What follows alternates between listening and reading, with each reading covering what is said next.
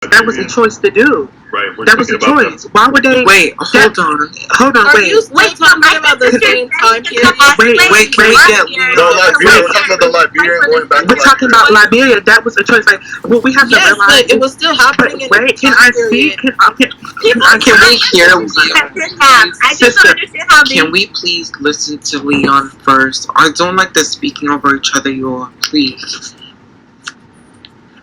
I hear what you're saying. They did go back to, like, you know, they did go back. But what I'm saying is that was a choice. Like, that was a choice. Like, this was, like, after slavery was over, the whole thing of, like, you know, migrate and do what you want to do. Yes, you can go back. Like, you know, of course they were saying, like, it was a choice. It was not, that was not a force to do. Because, I mean, to be completely honest, if you done work Actually, can I just tell you something about the Liberian history? A lot of people didn't have choice. They were actually just put on a boat and brought back to their country after being used. So I just want to say that, because you're saying it was a choice in this, but it wasn't for a lot of Liberians. If you search up Liberian history and the connection to America. Yeah, and that's what I found out. And I found out that it was a choice, because at the end of the day, like, even if it was even if it was very few, and you know, that doesn't take away from their accomplishments, but we're not going to take away from the greater good that a lot of African and AA people, like, you know, fought for. It was in fact a choice. That's not a secret. It was a choice. Like, it was a choice. I mean, the thing about it is, it's nothing to really discuss. It was a choice. Like, but I feel like I don't think Leon. it's valid for you to just like disregard what she's saying about something that she would have more knowledge Yeah, because my about. country, Liberia, has history about Hold this. on. yes, and I don't even know You what. literally were not like you were saying. No, but that's, and I'm not trying to. But you can't tell me that it was a choice if my I feel like I also can't. I mean, look, I cannot speak for you specifically, so I can't talk for you. But what I can say, that maybe it was not a choice for all, but I know for a fact that it was a choice for some, if not most. Like, I heard that, like, Liberia and Sierra Leone, like, those are, like, countries that are, like, predominantly black and owned by black people. And that's a beautiful thing, because a lot of those African Americans, after they went through slavery, after they went through what the fuck they went through, yes, I want to go back. I want to learn more about my roots. I want to start over. This is going to be my place to call home and make new of. And you know what I'm trying to say? And settle at. That's why you have an American flag as your own flag. Like, this is not a secret. Yeah. Okay. So I feel like there was a bit of miscommunication on both sides. For Leon, I feel like when you were trying to address what David said was completely different from what you said. What you said, I believe in. What David said was that child, why is my memory so? The Africans benefit more. Yeah, that Africans benefit more than African Americans Into American culture. Into American culture. Like, it benefit more in American culture, African American culture, stuff like that. But what you said, like, to respond to that, when you were like, oh, I agree, that was completely different. When you're talking about, like, African Americans fought the fight, literally, so not just every other black person, every other race could come here and literally make a name for themselves. That's completely true, and I feel like all of us on here agree with that. And if you don't, I mean, I feel like it's literally right there. But yeah, literally, I agree with that, what you said, Leon. And I feel like the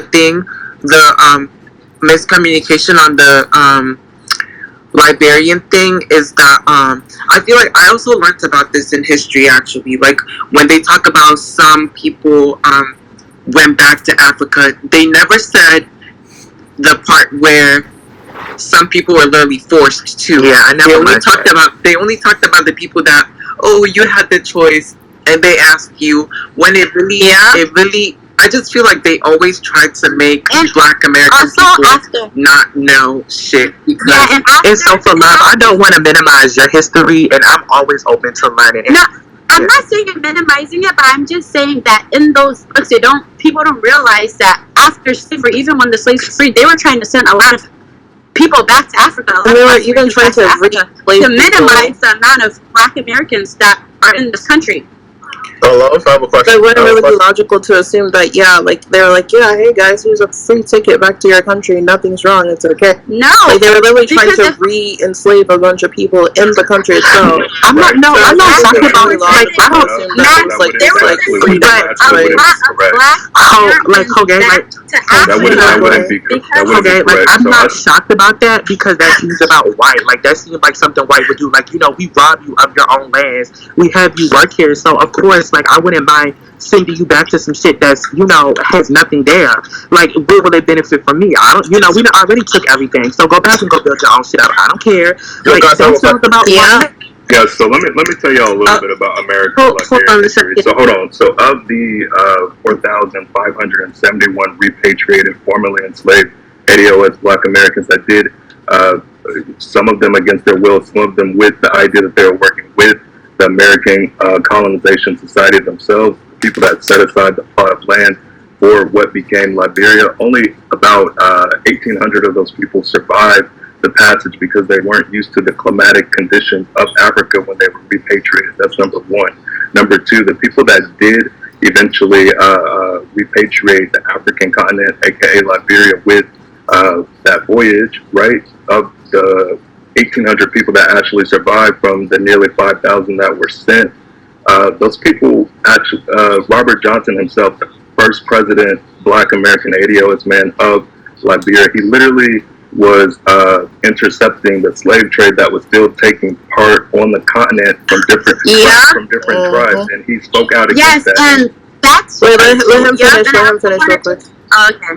Right. So the same way that he was speaking out against that, we can't equate the African Americans that repatriated and their idea of assimilating other cultures in with them and people that were still participating in the slave trade in the 1800s, the 18th century, and they were being against that. We can't equate those two things. I actually spoke with an actual Liberian historian. His name is Bo Talks. He has a series of literature, a series of information about that specific repatriation attempt, and the idea that people conflated with these people being slave traders, it just wouldn't be the case. There were different cultures that came face to face on a continent, or in a country that was developing with the idea that these people were formerly enslaved. Were there aspects or characteristics of people that were doing work that would have been akin to slavery? Yes, but these people were recently released from that bondage or from that institution, and they were not practicing the same sort of slavery, like generational slavery that has been ascribed to your descendants and their descendants. So it just wouldn't be the case. The first president of Liberia himself, Robert Johnson, he actually had to write a letter to the chiefs when he first touched that soil because they were still engaging in that behavior and it wasn't something that he supported. Those people that were being enslaved and shipped to other countries in the Americas, he was literally speaking out against that. So we can't conflate what actually transpired in history. I understand that people have different feelings, about what may be transpiring today, but that isn't factually what actually happened with those repatriated Africans. Thank you very much. Exactly, and I also want to add on the fact that when a lot of Black Americans that were here and learned about slaves, and they actually went back to Liberia and tried to do the same thing to their people, and then the people that were living in Liberia, the tribal people got mad, and that's why it turned into war about who's in power. They didn't, because the Liberians that were already living in Liberia didn't want to be slaves to the Liberians that were coming from America. So what war are we talking about? Because the family that held the power in Liberia, they were not overturned until the Civil War in the 1980s. Excuse me. Yeah, that's the one I'm kind of talking about. But I'm just talking about the whole concept of the people the Liberians that were brought to America that got dropped. Right. So what I hope to articulate, and maybe I didn't do that well enough, but those people, those formerly enslaved individuals, were not engaging in the institution of slavery that they were released from. It was a different kind of servitude of two completely different cultures. And even the letter that Robert Johnson wrote, the first president of Liberia, to the chief that he intercepted that was still engaging in the slave trade in the 1800s, that is a rebuttal to that. That is an absolvement of, and that's somebody that.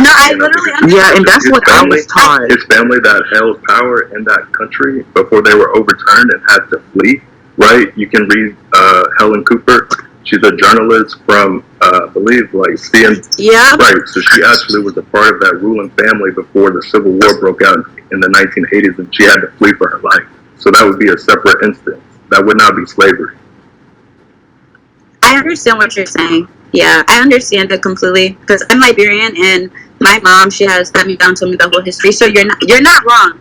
I get what you're saying about the president and everything because I know all about that. Yeah, love, because I was under the impression that, you know, they went back as like some sort of like, you know, we're gonna have to make unity and have unity. I wasn't aware of like, you know, the conflict that they had once they got to that. There was conflict. Yeah, that's what I was trying to say, but he got on here and kind of explained it more, articulated with me with the facts and everything so you guys can understand because that is actually what he's saying is actually what happened. Okay, quickly I want to say this. I'm gonna start rotating people. All these people in the request, I need them to speak. I do not want it to be just everyone here, except from the people that are here, co-hosts, and the people that have been here since 2 days ago. But everyone else, we're going to be switching out, and yeah, thank you. After you speak. So we got Sean, and Imperial Girl, and then Reliant. Trisha? Oh, sorry. I don't know if you were saying me or not because I've been waiting. No, yeah, I know you're. Okay, so let me, just to go back to what, I actually have a list, so I'm going to be as succinct as I can. So to go back to what Kane was saying, because I don't think everybody understood, he was responding to Percy saying that African Americans and Africans have nothing in common. And what Kane was talking about was that he was born in America. He was born in New York. So what he was trying to say, and I have a very close friend, and y'all can correct me if this pronunciation is wrong, but she is Eritrean American. So her parents are from Eritrea, and then she was born here in the U.S. What her feeling is that she is part of both cultures because she was born in the U.S., so she's part of African American culture, and then her parents were born in Eritrea, and so she's part of Eritrean culture. So that's what he was trying to express, I feel. And everybody that I know, that I've met that is a first-generation American would say the same thing, that they feel that they are part of both cultures. So that's what he was saying. He wasn't saying the experience is exactly the same, we're all exactly the same. That's not what he was saying. Percy was trying to say, you don't know anything about anything, which doesn't make sense for somebody that was literally born in America. That's what he was saying. And then to respond to something that you said, Leon, a long time ago, you were talking about like older people in age and you can't teach them anything. As I've said in this space before, I'm 38. I learn something new every single day. I'm unlearning things every single day because a lot of the things that we've been taught are not correct. And this is going back to what Sandy said earlier. What it is, it's a unwillingness to learn. It's not about that you can't learn. It's that you're choosing not to. Every single person that's here in this space, you have access to the internet. If you have access to the internet, you can learn. If you're choosing not to know something, if I don't know something, I'm going to go Google it and look it up. Every single person that's here that said things that I didn't know, I went and looked it up. When Percy was talking about St. Louis, I literally went and looked up the black population of St. Louis. Because my friend that I just told you about, I met her at work. I met plenty of people that are first generation Americans at work. I went to college with plenty of people that are first generation Americans. So I didn't understand where he was coming from, where he was saying, oh, I've never met anybody, da-da-da-da-da. There are plenty. Yeah. Please. Can you hold on to that? I've been for so long. Oh, I thought that was Leon speaking. Sorry, Storm. It was. Oh, yeah, can you hold on to this? I've been waiting for so long. Please. So I didn't understand where he was coming from with that because the population, well, I just Googled for the population of St. Louis, the black population is 45%. So it didn't make sense to me that he was saying, oh, I never met anybody that's African. I never met anybody that's first generation American. That didn't make sense to me. So these people are choosing not to educate themselves when you're presented with new information. That's a choice. It has absolutely nothing to do with age. So then what also you were saying about, like, you didn't know that race was only in America. It's not that race is only in America. It's that race is a social construct. So what that means is when you go to a different society, race changes. So for like example, me, I'm a light-skinned black person. If I were to go to Brazil, I would not be black. I would be whatever their name is for what my skin tone looks like. So that's what it is. And so like, you know how people have these debates on Twitter all the time, oh, biracial people are not black. So in America, if you are biracial, white and black, you are treated as black. In the UK, you're treated as biracial. They're different because the societies are different. So that's what it is. It's not that race is only America. It's that it changes when the society changes. Yeah. Wait, hold on. I just have 2 more points. So then when we were talking about that guy that was talking about like, oh, you know, in Africa it's a majority black country, you should be able to do all this, you should be able to do all that. So let me tell you, I live in Atlanta, okay? Atlanta has not had a white mayor for like 50 years. It might even be longer than that. So we have a black mayor now. Her name is Keisha Lance Goddard. With COVID, what happened with COVID? She instituted a mask mandate for Atlanta and Fulton County. COVID, as we know, we're still in the pandemic. Things were going on. She wanted to extend the mask mandate. You know what happened? Our white governor, Brian Kemp, sued her because he didn't want her to have the mask mandate anymore. So even when you have a large black population, even when you have a black person in power, it's almost like that power is illusory because America is a white supremacist place. So there's only so much that white people are going to let you do, because it's absolutely ridiculous that a governor would sue a mayor in his own state. That makes absolutely no fucking sense. But he didn't want her to have the mask mandate, so he said, you know the fuck what? I'm going to take taxpayer dollars and you're going to bring your ass to fucking court because I don't like what you did. So that's that on that. And then to go to the lady who was speaking about what we really need to be fighting is white supremacy, I 1000% agree. We need to get this stuff worked out. We need to come together because it's in furtherance of white supremacy and what white people want for us to do this, and we need to stop doing white work. Because if the entire African diaspora, not even all people of color, just the African diaspora were to come together, them hoes would be done in 30 days. And you know it's true. And that's why they don't fucking want it. So we need to stop. We need to figure our shit out, work these issues out, and come together. And I'll end it there. Thank you. You ate that, love. You really said, and I wanted to say, like, also, I wasn't aware. I want to say this, like, I understand that social constructs change, like, everywhere that you go. I was just not aware of how strong, like, tribalism was in other places. You know, I wasn't aware of that. And I'm just saying this as somebody that's 22, you know what I'm saying? Like I said, like, just being American and you only learning about African American history, it, like I said before, it shows how close off you're in. A lot of what I know now, you guys, I just know a lot of this off of my own research, off of my own wanting to know. And I will say this, it speaks to what I am around, and it speaks to my community and environment. You know, I'm in a place that's very diverse. So being that I'm in a place of diversity and I'm around black people of all different shades, colors, ethnicities, I want to know more. You know what I'm saying? Because we all look alike, but I'm curious as to know, you know, I want to know more. It's interesting. But sometimes I will say this. I think when people come from a certain environment, everybody is not willing to understand, or their understanding is not, it's very vague. A lot of times when you're black in the inner city, you feel trapped. You know what I'm saying? You feel very trapped. You feel stuck. You don't know much about anything outside of your community. So when Percy was talking, I knew that he was trying to base his own experience on everybody's experience, and he can't do that. But I know that he's only going off of, like, he's just speaking ignorance from what he's around and from what he sees. He doesn't understand, and that's what I'm saying. And it's beautiful to know. And I'm not, and please don't get me wrong. I understand that you can learn and unlearn at any age, but I just want to say, like, you know, some people, I hate to say it, especially AA people, you know, they not inner city people. They don't get it. Like, that unlearning is going to take a lot for these people to get and understand. It is not going to happen overnight. Like, we get it, but they don't get it. And I want to say this. I want us to be patient with those type of people, and let's not just say that, call them ignorant and this and that. I want to give these people a chance to be like, you know what, you never know. He may have this conversation, settle with it, and it may pique his interest in research. So let's just be patient with one another. That's something that we have to understand. This is not something that we're going to grasp in a day. Like I said, I'm 22 and I'm just learning about how tribalism was so big in Africa. I knew nothing about this. You know. Okay. So hey,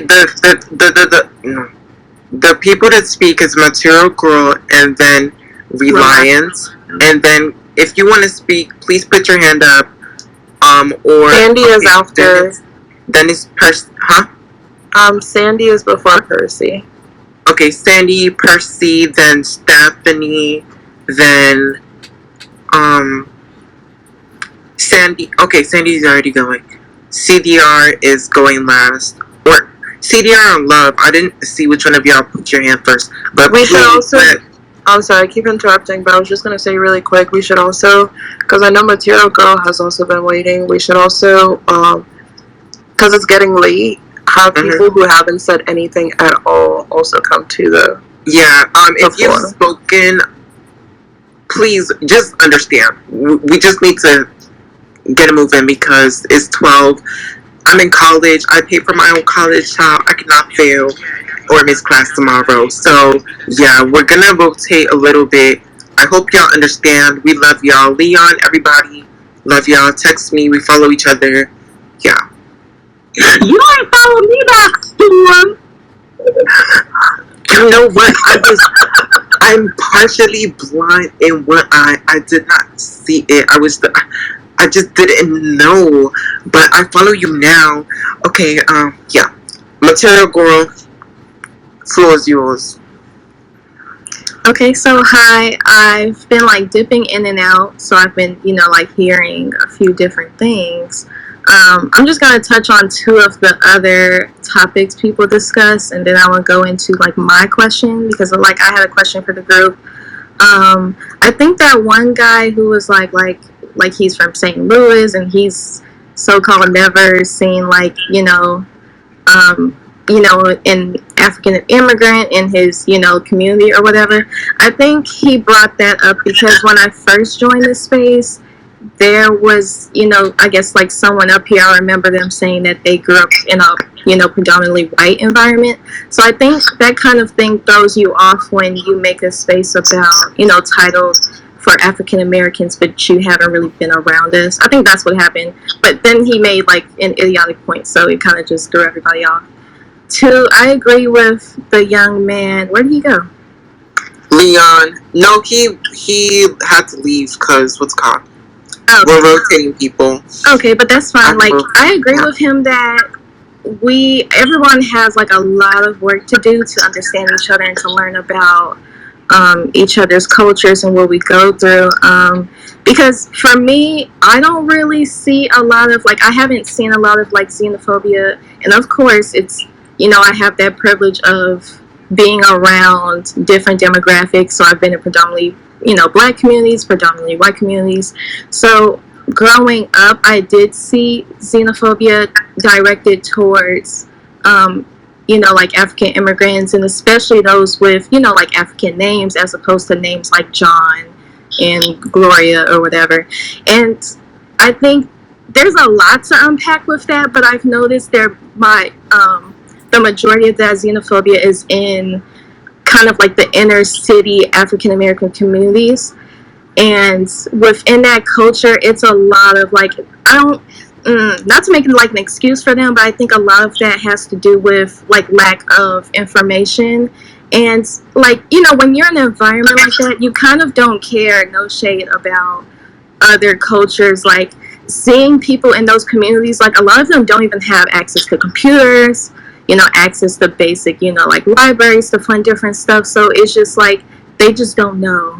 And I think I've seen them get attacked for that. And I'm not saying whether that's right or wrong. I just wanted to point that out. But as I've gotten older, I've definitely seen I've seen a lot of acceptance towards people in the African diaspora. So I just wanted to ask, that's a good segue into my question, I guess, is that why I've noticed it's kind of a pushback whenever African Americans mention that we do notice that Africans benefit in this country. Of course, that's not to everyone, because I know you guys like to tussle. That's definitely not, exclusive to every, like, it's not like, you're seen as African, so, you just get, all of the benefits.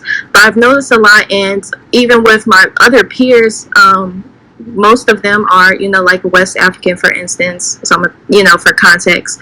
And they do admit that they are taught about the benefits that they receive, and they, they kind of play it up a little bit. So I just, for instance, I know I have American privilege, so I'm not denying who has, more privilege, who is more oppressed. When I go to other countries, especially Europe or Asia, they'll ask oh, where are you from? And I'm like, oh, I'm from the US. And they're like, oh, I know, but where in the US? So and even when, me and my friends would travel to Europe, we noticed that there's a lot of xenophobia towards the Caribbeans and Africans, but not so much to us. I wanted to ask, how do you not see that as opposed to in America, where we don't, yes, we have privilege, but we're kind of seen as the lazy ones. We don't have any quote unquote positive stereotypes. Here in America, to be honest, they see Africans and Asians as the hard workers. How is that offensive? Because I think that's a beautiful thing, to be able to they see the hard work that you put in. They see that you fought all this way, to make your, to be successful, because who doesn't want to do that? And especially, I think it's beautiful how I see a lot of times, and I know y'all get annoyed at this, but I do give credit where it's due, that I've seen your family on WhatsApp or whatever, hey, can you bring back textbooks and pens and money and shoes? I think that's so beautiful, because especially in the African American community, we don't really get to do that. And if we do, that can cost us our lives. We don't go back to our communities to give back a lot. The dollar in the African American community only lasts 5 hours. 5 hours, y'all. I would think love that- to answer. Okay. Oh, go ahead, Storm. Okay, I would love to answer your question. Also, before I get into that, I just want to say that I love how you came up here and really were one of the only few people that really took accountability for both sides, and not just coming up here and arguing one side, just like a lot of us up here have also been doing. So yeah, I really like that a lot. And I feel like that's true. That's something that really sucks and is very bad. As I've said this since the last 2 days, how I literally would argue to my parents about how the whole African American stereotype is just very stupid and just so odd and weird to me. And also, again, I'm speaking for myself, a lot of African parents do not think like this. I'm speaking for myself. So I feel with the thing about how you said African people and Asian people benefit the most here in the American society or economy, whatever. Firstly, I want to make it be known that it's not Africa as a whole. It's more so Nigeria, right? Nigeria is the one that is the African country that No, I agree. Yeah. Right. Oh, okay. Yes. So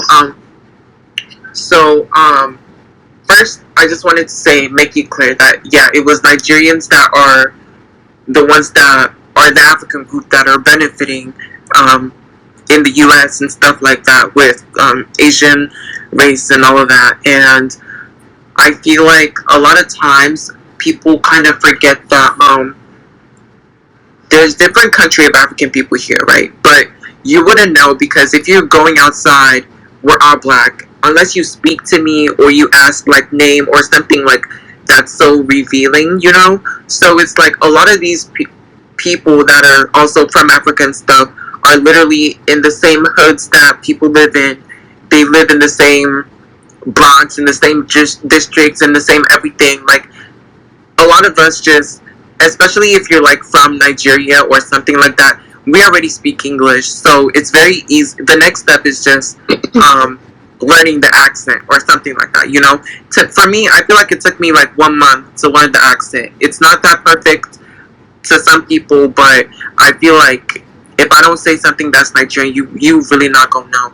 But I feel like, yeah, your question is very valid, and it's so stupid to me how all that shit's going on, and I definitely check my parents on it whenever they say something Hey, weird. please, can I say something? Can I please say something? No, you cannot say something yet because these people have had their hands up. What we're not gonna do is skip the lines. You just came back in here, Percy. Just wait. But yeah, who else wants to answer? Go ahead, Chi. I'll go after Chi. Because I'm just going to go to sleep after this one, but I just wanted to explain. I know my dad has kind of told me a story on, his journey coming here. So, my dad is quite old. He's 63, so when he came here, he was here on a school visa, which is basically just temporary access to be here unless he decided after school that he wanted to become a citizen and stay, which, I mean, obviously, as you guys know, I'm here, so he's here. So he was able to go to university through a school visa. He attended 2 universities and pharmacy school here. I don't remember exactly the details of him finishing school, but he wasn't able to because the school he went to was very racist. So he didn't get to graduate with his class. My mom did not come here on a school visa. She tried entering the country, I think, 3 or 4 times, and she was denied until she said her name. I believe that's what she said. And that's how she came here, and she stayed with her sister here in Atlanta. So my dad always used to emphasize, although it may seem as it's, they're benefiting off of what Black Americans have paved the way for, there's still international school fees, which are doubled, if not, I don't want to say triple the amount, but just double the amount that students have to pay in order to go to school. And just as Storm said, sometimes Nigerians or African, depending on what country, you could be in any community. It's not like these people are coming with millions of dollars, and they come here very successful and live in the hills and whatnot. Some of those people don't have that. My dad came here with as much money as my grandmother collected for him to just come to school here, and even so, he still had to work, I believe, at an ice cream shop just to help pay for his school fees, which he still paid off after pharmacy school. So although I see what you're saying, Material Girl, there are still struggles that people, go through as they come up here. But I do see what you're saying, that there are very many Nigerians who are very successful in this country. I'll just speak for Nigerians since I am Nigerian. But yeah, that's just an experience from my dad's and from what I've heard. To follow up on what she was saying, I think this is why it seemed that I was being defensive when it was being said, oh, like Africans benefit more than like African Americans and stuff like that. One, I don't feel as if it's something that is able to be compared, simply because, again, there is more worldwide knowledge of what is like, the African American associated situation with slavery more than there is anyone else. And again, I think we're forgetting, I myself, even living here in the United States right now, I'm not necessarily in the same category as someone who, or the family I even have back home. And then that being said, it would not be fair for me to compare simply because I would be looking from a Western lens. Also being said, again, I dislike when they say it's Africans because there's a lot of other African subcultures and groups. And then 2, a lot of I think it's almost like, and again, guys, I see you guys requesting, but there's like 15 people ahead of a lot of you guys. So please, everyone, just kind of chill out. But basically, to kind of follow up on what I was saying, it's just like, when Africans come to this country, again, I don't think, and I've been really honest about it before, I appreciate America more than I do my own home country. I most full-heartedly do. Simply because if I were in my country right now, being as, like, as ambitious as I am, it's probably not going to be necessarily, like, possible. My family itself, my uncle, my family used to work within government. as like assistant to the president. My uncle is banned from going back into my country. Another one of my aunts, she's exiled from being back into my country because she tried to speak about issues within government. So of course there are a lot of elements of like America, that I benefit from, but these are the same elements that I would benefit from in Britain and anywhere within the Western Hemisphere. That's why there's also a lot of Africans who go to Asia. So so it's like, that's why I really dislike when they're like, oh, it's just because it's America. No, it's just because it's somewhere other than Africa, and that's simply put. And then two, when a lot of our families like come here, we work here to send money back home, to feed people back home, because our governments aren't shit. So it's not like, oh, it's not something we want to do for it to be a benefit. So to call it a benefit is almost an insult sometimes, simply because a lot of these things we're doing, we shouldn't have to do. And also, again, this is why our cultures, I think it's so, down on your throat about school, simply because school is the only upper hand we have, even if we were to go back to our country. So it's not as if, oh, we think we're better. It's literally because things are so fucking shitty that this is the only access of something other than that we do kind of have.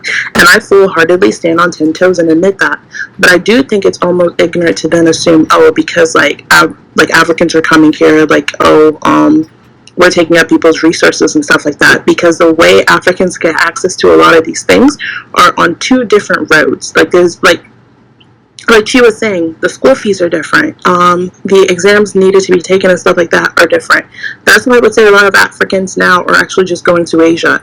Like it's not like this fairy tale life that Africans live once they come here. And again, I'm not one of those people to excuse like the ignorance that is in our community, but I feel like part of these conversations are just like so redundant and fucking irritating, because everybody wants to act like one group is like the victim to the other, and it's really agitating. Let's all grow up, right? Take the panties out of our ass. So that's just literally what I wanted to say. Yeah, okay, thank you for that. Reliant, it's you, then it's,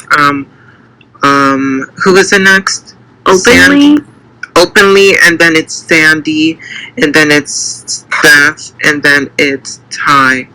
I hope I said your name correctly. But yeah. Alright, appreciate it. Been here pretty much, I think the majority of the time, so points have been made. Quickly, before I go into my point, I think what Percy said, he can explain for himself, saying that he didn't see any African or Caribbean people growing up. A lot of people who were probably African Caribbean, I didn't even find out that they were where I grew up, which was Dallas Fort Worth, until I got older and saw them on Facebook with the flags, the different things like that. I didn't even really know that they were that. They didn't say it, they didn't really do anything traditional from what I saw, from where I was. In an area that I was, you really couldn't. Jokes was at least you worry if you was like an outcast. People would just get at you. That's just kind of how it was. But I think the biggest thing that I haven't heard tonight was that while there could be some stuff back and forth on each side, we as Black Americans do not go to different countries and undermine the people.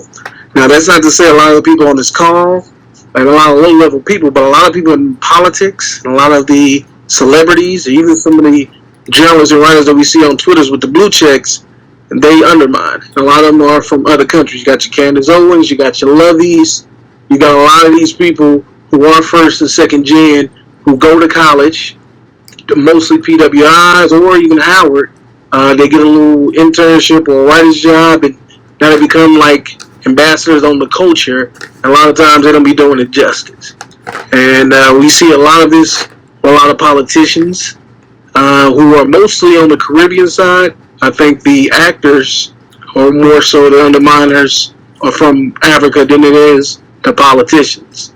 And I think this is where this, in the last 5 to 10 years, where Black Americans have been distinguishing ourselves, because we didn't even know it was a distinction until others let us know that it was.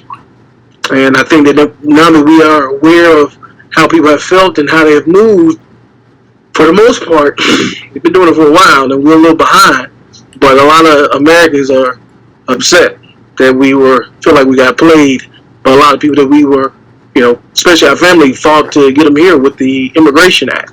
They came right after the Civil Rights Act, and people that we had in politics, and a lot of people who were, I guess, marching, fought for them to come over here, and to see that them are undermining us now, and we don't go to their country and do the same thing. I think a lot of people are upset, somewhat hurt. So, yeah.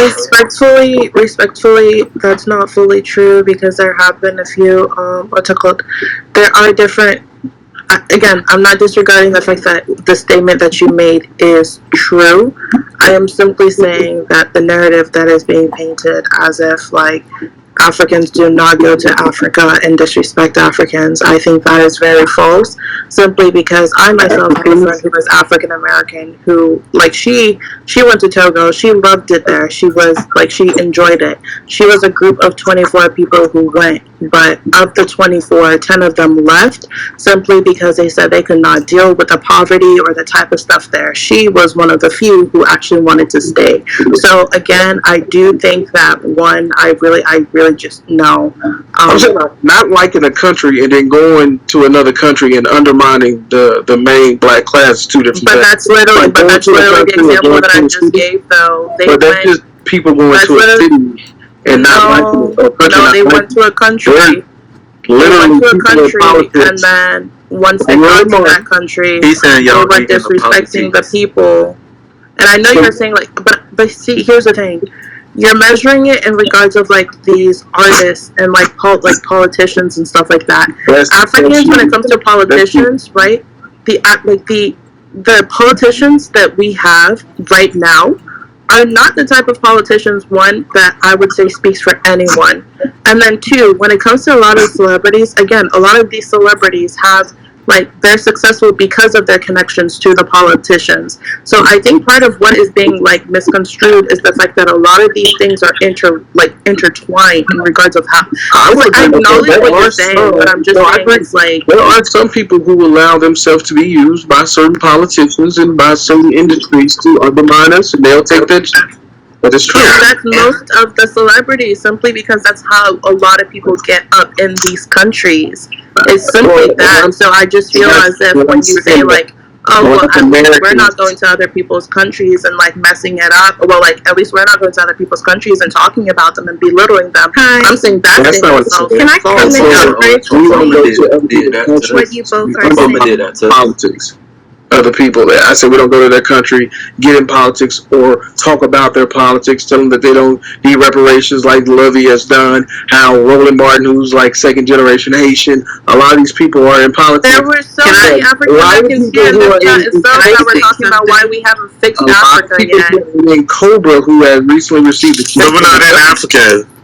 I don't necessarily believe that's the point. The point is both sides at all, even talking about something that they're not necessarily fully aware of. But as for an African coming to, you know what? Okay, you know what? I think what's the problem is that what's offensive to us in America is not offensive. Wait, let me reverse it. What's offensive to people from the African continent, what's offensive to them, and it's not even just exclusive to Africa. I hate saying grouping all Africans together, but you know what I'm trying to say. Like any community, they're going to be offended, especially when they're very prideful of their culture. They're going to be offended when, like, for instance, it was a big trend on here to eat fufu, and then it was a big, everybody was tussling because people was spitting out fufu. To us in America, we're used to, like, kind of like putting down each other's cultures a little bit. Like, we can be honest, like how people from up north would kind of look down on, people down south, and how people down south say that people from up north, we have horrible food up here. So I think the disconnect is that our Western way of seeing, like, oh, well, I don't like... Right, it's not universal. It's point blank. And then some of these celebrities also reacted off of the issues of things being said here. I really don't like this, like, measuring, like, trying to do. When it goes back to what Reliant was saying, I agreed with you on a lot of stuff that you said. But just to give you insight, it's not like, oh, you're wrong or anything. I literally agree with what you said. But to give you some insight, I feel like, again, when you were talking about the actors and politicians that are not African American but speak on African American issues, all of us in here are either, that are speaking right now, are either African or African American, and none of us here are Caribbean. So I don't know anything about the Caribbean people in politics. It's just like that. Like I don't keep up with them. I don't know. Caribbean is not in Africa. They're still African people, yes, but none of us are up here to speak on that. But the thing about the actors, I feel like that one kind of goes both ways. But the thing is, like, you probably wouldn't realize that because, I don't know, you probably wouldn't pay attention to, like, oh, like an African movie and who is in the African movie or something like that. But I'm gonna give you just some insight. What's it called? Before you go, is there an equivalent of a Cynthia Erivo who got on Twitter, disrespected Black American culture, but went on to try to play a lot of the main historical figures in the culture? There's no Black American actor or actress that's done that. Played an African. There's not African stories that are popular. Like there's not African stories that are popular to even make movies. And then second, a lot of the British or a lot of white people, the Western world already kind of just just kind of groups Black people all together as it is. So because before you guys can make, or anybody, even myself, before you can actually make a distinct comparison between one situation and another, you have to be able to say that both sides are weighted the same. Again, go back to what I said. Even in Korea, right, their only element of racism goes back to Africans being taken from Africa and then sent to the United States. That's literally it. There's no knowledge of the Caribbeans. There's no Africa, slavery on Africa soil. No, none of that. So that being said, right, because America is within the Western hemisphere of things, the knowledge of a lot of the cultures and things that people have, and the capitalism in regards of how all of those things play, that's just gonna be more adamant here, period. And so a lot of the roles, again, am I saying is right for somebody who is not Black to who did not live that history, who does not have an emotional attachment to that journey to be able to play those roles? Not at all. But what I am saying is you can't necessarily measure it and be like, oh, well, they're just stealing all of our roles and stuff like that, when in reality, one, it's on them, yes, of course, but also the casting directors. But then you also have to keep in mind a lot of these historical stories are very isolated to simply the white, the American subculture of what happened to Black people. It's literally simply that. I don't know why you guys are trying to measure. I'm trying to understand what Reliant is saying. Wait, who's the person that you just mentioned? Cynthia Erivo. Isn't she Where's she from? She's Nigerian. Yeah, she's Nigerian. She's British. She's Nigerian, British, right? But she reps Nigeria. The Brits are fucking ignorant. The Brit. I'm sorry. Hold on. Is she a singer or something like that? No, she's an actress of some sort. I think she said some really anti-Black stuff. Okay.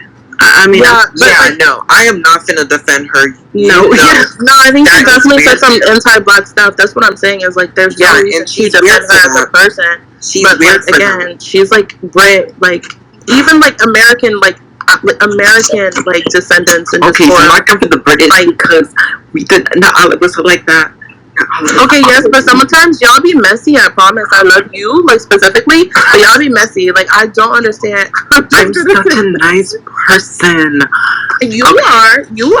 But a lot of the African Brits that I've had, y'all be giving me headaches, but not you though. I'm screaming. But yeah, Reliant definitely not agree with her. I'm not gonna stand here and be like, oh, let me try to make up an excuse for her. If she says something that's anti-Black, that's weird down. She deserves to be called out. Everything, most definitely. And I'm not even gonna stay up here and try to No, that's weird. But yeah. But this is where a lot of this stems from for Black Americans. It's not like we just woke up one day and was like, yo, we ain't rocking with them. We don't know. We start seeing people talking crazy. We was like, where's this person from? Who's this person people? And they kept coming back. Well, this is the first generation American from Nigeria, or this is a Caribbean person. Like, yo, a lot of these people saying wild shit ain't even from here. They don't have a dead grandma here who lived in the 60s or dealt with Jim Crow or dealt with slavery. These are people who just got here. They deal with slavery, just not in America. Let's be okay, but we're in America though. We're in America. Okay, but again, slavery. Let's like stop. Okay, you talking about that. If I was in Africa and I was there with slavery, you would have been mad. Okay, this neither here nor there, but it doesn't matter.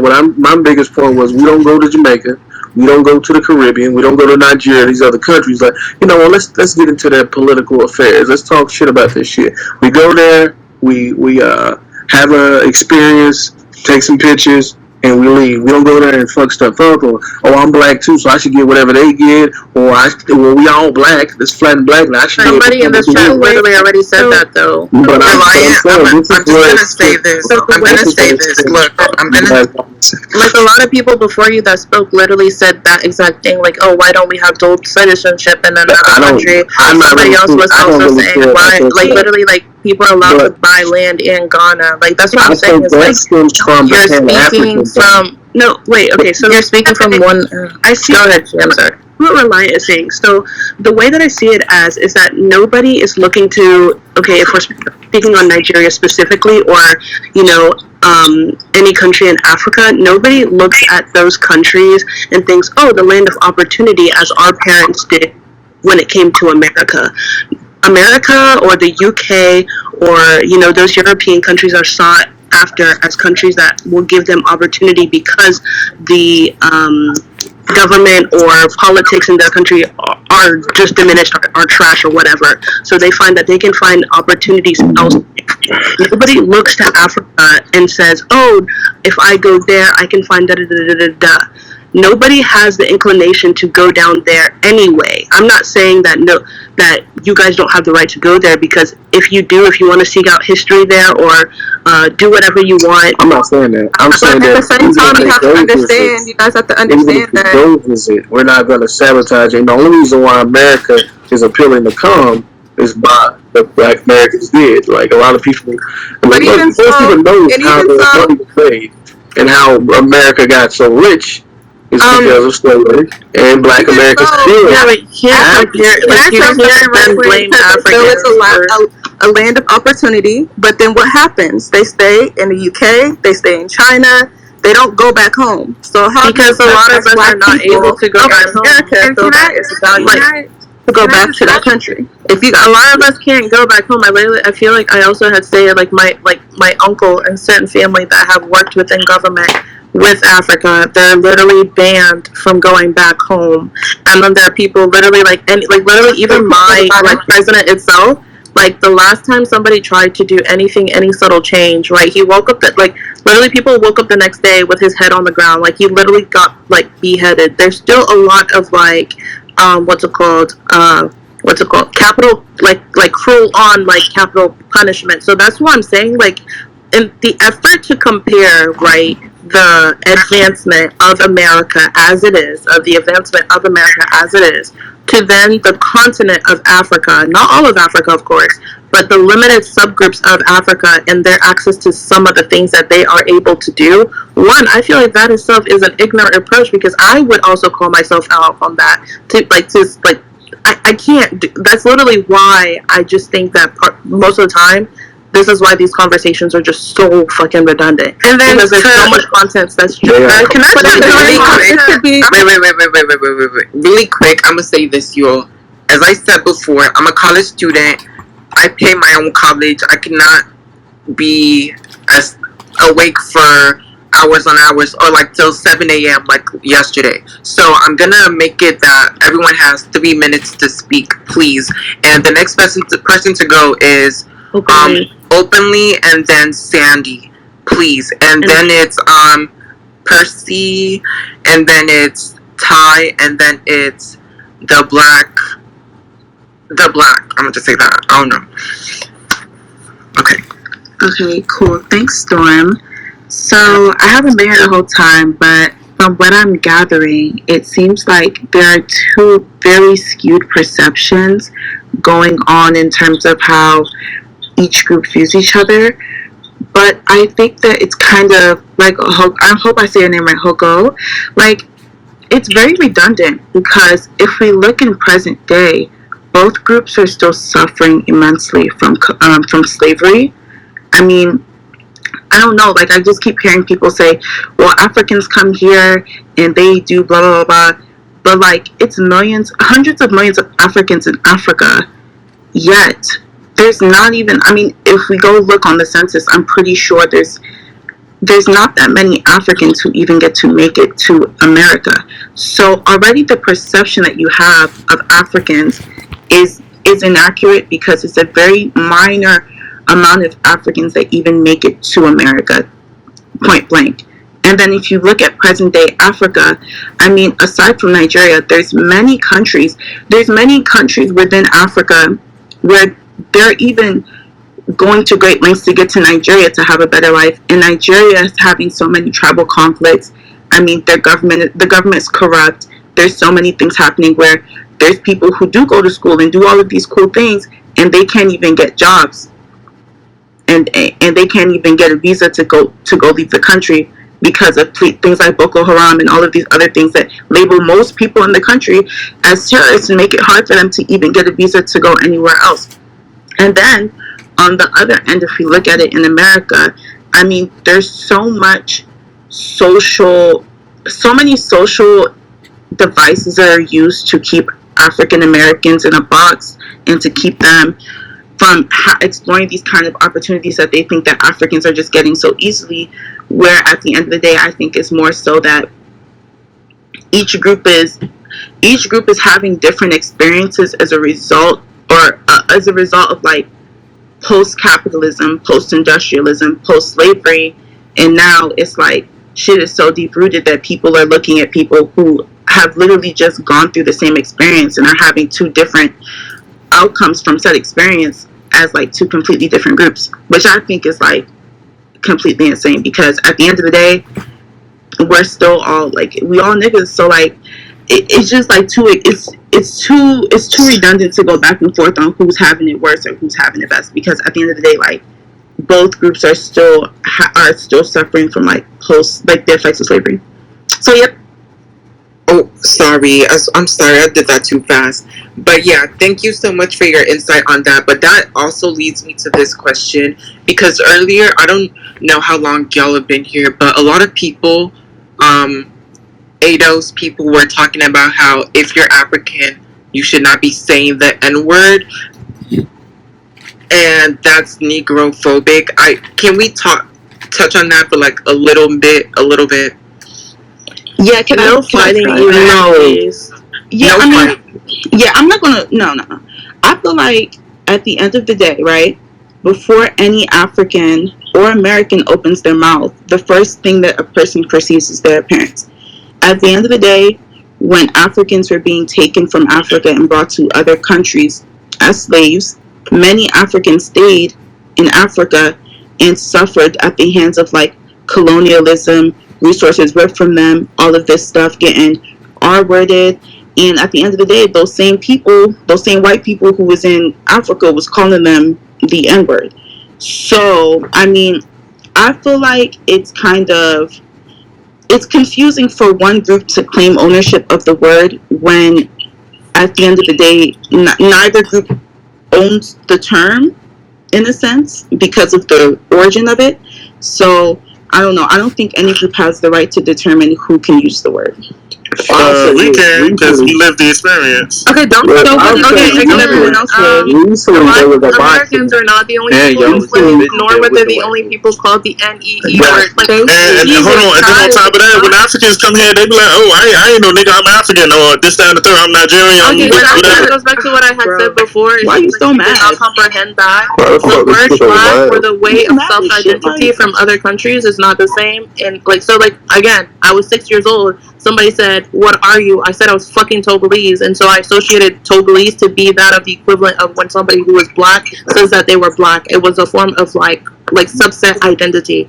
Again, this is not excusing the ignorance of some of the people who live here, but then again, there's also a lot of ignorant people on the other side. So to then say, oh, like we were the only ones called the N-words, or oh, we were the only ones called like experiencing slavery, that's just, it's honestly so disrespectful to so many people. And I don't believe anybody else here is willing to do that to any African American or anybody who went through their own history there. So please, respectfully, don't do that to a whole continent. Thank you. I would say that I didn't, before I didn't really think, I wasn't really tripping on, but recently there was a cruiserweight boxing match. And the guy from, I believe, Nigeria, he was like, we're not the same. I'm not a nigga like him. And this was a big thing before the fight. It got publicized really, really big. And this was like an undercard. Nobody really wasn't thinking about it prior to. But that did bring up a lot of shit because people was like, nigga, you look just like him. How you gonna say you're not a nigga? So... Because that's not a word don't like to be called. But there's African Americans like in a whole nother country. I don't think you're like. I think that's what's like not clicking. It's like you can't necessarily. It's kind of like if I feel like they want to know what the reason is, and I feel like the reason is because y'all know, as I said earlier, in America society, when someone looks at you first, they're like, oh, that's a black person, that's a white person, that's a Hispanic person, that's an Asian person. In Africa, the society is different. Nobody's looking at you as, oh, you're black. That's not the first thing. It's more so about like your tribal, like, oh, you're this tribe, you're that tribe. Y'all know what I mean, right? And Reliant, I feel like the thing with that is, yes, he was definitely wrong for that in a way, but I feel like him saying that, I feel like I also kind of had that mentality before. Associated with an insult. Yeah, because I feel like I had that mentality too before, so I understand where he's coming from. And that mentality is, I thought nigga was the the word, like the R-E-R word. Yeah. I didn't even like other black people calling it to me until like I grew up to try that's not what I'm saying. I thought nigga was like that's what Black American people are called, as like your tribe. It's just like how Yoruba people have their own tribe name and stuff like that. So if someone is calling me another tribe's name, I'm like, no, I'm not that. I'm this. Until African American people or African people in America would be like, don't be dumb. Like, bitch, that's not what that means, and would take the time out to be like, oh, okay, this is what it means. This is what it means because obviously in America, people see color and not tribe, and the society's different. But that's just explaining that to me. Yeah, and then from my point, I literally just saw it as an insult because I thought it was just the same thing as like the ER, so I didn't even like anybody calling it to me.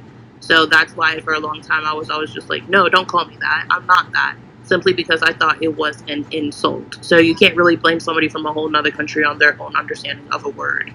And there's African Americans who don't like to be called that word because of the simple, like the origin of the word. So I think that it's kind of, it's not a strong point to make like, oh, Africans don't even want to be called the N-word, because it's more so a preference on how you want to be referred to. That's a personal preference. That has nothing to do with like.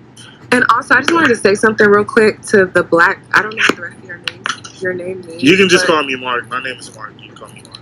Okay, so Mark, you didn't get to finish your point, but where you were going with it, it was kind of to the point of like basically to summarize what I'm trying to say, I just feel like there's a lack of understanding here about how bad colonization was in Africa. Like, people have this perception that like if you weren't, a slave, like if you weren't an enslaved person or your families weren't enslaved, then it was just all good and everyone was just chopping life. Like, we were just living like coming to America.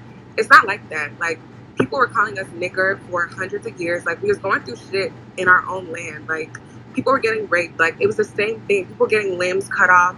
People having to work on plantations. Like, we've been through the same shit. And someone else, I think it was Reliant, was talking about how Africans come here and you don't see them going to other third world countries and doing X, Y, Z. The reason people come here, not just Africans, but other black immigrants come here, immigrants period, is because of colonization. Like, white people destabilize. What? That's not what I said. I said you don't see black Americans going to other people's countries countries and undermining their politics. Right, yeah, because of Okay, but you didn't just say, colonization, they can't go to hold other on, but you didn't just countries. say politics. You also brought up jobs, correct? Because I remember you saying that. No, I said that some people will take jobs who are first Exactly. So and what do then you? Okay, so let me finish my point under because and I maybe knew I heard you right. Let me finish my point. Don't talk over me. okay, all right. Don't talk over me. Thank you. So my thing is, Okay, hold on. no one's taking anything. You can't take something that you're qualified for. That's number one. And number two, the reason people are leaving is because our countries were destabilized by white Cynthia people. Erivo wasn't qualified to play. You can't Stop. take, anyway, don't talk over me. Don't talk over me. You can't steal something from somebody if you have the certifications, if you've studied, if you've worked hard to get here. Don't say we took stuff. Don't even do that. That's not. I didn't bring it up. Be That's respectful. what. Be I didn't respectful. say that at all. Be respectful. You're talking about an actress. She's talking about academics or And like don't other talk jobs. over You know me. exactly what she's talking How about. come y'all don't use the knowledge y'all Okay, got from America in Africa? so like I was saying, we got That's what you destabilized by want to white think. I people, said. which is why we're You leaving our can't do that. countries. We've been going through war, going through famine, going through deaths. Like shit is still going on. It was not all good. I really want to abolish this idea that we're just chilling and y'all went through it. Like, of course you went through it. And I know I sound angry because I am. I don't like that. Like, you have to think outside of yourself. And I feel like it's kind of like American exceptionalism to think that you're the only one who went through something. But That's how I y'all feel. chose to come here. We didn't go. Yeah, y'all chose to come here. Okay, but That was y'all choice. you're kind of like almost making it seem as if Hey, like the rest of the world oh, it's gonna be all Africans all night telling them how they feel. Why is all it's about Africans telling us how they feel? This man can't get a whole conversation going. Damn. Percy, for the love of God, like you said what you needed to say, and You've then you been left, talking right? the whole Then time. go somewhere, go talk to yourself, make your own chat. Jesus Christ. Damn. Okay, anyway, You just want to hear these little African. You just want to hear about some African, make you feel better about yourself. You want to. You don't want to hear about. You don't want to hear about nobody else's side but your own side. All you're doing is talking over people, man. Get the fuck out of here. This is a circle jerk of Africans trying to feel better than Black Americans. Like one of y'all even said we ain't got computers. Who the fuck ain't got computers, bro? Why you just y'all let this girl? Girl, it's the way the girl that said that is literally Material Girl, and she's American. I'm pretty sure. Right, and so that's exactly why I put them. Yes, I'm being like rude. I don't give a fuck because like you're not gonna come here and then just be like, because I do believe everybody is literally on the same page about one. We have both experienced disrespect on both sides. Yes, okay.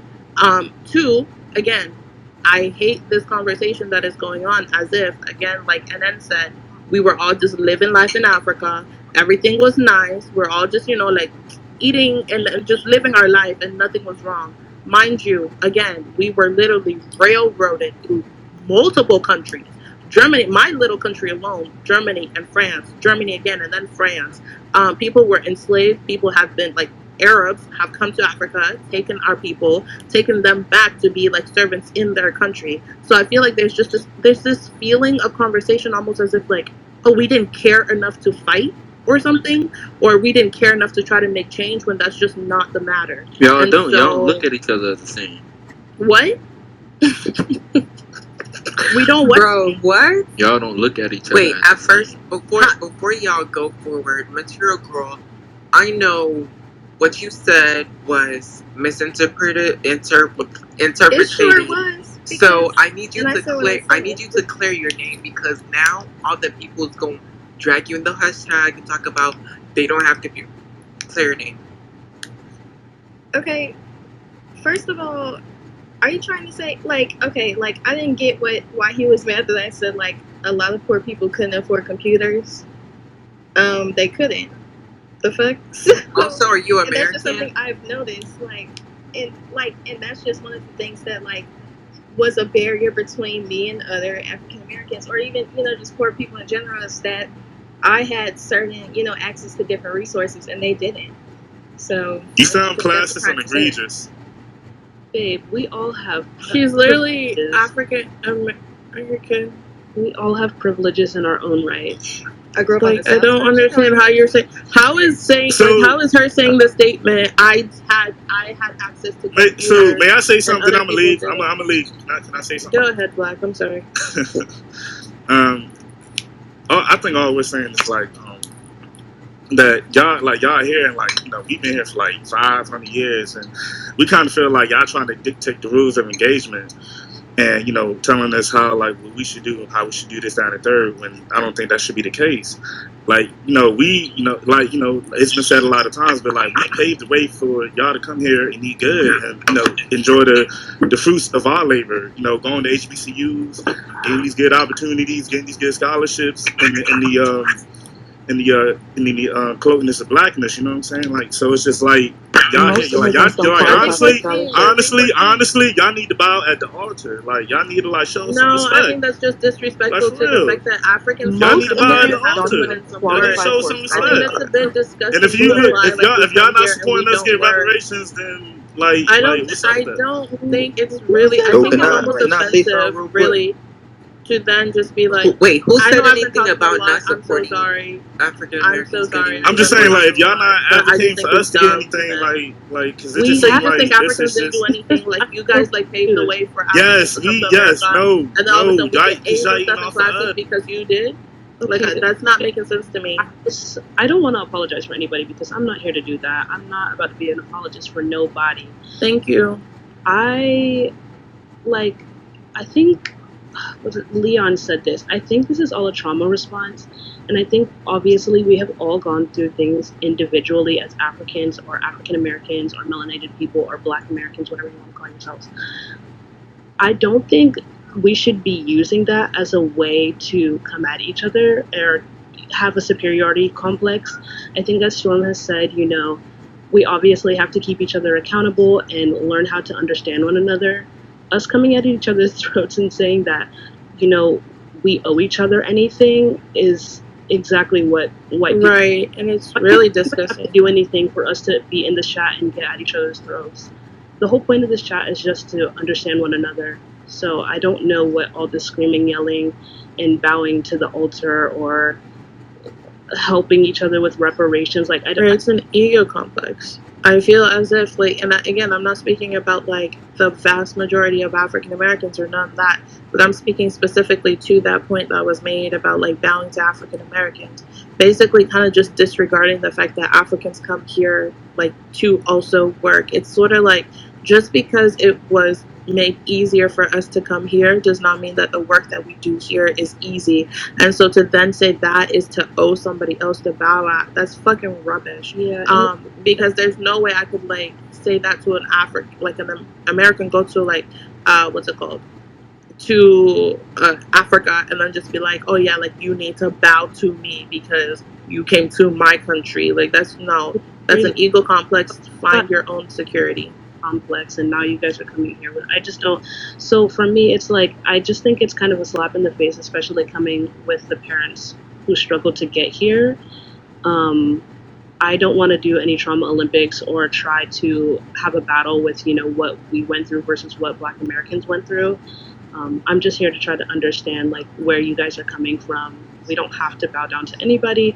We're all here fighting for, I thought we were fighting for the same thing, but and then it's okay because we're not, and that's fine. I think I'll just be really frank. At the end of the day, we're not completely the same, and that's perfectly fine. We're not identical. We are similar, but I think we all owe it to oneself to just be respectful of one another's history. I can never I will never adopt African African American history in regards to the slavery and stuff that came and happened here. But I will be damned if somebody comes on this fucking mic and be oh, but we experienced slavery and that's not, and shit is still happening. So and I think the reason why it's we as Africans, first gens, we're able to come to other countries and be able to kind of experience something. So we have something additional to say a little bit, and it's not to be in an offensive way, but it's only simply speaking from our singular perspective.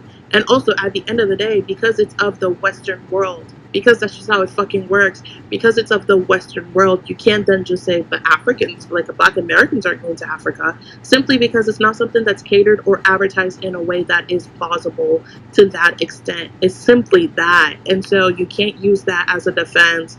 You can't then just say, oh, it's because of us that Africans have everything that they yes, things were made easier for people of color and Black people and outside of America because of what happened here. But no, you cannot take the credit of somebody else's work after they got here. That's it. That's not, no. And yeah, so that's it. Sorry.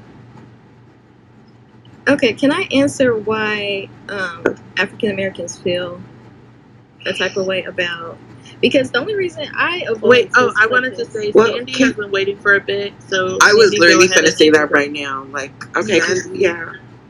I'm so I'm gonna go sorry. to bed after this. I'm so tired. But I think this whole conversation does need to go back to immigration and the rules that the United States of American government put into place about immigration.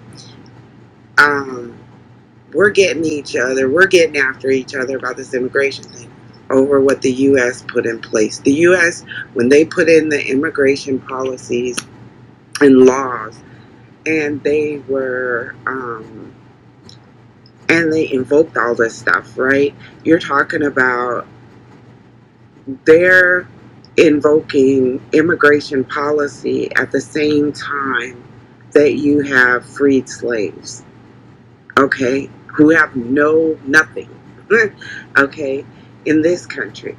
And so I think where some of the backlash comes from is that because of the rules, because of what immigrants are entitled to as benefits to set them up, right, or to assist them in their transition in this country, I think that's where a lot of the backlash comes from, is because we're looking at it and we're going like, hey, we went through all of that slavery, right?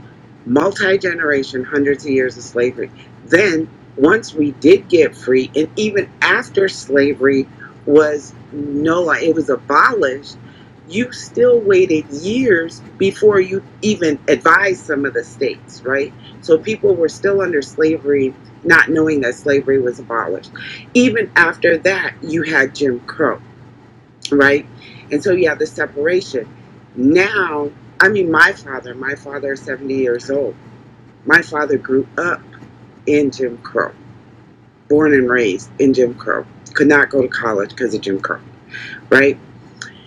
So I think that these are all the rules of the United States of America. Jim Crow were laws put in place.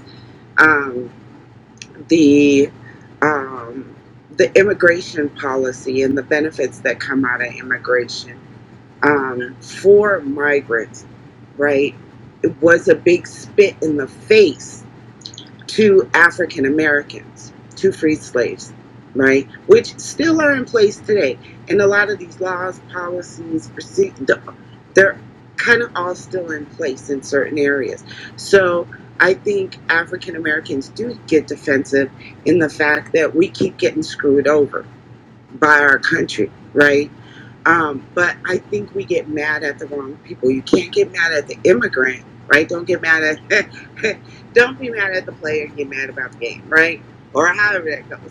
But you have to. The United States government is the thing that you got to get mad about, because they're the ones that wrote the rules. The African that comes over here, or the European that comes over here, they didn't write the rules. So I'm not, and yes, everybody had their own thing and everybody went through their own trauma, but there is just the sense, because they almost set every immigrant, it doesn't matter whether it's African, whether it's an Asian, whether it's an Indian. We complain all the time about how people from other countries can come over, set up shop, and there you go. They got all these stores and all this other stuff, right? What we don't get is, we're never going to get the story, just like the one girl was saying, hey, yeah, I might get these benefits, but half of the benefits that I get, I have to send them back home. Nobody's getting that story. So please don't be mad at the people don't be mad at the people that are upset because they're not getting the other side of that story. Unlearn to relearn. But we can't keep getting upset at each other and gaslighting each other up on stuff we're not understanding. We're not understanding that I am the first generation in my family that actually has all of my civil liberties supposedly in accordance with the United States Constitution. Supposedly, okay? It's debatable. But I really literally am. So please understand that, right?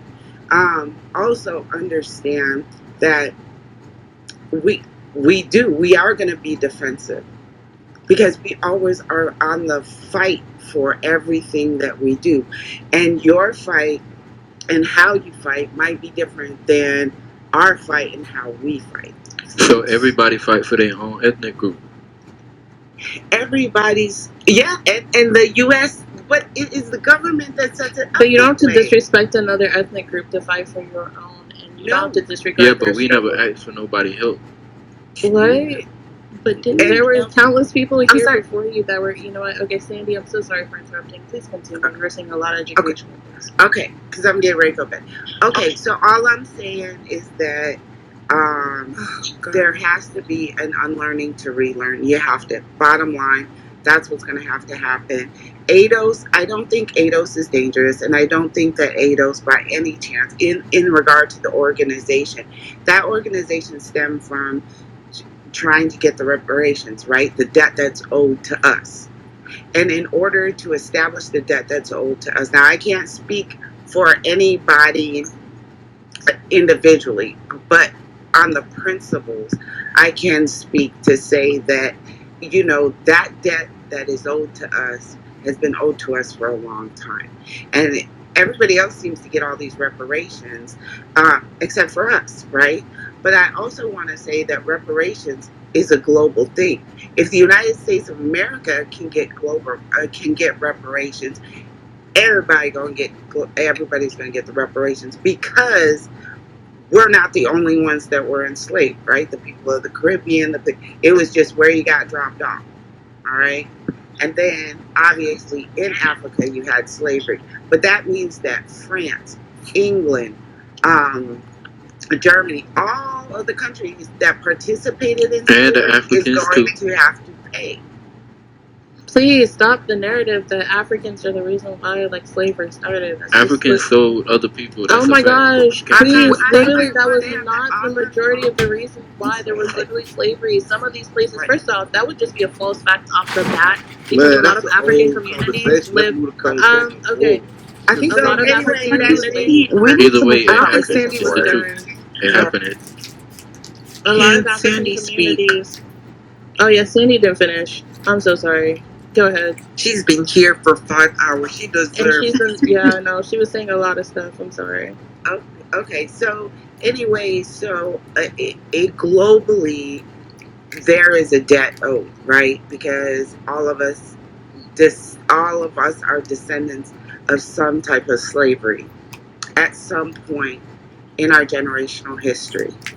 You know, all I'm saying is that it is so much better if we could all kind of pull it in to be able to be one solid voice on that. Because I mean, we can nitpick back and forth about who slavery was worse. All right, that's like, hey, it's 90 degrees. Is it hot? Is it a dry heat or a wet heat? It's damn hot. Okay. It's horrible. Slavery is fucking horrible. And that debt of slavery needs to be compensated for. It does, right? Most definitely. Period. So that's all I got. I got to go to bed, y'all. But I love all y'all. I'm so glad to see all these black faces together. And I hope this conversation ends on a positive note. Have a good night. Thank you so much. Thanks, Sandy. I just want to make it clear that I am very pro Black American, African American, and pro y'all's reparations. I have never denied nobody of that. I just want to get that out there. I also do think it needs to be addressed that we are not the ones in charge of getting you guys reparations, simply because we don't have that power. And two, please stop blaming Africans for slavery, because that's just not the truth of how it happened. Because also, just like logistically with how things are within Africa, a lot of the countries didn't even exist until after like maybe like the Yeah, but stop 50s. acting like it And then didn't also happen. on top of that, Lane, please, on top of that, a lot of these people lived in compounds or areas that were very isolated from one another. So to assume that one continent, like one country and one side, like knew exactly what was going on in the other compound, like just a bunch of miles after, is very no. A lot of people were bombarded. Their areas were bombarded. So to then say that Africans owe you reparations, you would have to be able to point out which West groups Africa you're talking was, about. Wait, and DNA can proves it. Can I ask Sandy a question real quick? Because Sandy, first of all, I want to say like you were making so many good points. Thank you so A much lot. for speaking on behalf Thank of African Americans. I really appreciated your point of view. I definitely agree. African Americans do deserve reparations, and of course, the civil rights movement made it easier for other Black immigrants, of course, because we have those rights thanks to people who protested. But I'm sorry, that whole thing, the U.S. government doesn't really assist immigrants. I don't know where that narrative comes from, but we don't really get assistance. We don't get anything for coming here. If you come here, it's usually You don't see what Biden doing right now? What is Biden Assisting doing? immigrants. Please enlighten me. Well, it Please depends. enlighten Okay, me. so I'll have to let me backtrack a little bit. So, if you go back into history, right, when you had this flood of immigrants that coming over here, oh my God, better because we got our independence, all that other stuff, right?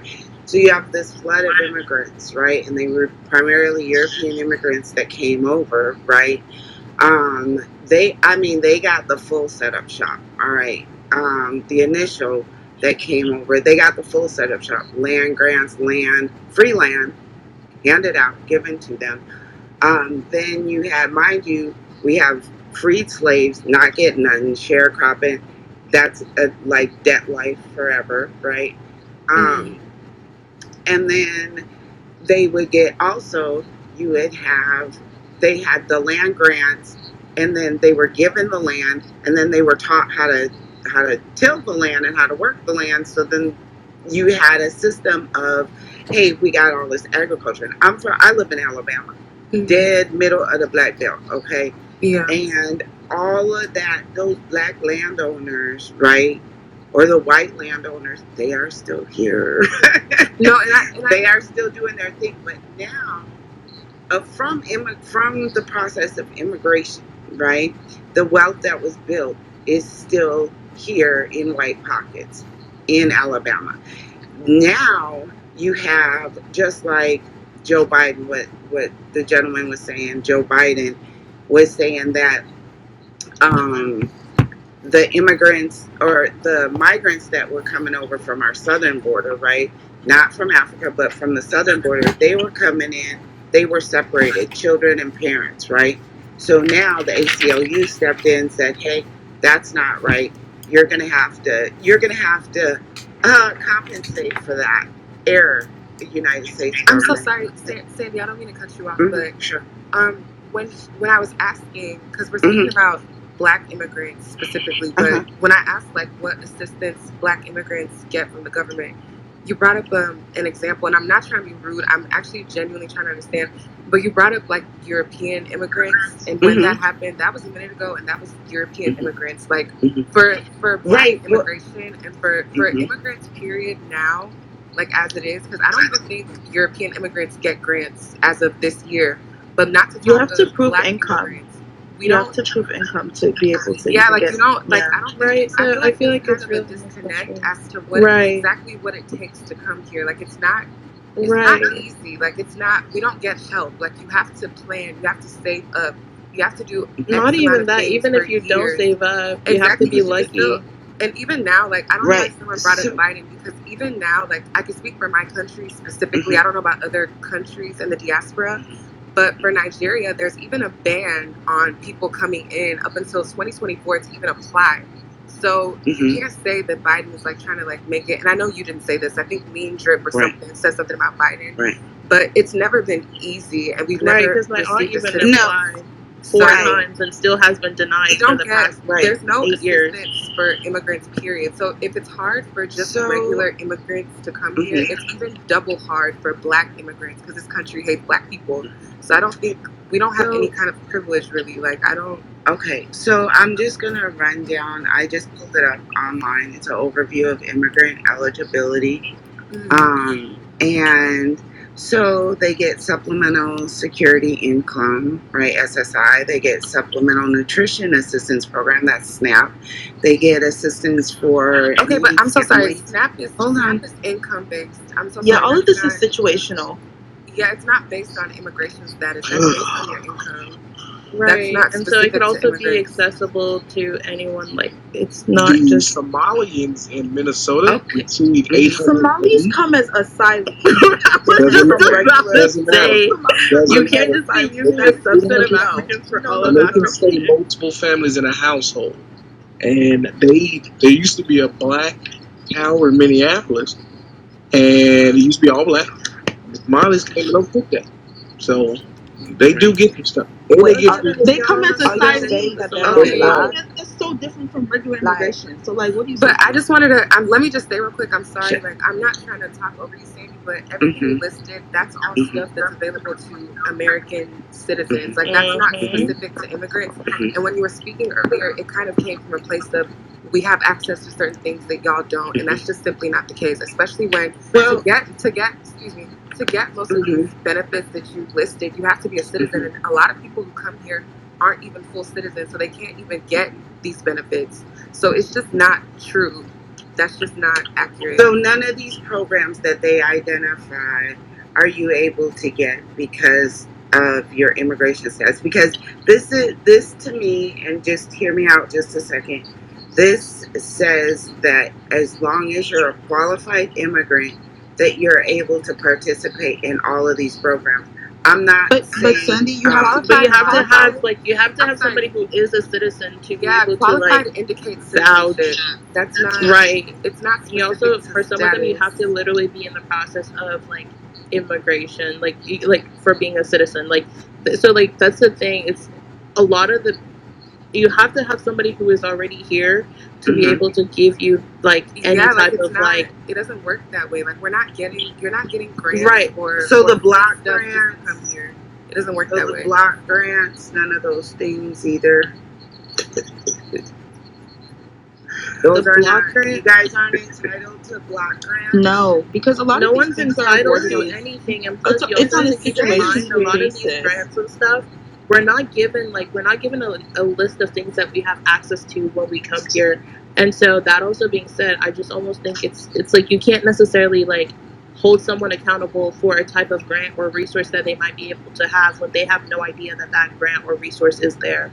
And then generally, a lot of the things that we do have access to is due to either like family vouching, family getting for us because they are citizens, or like somebody who is an American vouching for us. But a lot of a lot of these grants that I feel like it's being assumed that we just like we come here, we live free, and Y'all want to hear another thing? Yeah. I feel like a lot of people forget the fact that a lot of like ways that some African people, well, I feel like it's a number, well, at least from my perspective, because almost every Nigerian that I know here or African has gone through this route, but they literally like to go to college or send your kid to college, stuff like that. Most of them join the military and are fighting all these wars, going to all these places for America, and or what's it called, getting the military benefits. But Exactly, and that's all. Sorry, I don't mean to cut you off, Storm, but I'm just saying everything, all the benefits that you're listing, this is stuff that's accessible to Americans. So it's accessible to African Americans. It's not stuff specific to immigrants. That's just the point I want to make. I wasn't We don't have trying any. to say. I wasn't trying to say that it's specific. Not all of these are specific. Okay, so to what's, I'm just kind of my point was that just the way that it's presented to us, okay? And I'm just telling you how it is being presented to us and how it ends up looking on our end. And I could be dead wrong. I'm just looking at the table and the table has all the eligibility criteria and all that stuff in here. And what it's saying is that, hey, if you come over here because you're getting immigration, right? If you're qualified as an immigrant, an asylum seeker, or if there was one other criteria on there, these are the programs that you are eligible for. And included in that was block grants, right? And I'm going to tell you, for us that live here, it's really hard to get grants. Like, I'm not saying that it's not, but this is kind of like, for us, it hurts because it's like you can come over here and your process seems like streamlined to get this. And then we are sitting up here screaming and scratching our heads, going like, "Oh my God, how are we gonna?" I think that's like how are we gonna build? Part of it though. It's like and I didn't mean to cut you off. Again, it's a really bad habit. I haven't worked on it, but I'm simply saying like it's more of the misconception that it is this easy process that like we come here and stuff. Like, so my parents like came here. Well, my dad came here first, and then my mom and I joined my dad later. He worked as a college professor. We have had no government assistance. We have had no food stamps. We have had no nothing. It's, huh? I said he a college professor. He getting money. No, It doesn't work that way. No, because see, that's like literally again, the assumptions are what are killing everyone. It's not an simply assumption. because. Simply because I feel like I would know how I lived my life with my parents more than you would in your assumption. Right. So as I was saying, let me continue. So that being said, nobody else can talk but you. Okay, so basically, what I was saying was, even despite the fact that my father was like a college professor, we lived in like a one bedroom apartment in the ghettos. Like we didn't. It wasn't this like luxury life. The only difference was my uncle and my father were helping pay for me and my little sister to go to private school, which was on another side. But at the end of the day, it was like you come home, we close door, that's it. It wasn't until I think I was like 17 that we finally were able to buy our first house. And that was because, again, of family help. So again, the money, like you are completely undermining how underpaid a lot of immigrant professors are. And the access to things that we have is very limited. Okay, understood. So what I'm saying is that I wasn't trying to undermine anything, and I'm not even pointing at Africans in particularly, nor am I pointing at any one person in particular. What I am pointing at is the policy of the United States government and what they put on paper. Because I'm looking at this going like, wow. Huh? Okay, I would like to say this. I have a. Oh, sorry. I have a quick question because, like, I just kind of want to understand. Is it that, like, if I don't want to assume, but is it that it feels like there's a lot of anti-immigration, anti-asylum speaker kind of rhetoric, not by all of you, but it's really sounding that way. And I'm like, do you hate asylum seekers and immigrants? Because that's kind of what it sounded like, and I don't want to be aggressive, right? But it sounds like that. So what I'm gonna, I can answer that real quick. I don't hate anybody unless you coming after my family. Then we gonna have a problem, right? But what I'm gonna say is that it's not a matter of hating anybody, right? I am not pointing at the immigrant. Y'all, I really, really want y'all to understand that I am not pointing at the immigrant and I'm not pointing at asylum seekers, because I can. Wait, Sandy, before you say that, I just want to say that wasn't directed at you. Yeah, no, definitely. I agree with everything. Definitely not Sandy. Sandy has been speaking facts. Yeah, Sandy has been speaking educated me quite a bit, so I really appreciate that. It wasn't you at all. It's kind of like I don't want to name drop them, but I've been hearing a lot of anti-African, anti-immigration, anti-asylum people. Yeah. Okay, actually, I'm sorry to mute all of y'all, but yeah, I'm gonna just say right now, Mary, we kind of have beef. yesterday or 2 days ago, we were all so civil and everything. Mary came in here. Mary was like, "Y'all are African. We don't like Africans. African this, African that. Go back to your own country. We don't like Nigerians. All of that." I'm pretty sure you're one of the people that was calling Africans Ubuntu, whatever that. Right. And And she's over here talking about. you're the one who literally started this whole thing where like all the ADOS people were literally in all of us quotes because you're the one who they follow and their followers came as soon as they came and all of that. And you're the one who caused all of them taking our Instagram pictures and posting it and saying these Africans da da da da. So you're the reason why this all is still happening, and I want you to speak and say something. Her profile is giving very anti. So yesterday I could have picked like better wording. I could have been nicer, but I don't really care. So here's my only question to you guys. No, okay, can I finish? I'm noticing that whenever okay, two things, right? I've only been here for a little bit. Something I've noticed is that the second an ADOS like starts disagreeing or bringing up points against you, you interrupt them, especially you, Hogo, right? Another thing I want to bring up, right? And now you're doing it again. But another thing I want to bring up is, here's a genuine question, and this question is not a malice, but what's the end game for you guys? What's the end game like coming to America? Because and here's my other question: you're coming to America and you're participating in American imperialism, which is making your countries worse, which means, are you going to just keep sending more of your family here? And if that's going to happen, I'm not saying that Black Americans are going to do this, because for the most part, I'm the minority of Black Americans, right? Most Black Americans love y'all. Most Black Americans like Sandy. They want best for y'all.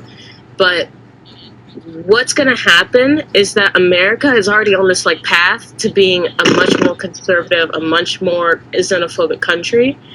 And I just hope you guys realize that what's going to happen. It's not me. It's not me that's going to do it, because most Black Americans respect y'all. Most Black Americans love being around y'all, you know? But you're not it's the fact that, I'm going to finish. That's just how it's playing out. And you're not in these white supremacist spaces. You don't see what they're saying about y'all, right? And I get it, because it's really hurtful. But I'm just telling you right now, I'm not the one that's mainly noticing this. They already said this stuff against like Mexicans and everything a while back, 2016, right? Right. Now it's coming towards y'all, and that's all. That's just what I want you guys to know, that this is starting to come towards y'all, because people are starting to notice that you're coming here and you're staying. And I'm hearing that you guys send money back home. Where's that money going? And it's like, are you sending it to your family or whatever? I feel like so Mary, one, it's been also good, and then two, I feel like you not understanding how things operate cannot really be used as a what's it called? You can't use that as a leverage against the people that you're trying to talk to, because when we do send money back home, like I said before, a lot of the situations that are going on in Africa are it's very different. It's very, very different. So that money is not just like sitting there to be billed. And a lot of Africans are actually immigrating more so to Asia and the UK. The UK and Asia are starting to get a larger population. It's still not fixing your countries, okay? Of course it's not. We had colonization. I'm hearing this colonization. What do you expect? The argument that is being had, almost such as like, oh, like y'all should go back to your countries and go fix it. Like, I don't understand how that logic applies to someone who is like living here, right now. Like, what am I like? One, like I said, my aunt, my uncle, like, we are literally banned from going back to our country because of government. Like, not me per se, but like some of my family. So why is it to my duty to go back to my country to fix a situation that I did not participate in creating? And also, at the end of the day, again, what is it to you what somebody else is doing necessarily with their lives? Like, I don't. Because unfortunately, what happens? A lot of things. Unfortunately, what happens is this is what keeps happening, right? So, whenever someone Black in America, whenever something bad happens here, it gets pinned on all of us, right? But I've noticed it's like the second the opportunity is there, Africans and Caribbeans will make the distinction not to call themselves Black Americans, right? Because no, don't deny that this happens. This happens all the time. I'm seeing it online. I've literally been told not to call myself a Black American. If you're not a Black and American, why would Well, you I've call literally been yourself told a by Black other American? Black Americans to not call Black. I think what you're doing is you're arguing points with. All right, listen, hold on. This is the whole thing about, you know, who's going to be African and African American on the level of, hey, we're going to work. You know, you're talking about people who are either on a visa or resident alien status. They have done all of the proper paperwork to be here. So we're not going to divide up based on that. That's not going to happen. So no one really needs to address, hey, if they earn their money, it's their business what they do with their money, right? Right. So it's not your business, and they can see just like we can. I mean, we're not talking. So why they check the box of our ethnic group then? It's not because we're fucking Black. Talk to the white people. When it suits you. You're Black when it suits you. I'm so sorry. No, because that's what Wait, literally the hold paper on, hold on. says. Speaking to first, Hold so on. technically are African American. Are y'all shitting me? If you go on that box, please does it say a separate box for African and a separate box Right, no, for we're supposed Black to just write American? it in, Are apparently. you shitting? Maybe let's not do No, I'm this supposed right to now. write it in. You Oh, I'm can't use sorry, that I'm not one. African American. I'm actually totally. I'm like, that's agreeing just, with every go talk to single thing, Biden. but why you said that? You come on now. Don't start It's all that. just it's just like problematic tactic. Like literally, there's just such a. I have a question for everybody. I have a question. What's your Black question? American not even a real Why? country. Good night, Sandy. Thank you for speaking. Good night, Sandy. Yeah, like I feel like appreciate it's it. Wait, y'all. Somebody has a question for me. I have a question for everybody. Oh yes, Storm. Oh God. Storm. Yeah, I do have a question. Just wondering, like your kind of take on this. Is there like a continuous need? Like from my perspective, for the last year, I've been fighting with a certain demographic of Black people who hate Africans, not African Americans. I mean, there's a big group of Black people who hate Africans as a whole. And my question is there any point of us continuously speaking to them? Because it's like they should pick up a book, educate themselves, but they decide to fight with us every single day online. Is there any way we can even speak to these people and get This through to them? conversation on Larry, mute that fucking very mic. important. Why Hear are me you out. here? Don't tell You're me not what to here do, learn. Kevin. You're not here to learn, boo. So Can get I the fuck, speak? like, This conversation is very pointless. It Very really, important. I agree. It definitely is. it 'cause really it's not is. really going But anywhere. let me tell y'all again. I said this for I feel like a lot of people keep going out, coming back, and different people keep coming back in. But this conversation started 2 days ago, and mind you, I'm not the type of person that's involved in any of this stuff. Like in general, the original space that we started 2 days ago was literally Africans and African Americans. Like we were just having a conversation. Like I literally noticed, my African followers and African American followers came in here, and obviously, like Black people, we love talking about culture, and it went from there and turned into a Africans and African American chat, and we're just talking about our differences, our similarities, stuff like that. Very peaceful. And then Mary joined. I'm sorry for putting you on the spot this whole time, but Mary, you joined very angrily and ruined the whole piece. And you were like, Africans, go back to Africa. We don't want you here. You were talking about all this stuff, and we were all just looking like, what the hell is going on right now? And obviously, if someone has that mindset and Spaces shows all your followers that you're on a space, all Mary followers joined. They start saying the same thing in the hashtag, calling everybody booty scratcher, calling everybody Ubuntu, different African names that are just so random, and downloading people's pictures from Instagram and posting it and misgendering people, being homophobic, everything. And then I ended the space and I was still getting hate. She was literally getting dragged and quoted by different people of the ADOS community. I'm not saying all of y'all are like those people, but the people Barry brought in there, that's what I'm addressing. And then today, the reason why I started this was to just address all of them, because if you're still going to be in my mentions all the time, when I open my phone, all I see is that I'm getting attacked and getting called African this, African that, African this and the third, is tiring. And I'm like, if y'all have something to say, you can say it with your voice. And I and Hogo have been on here, and we've been speaking about it, and that's basically it. So it's not even like this started to be a conversation about the whole thing. Even if some people from 2 days ago came in here and wanted to talk about some certain things, I really just wanted to check y'all. And it just so happened that instead of Mary coming early and the other people that were like spewing so much hate, they ended up coming right now, which is like towards the end of it. That's Right. not my So fault.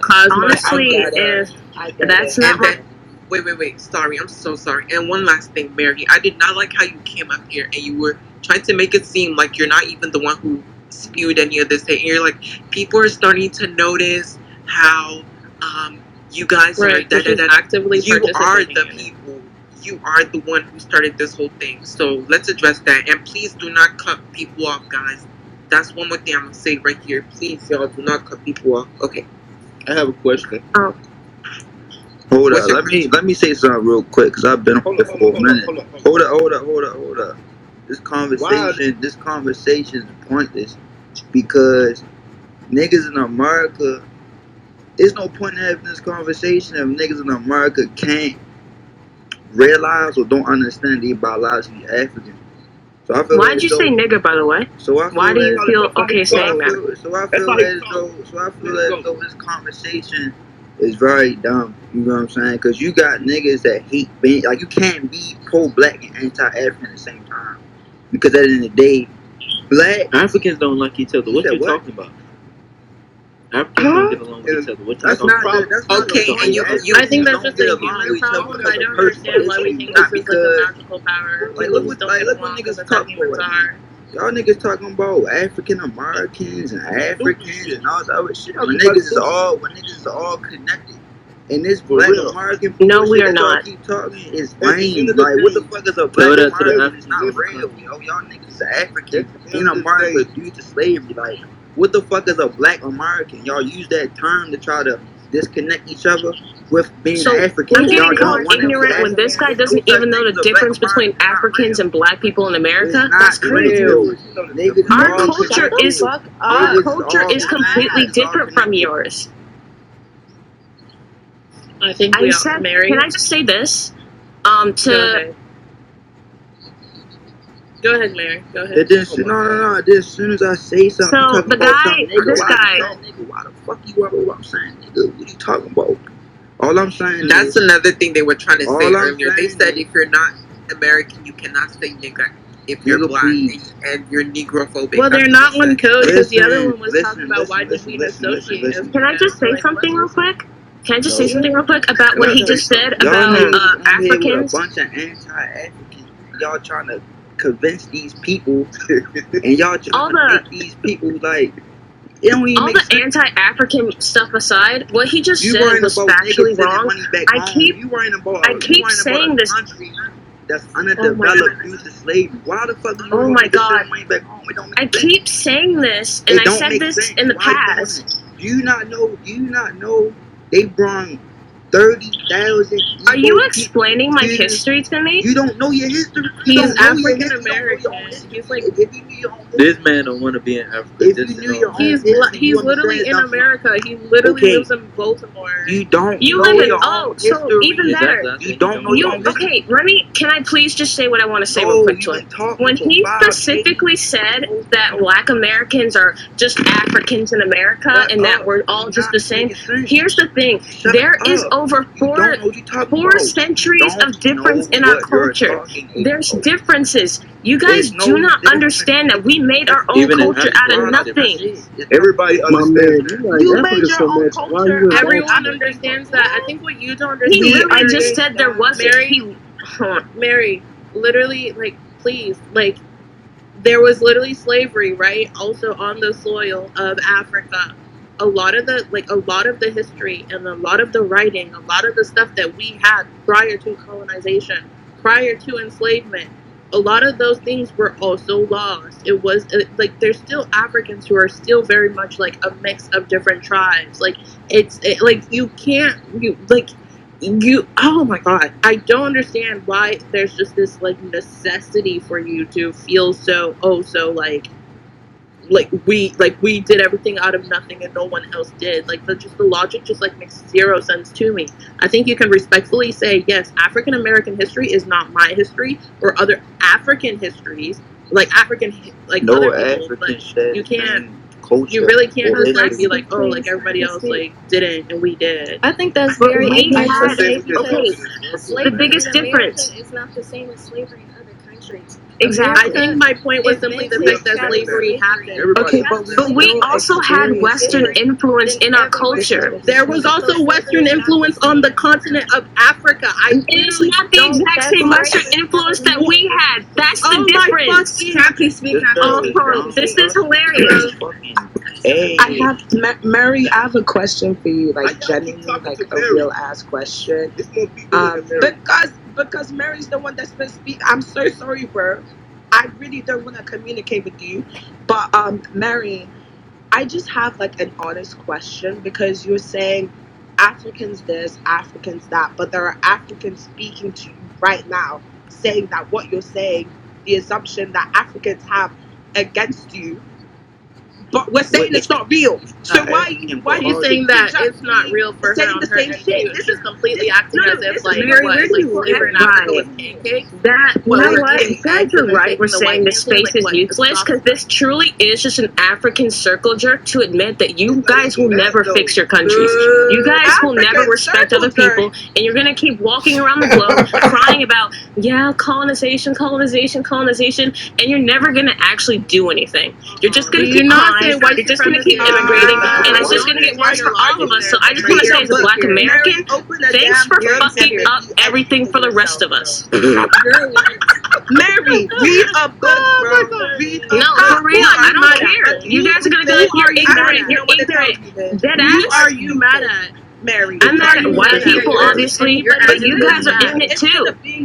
What did anybody we're in this Africans. chat We didn't do to anything you? wrong. What did Okay. anybody in this chat do to you, Mary? And then also for you to You- come over She here and just be like, anti- oh no, it wasn't the same. Like is white real, people did not really like. You're basically trying to act as if white people did not. There was no Western influence in regards to the slavery that was experienced in Africa. So one, that's your own miseducation, and then two, I would say that you would generally be an educated person if you kind of just like, I don't know, dumb down like the whole fucking ignorant approach that you're, because I can tell you're someone who is like educated in certain things, but in regards of like what happened in Africa, very much not so. And then two, to then say, oh, it's Africans that's like the reason why things are fucked up in this country, then don't shoot. Okay, then let's make like, are we the ones making the rules? Are we the ones making It's the law? purely Are we between the black. ones? No, it's not Oh my us. god. Never mind. Because it's like. Hogo, hear me out. I feel like I want to hear right now, please, and I hope y'all actually follow this. I want to hear, what, I'm gonna just call you by your username, these pussy niggas. I want to hear him. I want to hear Material Girl. I want to hear Adiola. I want to hear Sam. And I want to hear Fire at Lee. Will and Lee. And I want to hear y'all speak. And Mary. You're literally from Baltimore. And Sam. Oh, she ate you going down. You I'm said sorry. what? Why does that matter where I'm from? What are you talking about? You so off topic that you just saying anything. Have you ever seen that one special from Chris Rock where Chris Rock and he's like, the difference between black people and niggas? Listen. Right? Listen. You gotta find yourself, yo, because you don't know what you're talking about. Everything And the nigga from Baltimore is going to tell me that? Everything that you saying, you can tell it's just rooted hate. You keep talking about black Americans. What the fuck is that? I was just trying to say, I just wanted to say something real quick. You're literally from Baltimore and it's showing Wait, right I now. just wanted to say something real quick. I was trying to say, like, why did you guilt trip? Wait, why are you trying to guilt trip Africans into sending money into their She doesn't I like didn't. Africans in You this guys are country, already period. doing that. I didn't say you guys like have to do it. I said you guys have told us that you guys send money to your house. We don't have a choice. We don't have a You choice hate whether yourself so to much. send money or not send money. You're making it seem as if like we're She thinks we're just choosing. building it there or some shit. I think We're she's like just really choosing to highly send uneducated money, on the situation. If you're sending You don't money to understand these how girls serious. and we're sending money back home, then why is that a problem? No, Yeah, it's like, why not are a you problem. trying- I'm just wondering. Actually, you know what? Despite everything I said, the one thing I truly want to know is what's your guys' end game? What's the end game? What do you? What why is do you- an what do you- hold on? Why? Okay, so what is the Black American endgame of America? True equality, rebuild of our communities, and being able to gatekeep our culture from the rest of the world. At the end of the day, Because so- we all know that people keep stealing from us, right? We all know that people keep taking from us. We all know that people keep pretending that we didn't create things, right? So we want, as Black Americans, we want to start gatekeeping from the rest of y'all, and we have the right to do that. Because I would never disrespect other people's culture. I would never go and pretend to eat someone's rice and say, "Yeah, this is African roots right here." You called us beef talking about all this American shit. Y'all niggas don't even want the country to be dick eating America. Wait, so I don't really understand what you're even saying right now. Like, Mary, what are you even talking about? She's basically saying she doesn't want Africans in her country, and we should all just go back to Africa. Africa built this country. But that's not what she's saying. African Americans. When did I say that? When did I specifically say that? So wait, what are you trying You have been telling us to go back to our I said literally to telling you guys to fix your end game and to fix your countries. I don't care how, I literally but I really verbally would. remember you saying to me, well, then you're just running away from your country and you guys are still not going to fix anything. So, yes, that's how And I that was interpreted right. it, and that's why I said, We about to okay, get then, so on why to you like saying Girl. you didn't say something I literally said? And that was right. How Okay, you then, prove so me wrong, why to be you honest? are trying to fix our countries? Like, what do you think How? we're doing right now? How do you think, what do you think us sending us back having the money You does? moved to America, you're participating in American imperialism that's ruining your I'm gonna countries, move all and my now you're little going to try to fix your countries from that. Girl, So how's that no, working? no. You think we have more laws and rules to be able to fix our country back in our own country? That's Right. racist education right there. I Right. definitely have a question. I don't know how other question countries for you, work. I don't After understand. hundreds To be honest, I of don't really years care. of- Okay, then don't speak If on you it. don't care, why are you- literally If you don't Well, care, you why guys the are fuck on you my care? country's land, so I I think you do live have in to your care about country. certain No, things. I feel like I have Wait, more oh, and access here to it it. comes. I can't be proud of my country. Here it fuck. Who literally said you can't be proud of your country? Do you hear stuff in your head? Like, nobody said you can't be proud of your country. No one said any of that. I literally just said, you said you don't care about other countries or what they go through. I said, okay, then don't talk on it. You said don't talk about my country. I said I live in your fucking country. Then you talking about I can't be proud of my country. No one said that. Please be proud of your country. Jesus Christ. I want to say something right now. I know. I want to say something right now. Okay, I have a question after you say something. Oh, Jesus Christ. I'm going to shoot my phone right now. I want to say something. Please. The people that I said to speak, I want to hear y'all speak. So there's literally almost 30 people in the request, and it keeps growing. I need all these people to be on here because they keep DMing me, doing this, doing that, and talking about I'm anti-black because I'm not adding them on here. Can I ask a Y'all, question to Mary yeah, first? Yes, you can. Okay. Mary, I know you ask of us to do a lot of things for our countries. I would like to ask what it is you are doing for your country or how you're applying yourself in your community. I know you guys don't know what this is because it's community building. I participate in my community projects. I go to trade school because I want to focus on my community. I make my entire town is more community based than your entire fucking countries, to be honest. Because listen to this. Because I'm proud of where I'm from, and because I'm proud of where I'm from, I want to build it up. Let me finish. Something. My biggest thing is like the disconnect is that you guys are always talking about how proud you're of your country, which is fine.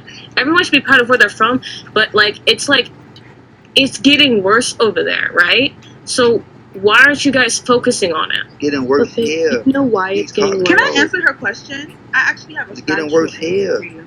So not making no sense right now. She's not making no damn sense. I think that you lack my phone's glitching. I can't. Hey guys. But you got I think that you like flag in your crib, nigga. Like, I'd like to. No, I really think that you lack the understanding that that each African country, there's multiple African countries within the continent of Africa, and within each of those countries, there's different levels of corruption, military factions that are going around killing people, literally dismantling any sort of infrastructural development that could happen in the country. I don't think that you understand how deep there's social issues, there's economic issues, there's neo-colonialism with China happening. I can't hear anything as anybody's saying right now. If you can hear me. And she don't got good Wi-Fi. Okay, because I'm ready to go to That Metro PCS, babe. okay, so you're, If I can't, okay, it did that thing where it's like robot voices with a connection. I can't hear anything right now, anybody's saying. no. If not, you can leave and just come back. But what I do want to say is fire at Will, Adiola, Sam, Material Girl, Jay, and these pussy niggas. I need y'all to talk, please. I want to hear y'all. And Mary. And please, everybody else, please do not interrupt them. And Lee and Amon, Neo. All right, I was just waiting for like the time to jump in. So earlier, someone. I still can't hear what anybody is saying. Get the fuck out of here. Can you hear me? Hello. Hello. You can go ahead, fire Will. All right. I can't hear anybody else. It's like robot voices. Girl, hang the fuck up. Like, I was trying to talk about this point somebody had made earlier. They were comparing like what African Americans are able to do in the U.S. compared to Africa, and why Africa is in such like a state of just disparity. I think that person left, but I don't know. I can't say for like all of Africa because there's just so many countries there. Each one just has like its own just completely different history. But for Ghana, because I'm a bit familiar with that, I know that they're an example of a country that was first colonized by the British, and the way their borders were drawn, it created like a lot of dysfunction because Ghana is basically like 7 different tribes in a trench coat that are just trying to function as a country.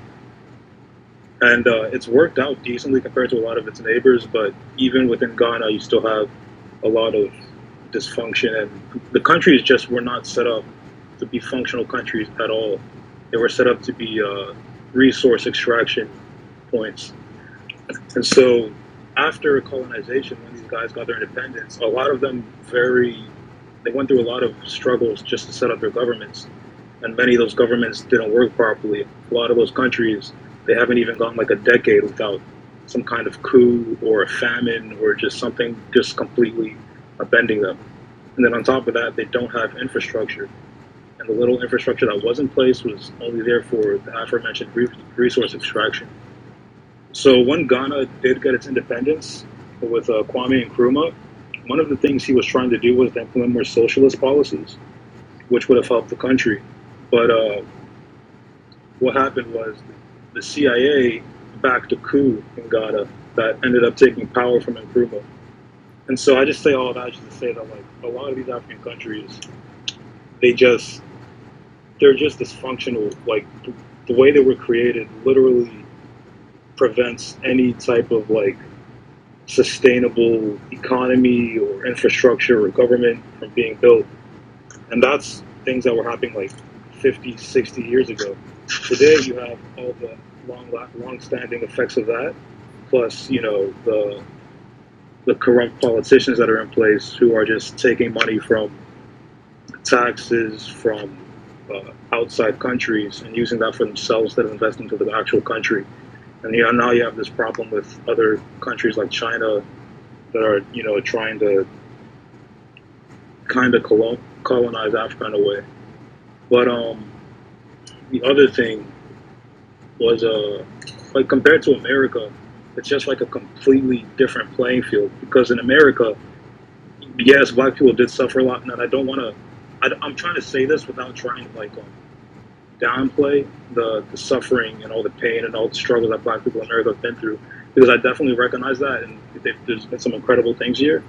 But it's just a very different, because America, you have infrastructure, you had stable governments, you had all this, you had this like developed country that had all these resources available, even though that there was like segregation and discrimination and all these other hurdles. You know, once you get past those, there was still, you know, opportunities there. And Africa just sorry to cut you off there, but I feel like that's not a valid point. And y'all see, this is an example of me, an African person, understanding when somebody is wrong, which is something most of y'all in here cannot do. But I'm gonna just tell you, because someone is suppressed, because they quote unquote are in a place where they have more advantages or quote unquote advantages, like if they were to get out of that situation, it doesn't make it valid in any way. I hope that's what you're trying to say, because where it's kind of leading, it's not giving what you thought to get. And I just wanted to really call you or tell you that right now, just so you can like redirect or regroup and just know that no. Yeah, I was trying not to. That's why I was trying to say earlier. I'm trying not to downplay like the African American struggles, because I understand the seriousness behind all that too. I was just like forming the thought as I was talking, so I was kind of like tripping up on my words. But basically, it's like trying to do those kinds of achievements in countries that just are fundamentally unstable is just very different from doing that in a first world country like the U.S.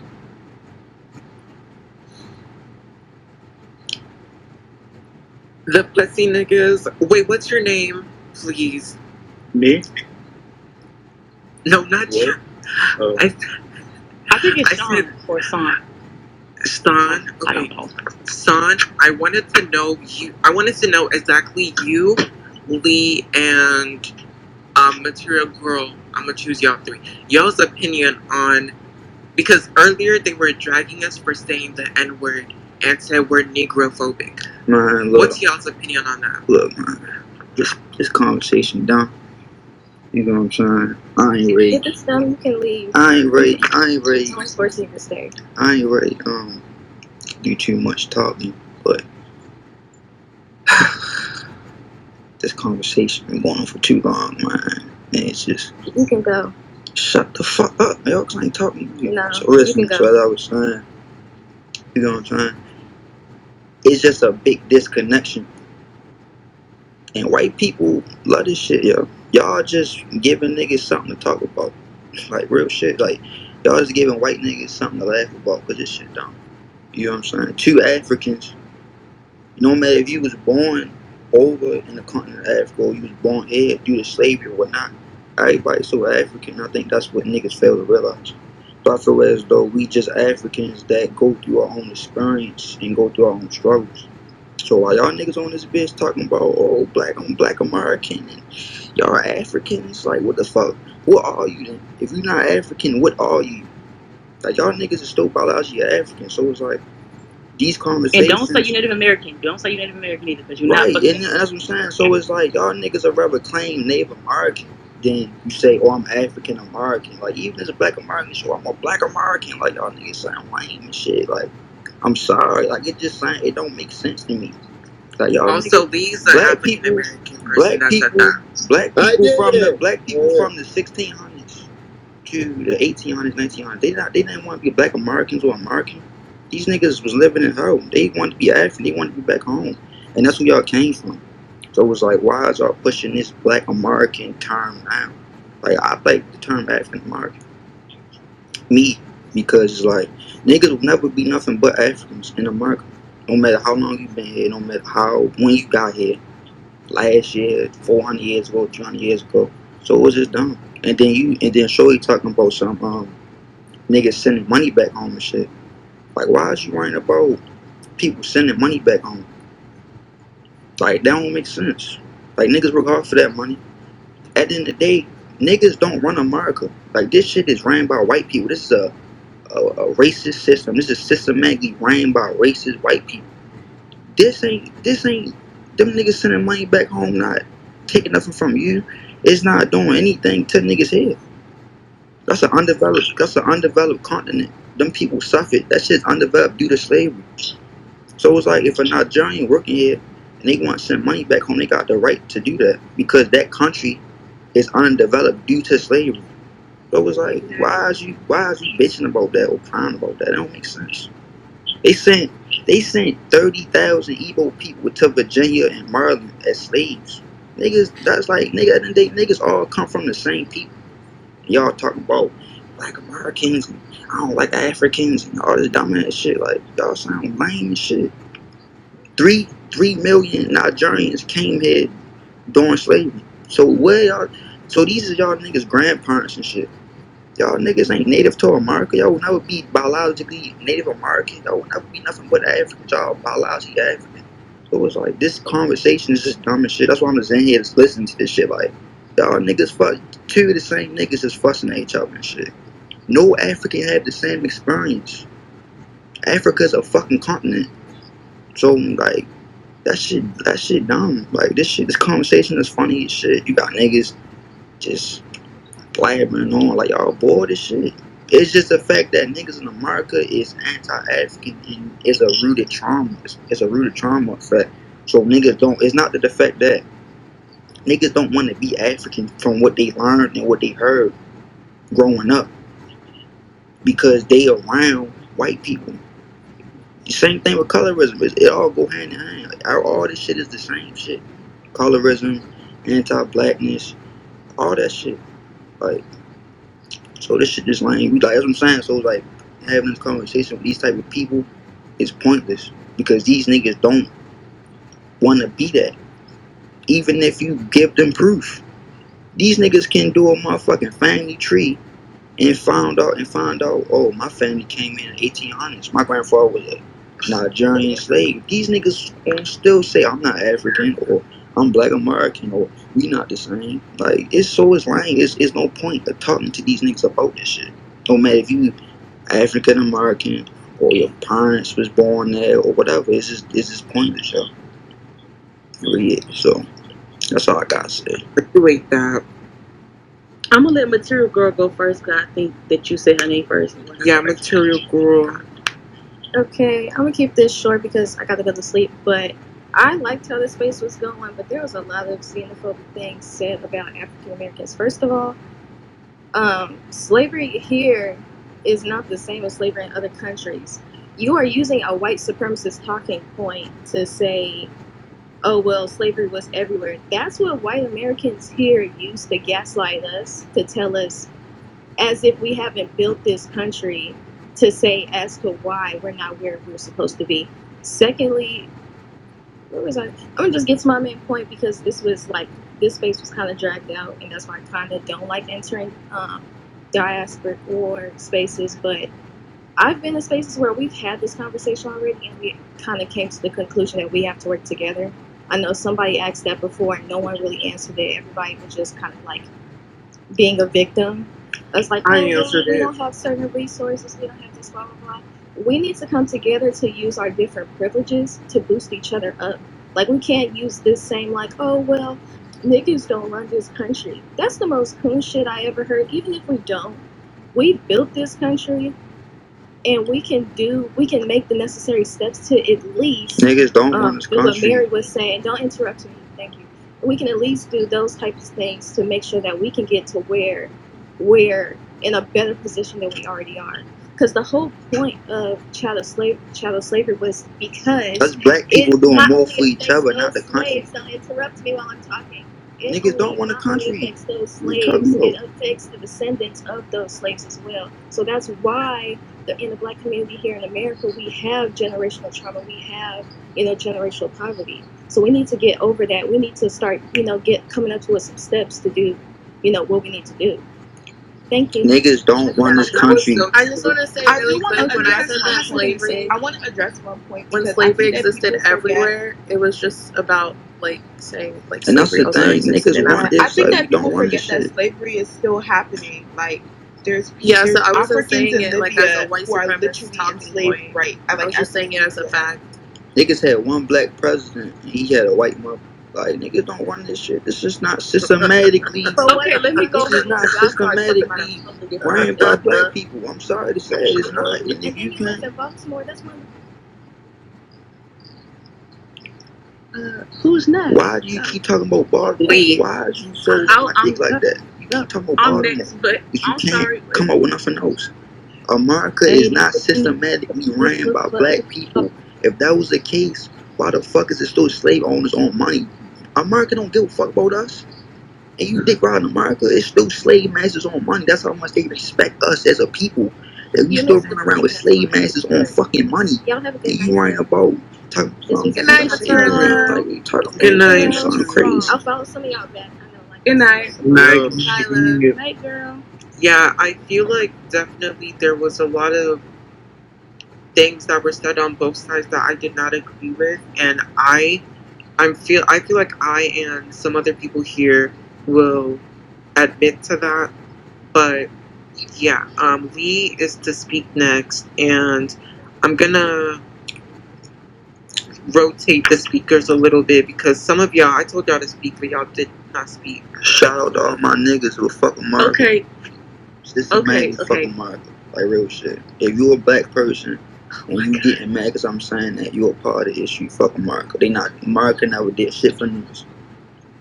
Niggas did more for each other than America ever did for us. So fuck America. Real shit.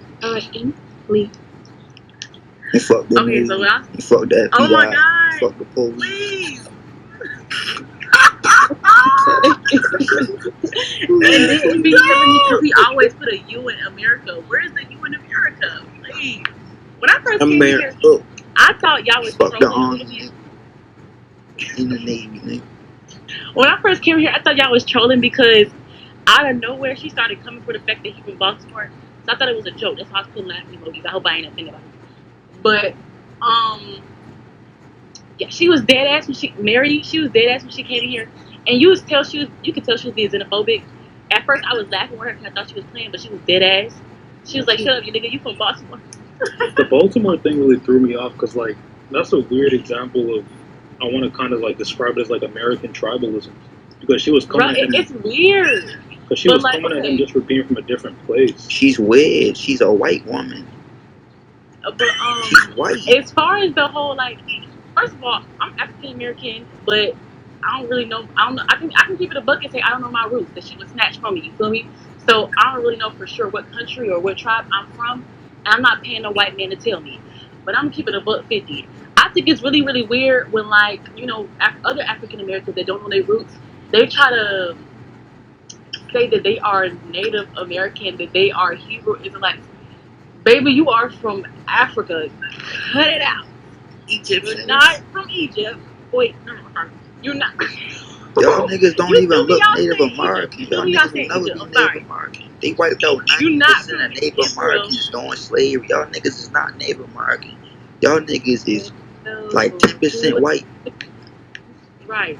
I genuinely have a question for you, Lee. Like, with that point, like, I've never really understood the kind of like Native American thing. When people like Black Americans say that they're Native American, I don't know if I get confused, but doesn't that sound like a little bit insulting to Native Americans? I wouldn't say that. Okay, I cannot be someone who says like Native Americans don't have the right to be offended when someone claims that they are, whatever. Because it's not my place to say what they should or shouldn't be offended by. But I know as an African American who like grew up in the South and shit and had motherfuckers grow up talking about, oh yeah, I'm Native American, I'm Cherokee, oh yeah, I'm Australian, like, and they'll be black as me. They do it because of like identity issues, and it's not all African Americans. Some people just have a really hard time adjusting to the fact that they don't know where they came from and growing up around people who do. It's bittersweet. It's bittersweet, having classmates and things who know their culture, who can dress up, when it comes to the day to do so at school, and we don't. But that's why I would say that they would try to adopt other tribes and other ethnicities that don't really belong to them, simply because they're having identity issues of their own. So as far as Native Americans finding it disrespectful, but I can say that Native Americans and Africans, it's a whole little thing they have, because Native Americans did help a lot of Africans free themselves from slavery. So I cannot Native say Americans had slaves. I don't give a fuck about they did. them. They did, but it was also a few Native American tribes that helped out Africans as well when it comes to helping, freedom. Anyways, Listen, they own Lee, I slaves appreciate too. you answering that question for real because I haven't wanted to say anything, but I've kind of been curious about that. So I appreciate you answering that question for me. Also, you're But also in beautiful. regards to like, because Have I a good think day.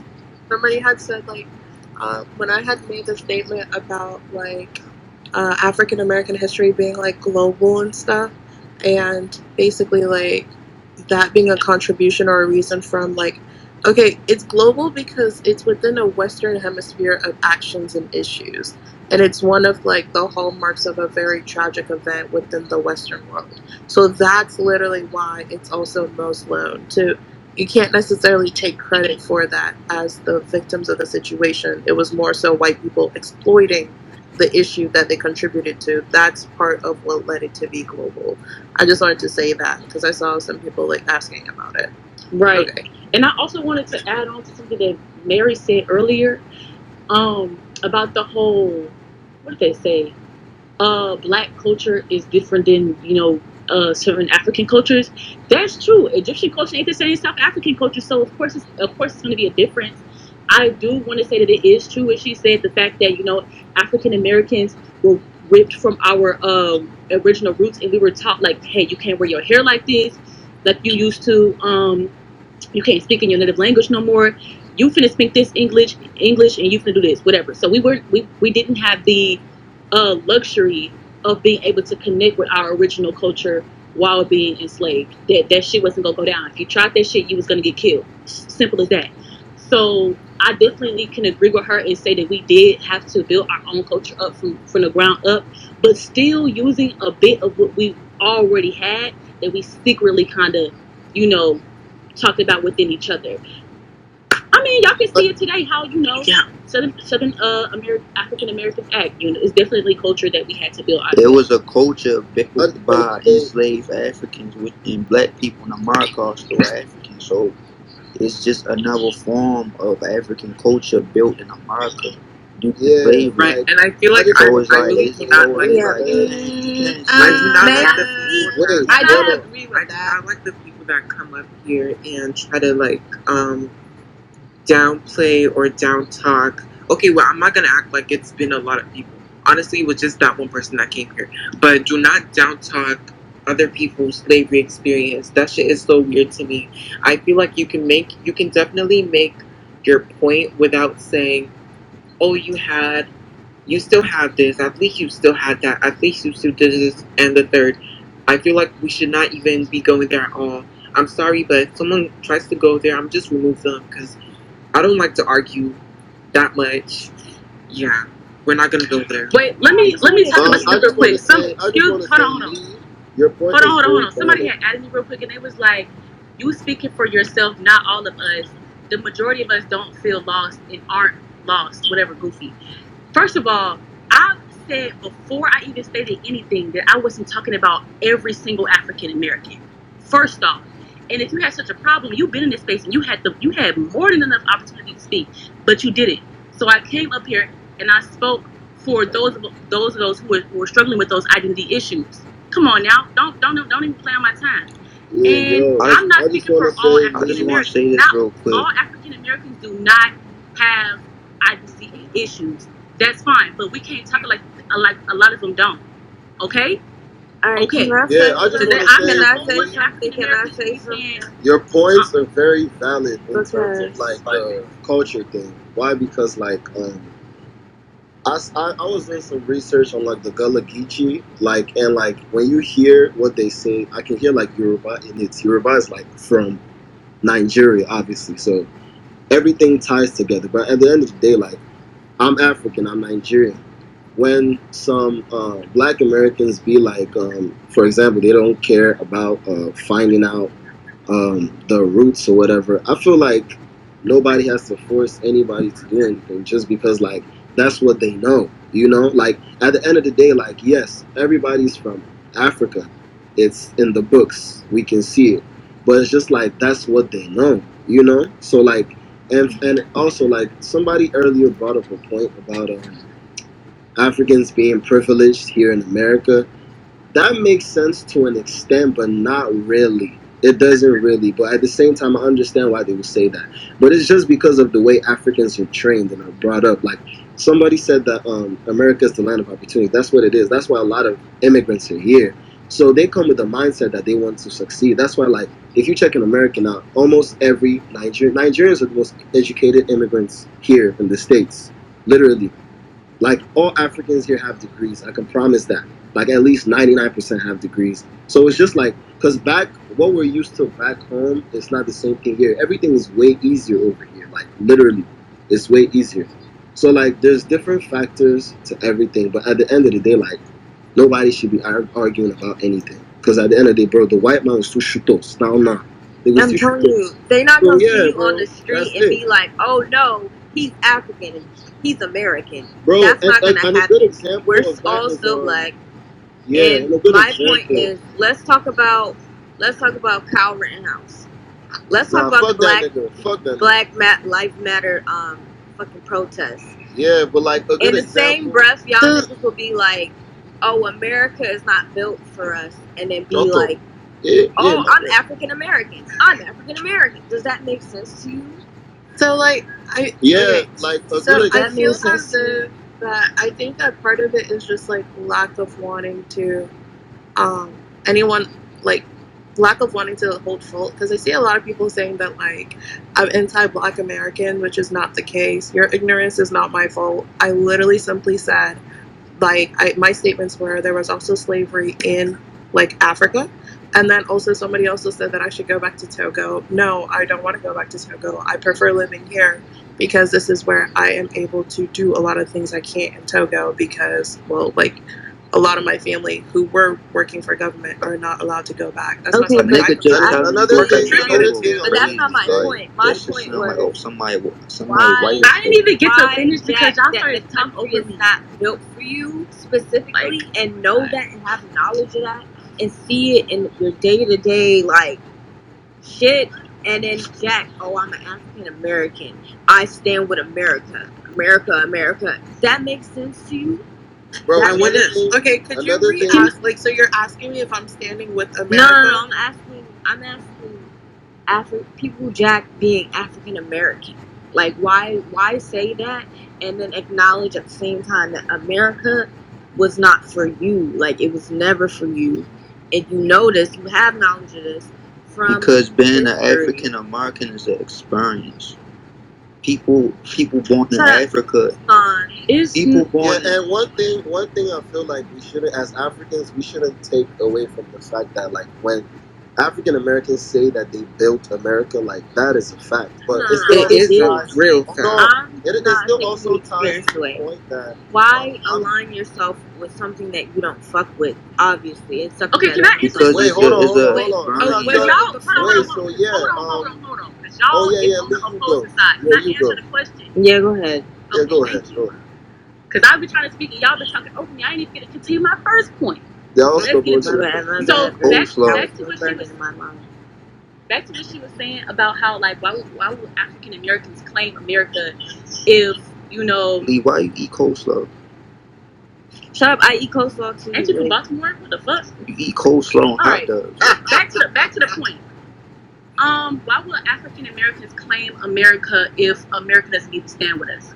First of all, I'm sorry, I talk really aggressively, so I don't It's want okay. to I'm not one of those. Okay, so first of all, we honestly we came here. You know, most of us came here through force, and we had to build this motherfucking country I up would. from the ground Sorry, up. let me stop you there. But I would use that wording. You were rooted from your country with force. You didn't come here. You were taken. That's what I'm saying.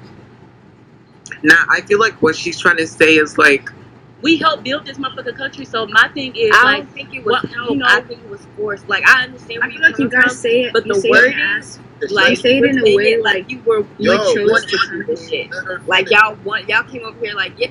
Nah, I feel like Lee, what she's trying to say is she's trying to say like kind of like the way you're saying is kind of like watering it down when it's like, you know, it's and it's a lot. But yeah, I think y'all know, both understand. But yeah, that's what I was just trying to say. Like, I feel like African Americans have the right to say they are American. You feel me? Because we are American. At the end of the day, we live in America. Okay, so And that's right according to of whom? course, this No, country wait. doesn't fuck with us, but we did help build this shit, and we have our own communities together. So, I mean, fuck if the white Americans don't fuck with us. We got other That's Bro, Can I it's, can I say listen, it's something real very quick? valid. not It's what I very mean. valid. Nah. You're saying it like To you call themselves. wanted to build America.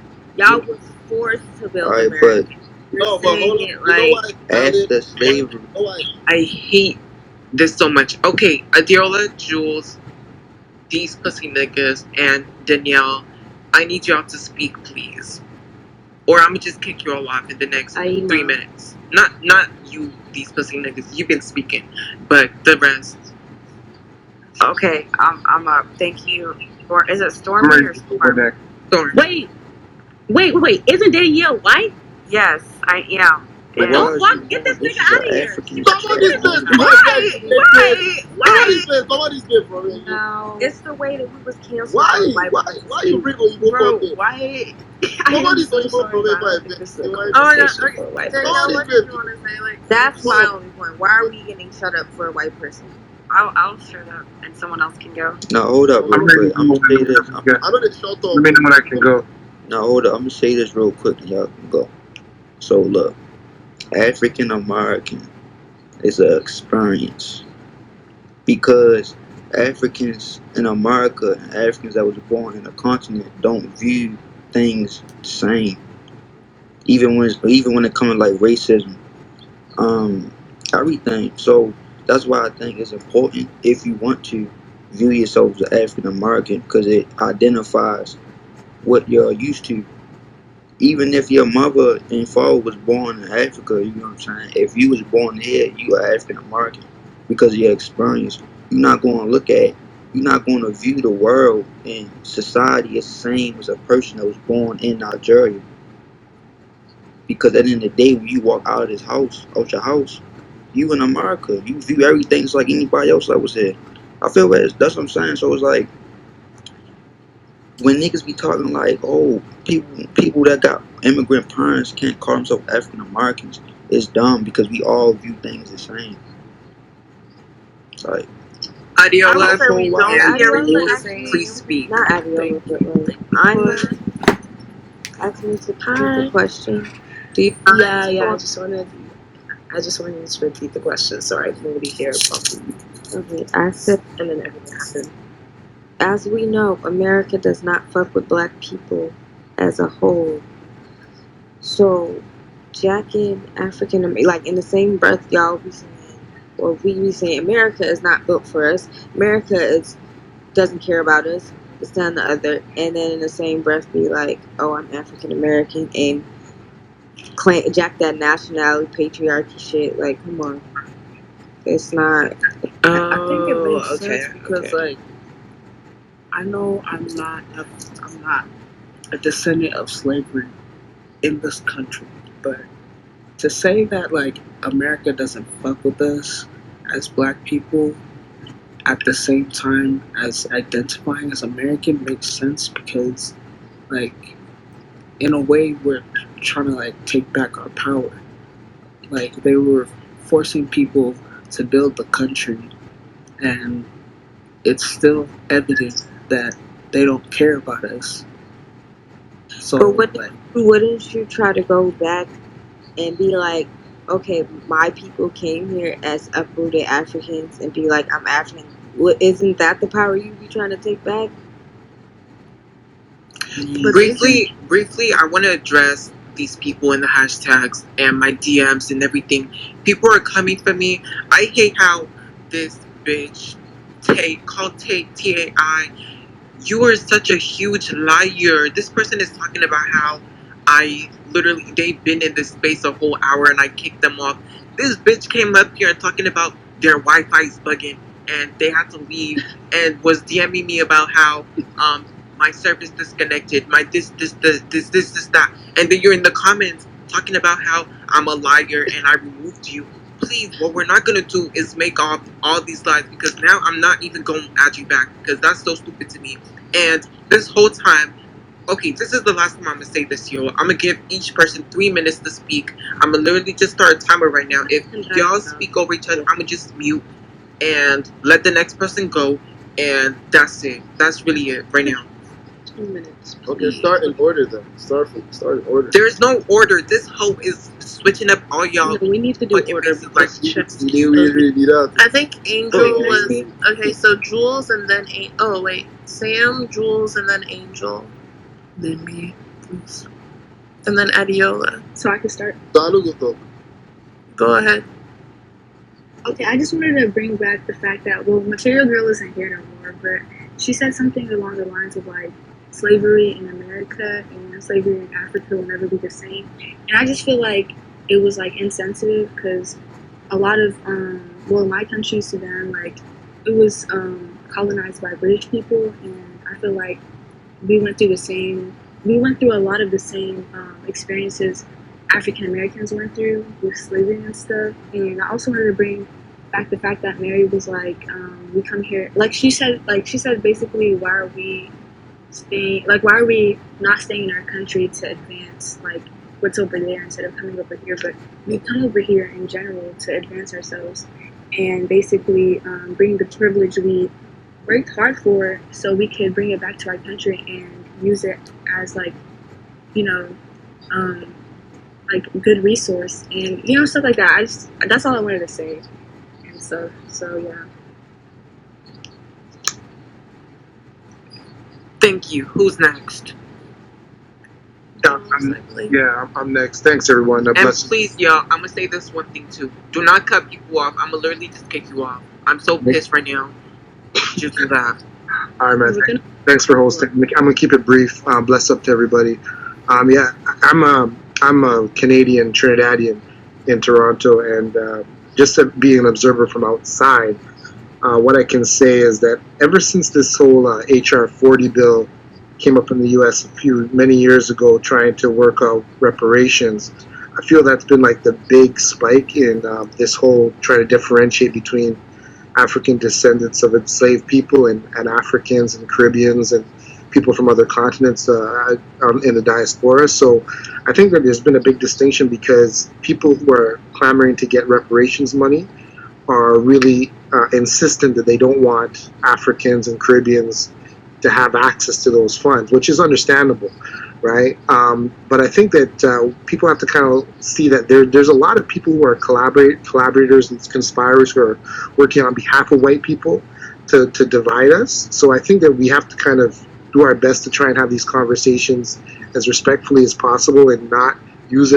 allow it to create a wedge between us, because we're not different. We're really just not that different. So, and also, like, I think that a lot of Americans, in my experience, are just not aware that the West Indies, whether it's Carriacou, Grenada, these were breeding colonies for slaves in America, for chattel slavery in America. So the males were taken down to Carriacou and Grenada to breed women, to bring them back to have children, whether it's for domestic or field use.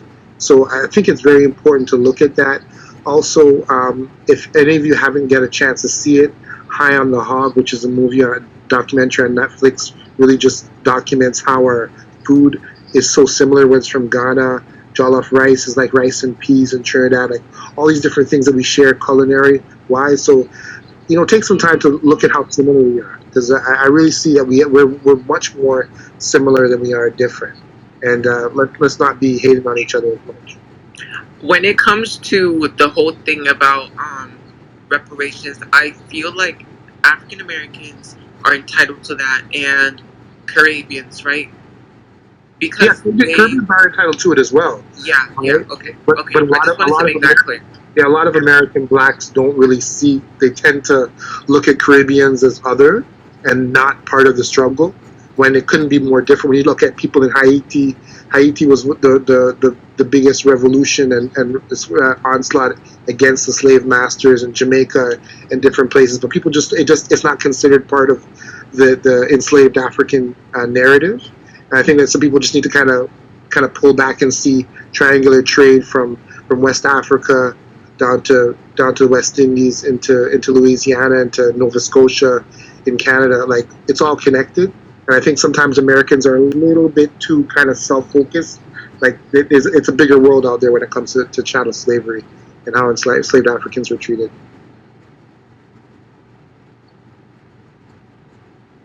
Okay, who's next? I'm next. Angel. So I don't understand why it's an issue for us to be self-focused when we're literally Black Americans in America. I feel like for everyone else, you guys can be self-focused, and it's just like you guys are speaking to your own plights in your own countries or whatever. But when it comes to us, it feels like the whole diaspora is like set on minimizing our experience. You guys are always speaking over us, always watering down our contributions to like the world in general, because it's like it's a known fact that we contributed so much globally to the Black race. And yeah, we speak for everyone sometimes, but why is it an issue that we speak for ourselves? And it's like, why is it an issue that when we speak for ourselves it becomes like we're self-centered? Like, yeah, when we speak of reparations, of course Caribbeans are entitled to reparations from their Caribbean islands. We're American. We're entitled to reparations from America. I don't get like why it's an issue when we're speaking on our plight, and it's like we're not all the same. We're different, and that's okay. If I may, real quick, I agree with a lot of what you said, but I think the point within the Caribbean is that America still participated in that in regards of the contribution to the enslavement of those in the Caribbean. And also, I don't believe, well, at least for me, I can only speak for myself, I don't believe it's selfish for anyone of any culture to have pride in their like identity. I think the issue came in for me specifically with a lot of the people on here was just when they were like, oh, but like the what's it called, the slavery, this, that, which is why I was very adamant about, okay, slavery happened like outside of America and on African soil. And I think what is also being ignored is a lot of the people who contributed to the slavery in these places were all part of the same people.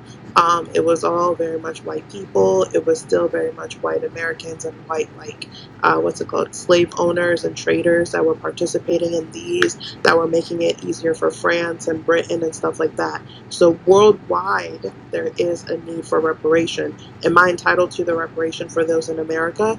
No, but I do believe that what was being said about the Caribbeans was just the fact that, like, America actively also participated in that. Can I go next and finish my? You go ahead. And plus, Angel, you're really pretty. I didn't mean that in it. Like, that was just, yeah. Okay. So, what was that about? Taking back what the white people took from you, as in claiming you're American. That was said, right? I just need by who? By Angel, I think. Not Angel, Leah. You said that, right? I think it was me. I'm just saying. Oh, okay. I don't. Okay, so my question is, when did white people take away being American to you? Like, the first thing they took away was African ancestry. So, to reclaim anything, wouldn't you be trying to reclaim your African ancestry? Not even about knowing where you are. You don't even have to know where you are from, like, specifically. If you just stand up and be like, oh, I'm African, I think that would instill fear in these white people's hearts. Like, I think they would be scared. Like, oh, these niggas is jacking Africa because they know, like, they came from Africa and we beat that shit out of them. Like, wouldn't it make sense for people to say that they're African American though, because they're saying both at the end of the day? And I don't know if like to say that you're African American because you built this country, because you were forced to build a country. You want a jacket? I mean, not wait. Okay, Yes. Honestly, I feel like it's not fair for you to try to say that we can't. That's the thing. I never said you couldn't. I said no. It's the way that you implying it. It's like, it's kind of like you trying to. It don't sit right with me. It's kind of burnout. I do not. I agree. I just want to say. Yeah, I just want to say that burnout. I feel like what you're saying, I do not agree because I feel like it is an African American's place to claim being American. I don't know. I feel like if I was taking from somewhere, me right now, and I built that home, all my kids built that oh, like the nanny or some shit. No, because I know I did not break my back with my arthritis, with my scoliosis, and then you say I did not build. No, so no, that's out of it. That's Yeah, y'all putting words in my mouth because I never said that. I asked a question. Nah, yeah. Right, you said that shouldn't that we be question. claiming the country that we're from? I'm Nah, but like, yeah, I Nobody- understand what She you're asked saying. Lee a question. They're just putting words in my mouth right now because I Well, never said. I'm gonna answer the question right. that you had. I want to put I some words in never your mouth. I said just you didn't have the right. I asked why why wouldn't you say you're African? I never said you didn't have the right to. Okay, so this is I can respond to that if you want. everybody needs to understand, right? This is what everybody needs to understand. Right? Africans were brought here, right?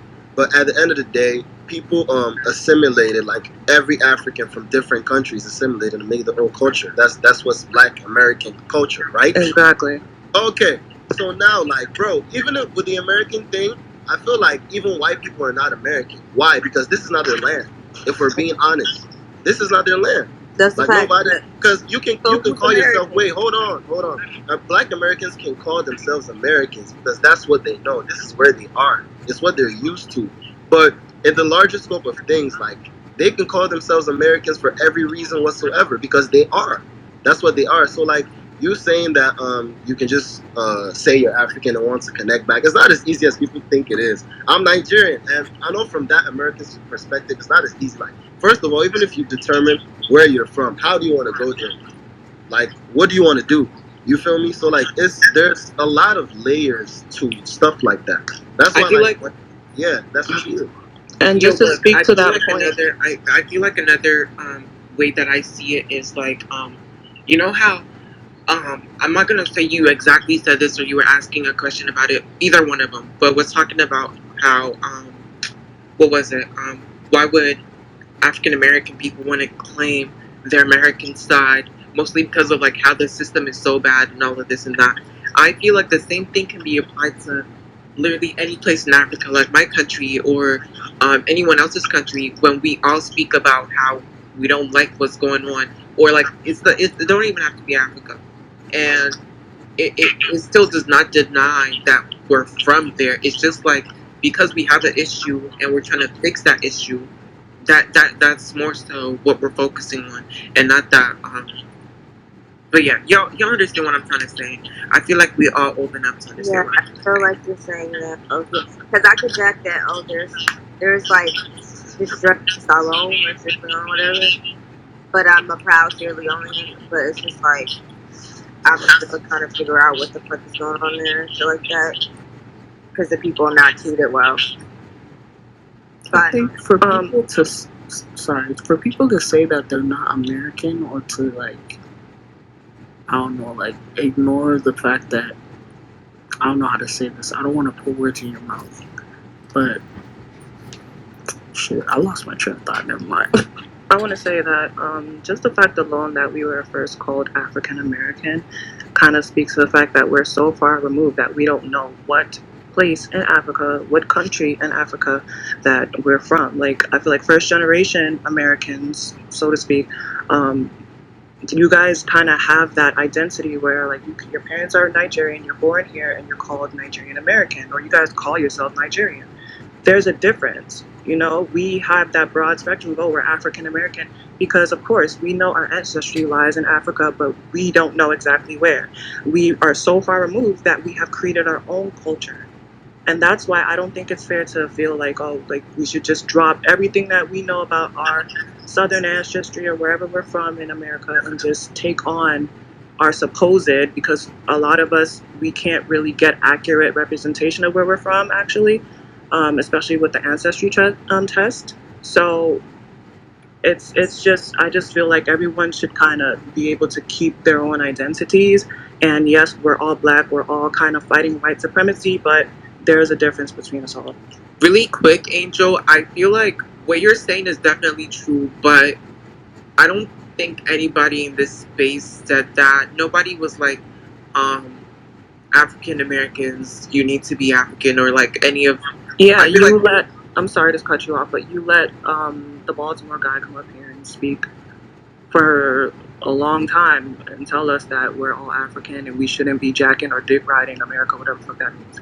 But y'all see how when he was here, we let him speak from his perspective, and we corrected him when needed to be corrected. Just like how Mary that was up here talking about Africans need to go back, Africans, we don't need y'all here, was here, and we still let her speak and we corrected. I feel like you need to understand that this went both ways and not make it seem like, oh, we were just here and we were quiet when people were speaking about this. It goes both ways. We're both all taking accountability for everything. And when he came here and he was speaking on that, I spoke on it, Lee spoke on it, who else spoke on it? Some other people in here spoke on it. So I feel like to just say that we dismissed him was not completely true. And y'all were all in here. Okay, can I add on something? Yes. For what Angel was saying. First of all, well, I don't want to say that she is because I don't know what, if Angel, are you African American? Yes, I am. ADOS? Yeah. Okay, me too. I am a descendant of a slave. So that's the shit that my, great people were, definitely. It's something that's deep in my bloodline. And honestly, I can speak and say that. Hold on, it's an echo. Is that my phone? Somebody got anything, Mike? It's because multiple mics are on. Okay, so basically what Angel was saying was, what was you saying? Dang, because y'all kept talking about something different. It really threw me off. I was just relating to what Angel was saying about the whole, we have the right to, say that we are African American and things of that sort. And also tying back to what somebody had like added me, and they said something like really, really weird, like something about African Americans having like, no culture outside of being something like that. It was fucking dumb, and I had to block them because it was stupid. First of all, African Americans ourselves, we definitely do have our own culture that is completely different than cultures that you can see in Africa today. Like real shit. When it comes to jazz, we made that shit. When it comes to R&B, we made that shit. When it comes to house music, we made that shit. So it's kind of weird for anybody to try to say that African Americans don't have any culture outside of being African.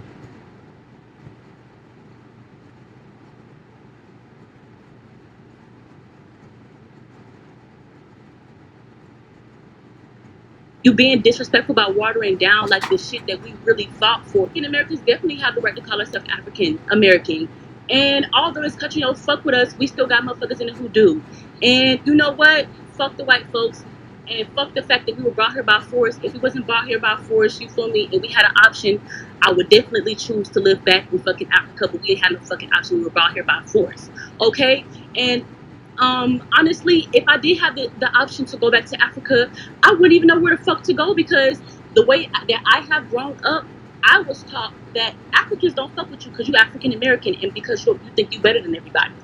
So I grew up thinking that Africans hated me, and I grew up thinking that Caribbeans hated me as well. But I'm educated now, and I know that's not the case. I know that there are educated Africans and there are educated Caribbeans who have disconnected themselves from that hatred against African Americans.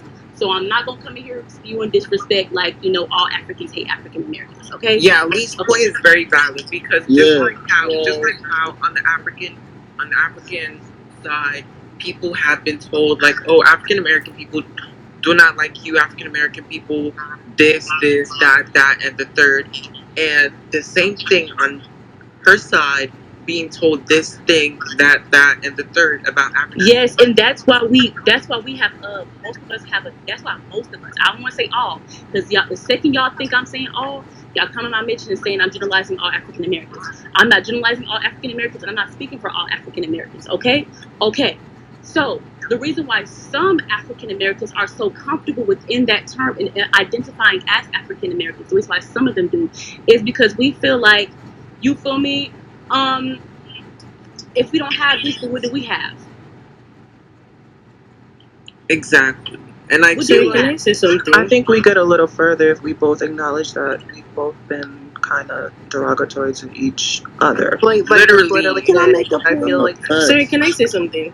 I haven't spoke all conversation. evening. I just want to make a quick point. My name is Ari. I'm African American. I'm from Chicago, and I noticed a lot of the Diaspora wars is based off of ignorance. And with ignorance, no one has given you that space for you to learn or for you to grow. And I want to say, I want to ask, at one point, where do we start holding each other accountable? I know I have African friends. I have African cousins, Ghanaian all the way. But at what point do we start holding each other accountable when my Black American friends are making jokes of my cousins from the diaspora or Africans from the diaspora? I check them right then and there. But then at what point do we all just start holding each other accountable to end these diaspora wars? That's all I had to say. Sorry, I actually want to say something. Please, can I? Go ahead. Yeah, go ahead. Go ahead. So, I want to correct this popular misconception about the word akata. I know we've passed the discussion, but like the word akata doesn't actually mean cat. The word olongo means cat. If you speak, olongo means cat. Yes. That's factual. So the word akata was used to describe African Americans that don't know their roots, and then over the years was used to describe Nigerians that went over to America and don't connect to the roots over here. At first it was derogatory, but then it became a word like nigger, how Black Americans are reinventing the word nigger, and it's no more negative when they say it. So now when Nigerians say it, it's not like an attack or anything. It's like just a word that you're using to describe people of the diaspora or African Americans. Now some of us, I wouldn't say them, some of us still use that word in a derogatory term. It's just like how Black people that lived in a white neighborhood would use nigger, and you'd be like, why does that sound racist even though you're Black? You understand what I'm saying? Like, the word is not more derogatory, but some people use it, and the tone they're using it in is like, come on. And another thing I want to say about the African American culture, there's no way to say this without making it seem weird, but like, if you've noticed, the only thing that most people that don't live in America know about Black Americans is the music and basically the music. So like, when people say African Americans don't have culture, I think the only context that I can put to that is that the only culture that is being amplified, the only African American culture that is being amplified is the entertainment. You can see that it's happening with Nigeria too. If you ask an average white person or a person that's never been to Nigeria what they know about Nigeria, the first thing they talk about is jollof rice and Davido and I don't need no other body. Like, meanwhile, our culture is so, like, our culture is way richer than that. The way we dress, the way we converse, our food, like everything. You understand what I'm saying? So like, that like, I feel like obviously we don't like talking about white people's involvement, but I'm just going to bring it up. Like, white people are suppressing African American culture, and if you can't see that, it's crazy to me if you can't see that. Like, they're minimizing your culture, even in movies, even in like everything. So like, the thing that they are like that is being amplified is only the entertainment. So when people say African Americans don't have culture, literally they are talking about the only things that they see, and it's just the music. Like, the other time, I think the president invited Donald Trump, your former president, invited people, like Black people, to the White House to talk, and this guy invited people like Kanye and some other musicians. Like, how does that make sense? Why didn't he invite thought leaders like Farrakhan? Nobody might. You guys might not like him all the way. It's everybody. I know it's not just white people. I'm just because it's not just white people. I didn't say that. Let her finish, bro. My bad. I didn't say it was just white people. I'm saying it's everybody because that is what is being amplified. And to an extent, if we're going to be totally honest, that is what also black people, like African American people, are amplifying. You guys are not like most like I don't want to sound like I'm pointing fingers, but like a lot of the times when you're on Twitter, when you're on the internet, when you're like the only times that like black thought leaders are being praised, are being amplified is like Juneteenth or like what they call it, February. That's Black History Month, right? I'm not really sure, but like those are the only times that I hear about Harriet Tubman and this person and that person and this and the culture, gumbo, blah blah blah. Those are the only times I like hear a lot about the black culture, of which I'm privileged to be on Twitter. As I say it, Twitter has done a lot in making like a lot of people that are outside America understand black Americans, because literally before we were outside looking in and it was usually what white people told us about you that we knew. You understand? Wait, but hold on. I feel like sorry to cut you off right there, but I feel like it also depends on who it is that you're following and stuff, because I know the people I follow, the African American people I follow, the African people I follow, everybody is educated, everybody's talking about this person and that person. I feel like when I even came to America, I learned about all these black leaders, black women, everything from these people on Twitter, and I feel like they talk about them like every single day at this point. It's just like, obviously, if it's a holiday, the more amount of larger groups of people that are going to speak about it is going to be higher, and that's where you're going to see it more. But I feel like it's definitely an everyday thing, and this is kind of like one of those generalizations that people make about Africa too. So I feel like it could go both ways. But I just wanted to let you know about that. But yeah. So we're actually saying the same thing, because like I go on Twitter and I was like following all those people and I realized there's somebody called this and there's Rosa Parks. No, actually I knew Rosa Parks before Twitter, but like you understand, like that is when you understand, and those are the people I follow, those educated African Americans that are educating other people about their culture. Those are the people I follow. But I also follow the Shade Room. Obviously I like a little drama, but I'm just That's saying a majority I know majority of like what is being amplified, and I'm not saying that it's only African Americans that are amplifying it. I'm saying the white media and the white people are also amplifying that. So like it's not like an African American cross per se. It's just what it is. So I think if like right now the African Americans are like a small minority group, right? But like they are the most vocal, they're the ones that have the like biggest voice in America, if I'm not mistaken.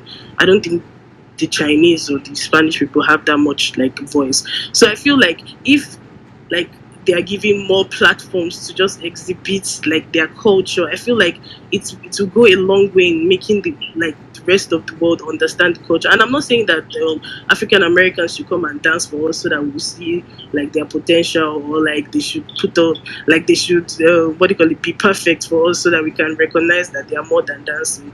But like I'm just saying it's crazy to watch that happening. Like the only thing we are literally saying about African Americans is them being killed, them being musicians. Like we're not really like hearing like the thought leaders and the people that are like the academia. It's not really being pushed to the forefront. That's because we suppressed. Like, and I want to jump. Yeah, I know that you're suppressed. I'm not saying it's an African American. Like I'm not saying it's you guys that are suppressing yourselves. It's Someone on the other side also, like on one of the African American people also brought this up too. But on the flip side, they were talking about how like they only ever see huts in Africa, and literally whenever you say Africa, name a country, the first thing is like Nigeria. And if you say name something Nigeria, they'll probably say like Boko Haram or something like that, because it's really all that is ever pushed to the forefront, because slavery, what's called poverty, this mud house, wearing leaves, stuff like that. So yeah, it's definitely goes two ways again. But can I share something real quick? Hold up. Yes, No. Sorry, because I have my hand up here. I'm trying to go to sleep, y'all. I'm sorry. Nah, go ahead. But yeah, basically, I wanted to chime in on what Miss West said because I mean, I feel like we've had a semi-productive, mostly anti-productive conversation, and I think that focusing on like present day issues is what's going to be more progressive in like African Americans and Africans understanding each other and becoming more of a unified diaspora rather than like having like these divisive thoughts towards one another. So like yeah, I agree. It really does go down to like what we're kind of fed, like the information we're fed about each group because like to Miss West's point, I was telling somebody the other day like we only ever see black prominent entertainers. But like in white culture, there's many prominent people who aren't entertainers who are ultra wealthy, ultra influential, who are known worldwide. And then we don't necessarily see that on the African American side. And these people exist. It's not even like they don't exist because there's plenty of them. And then on the African side, it's the same way, where it's like these perceptions that we're being fed by media conglomerates, to be honest, like everything down to social media, it's like it's based on an algorithm. So sometimes I don't even really take what I see online, through social media as true fact or face value because I understand that like that's not like a reliable source information source. Like it's really on both of us, or when I say both of us, I mean like African Americans and Africans to really seek out the information, seek out different groups and really just try and educate ourselves so that we can come together in like the separate respect of like supporting each group because each experience, even though we are both products of like slavery and colonialism and all of that, we do have very unique experiences. But how we interpret that is really what's going to like make things more progressive and less more of like these or redundant conversations about African Americans think this way about Africans and Africans think this way about African Americans. I feel like those conversations are so redundant because at the end of the day the information is out there, so it's like it's really on the individual to sort of change and take in like new thoughts and ideas because it's not going to get nowhere if we don't. Right, and I also do think that we should also stem away from this thing that happens where we're trying to take credit for other people's stuff. I'm only saying so because like the conversation about like Afro beats like being an extension of hip hop, or like as if like hip hop is what created African music of any sort. I really do just think like we can have these conversations without just discrediting other people's cultures and the stuff that they did for themselves as well. Please. That's not. I think we should also have these conversations without having our inherent like biases against whatever group, we have. Also, like me being like, I'm first generation African, I'm African American, and I'm also Caribbean, right? So I can see a lot of issues that happen within the diaspora, within my own like family, right? So one, like we should stop even saying these things that Africans hate African Americans and like African Americans don't have any culture. We know African Americans have culture because we all define ourselves within that culture. We all define our freedom within that culture. We all like don't even like pretend like your parents, if you're first generation African, your parents don't let you walk around with cornrows and grills, right? Like your parents are not accepting of that. My parents aren't accepting of my nose ring. My parents aren't accepting of plenty of things that I've definitely was inspired by African Americans, my African American family to do. And I feel like to say that African Americans don't have culture is really disrespectful because we all know they do and we all know it's very suppressed. Sorry, could I say something about that? I hear a lot of people saying that like their parents don't let them have cornrows or nose rings, and I think it's very sad because not because of African Americans. It's very sad because that was literally our culture before white people came. Yes, like men were in cornrows. It was like something like to celebrate. Men were like with like all these iron things in their nose. Obviously, we weren't calling it nose rings that time. But like you have to understand that the white people coming here also fucked us up. Like so like it's That's like not my only it's point, though. like no, I But understand it's not your only streetwear, point. I just wanted to like say something with about that. It wasn't to combat your point. yeah.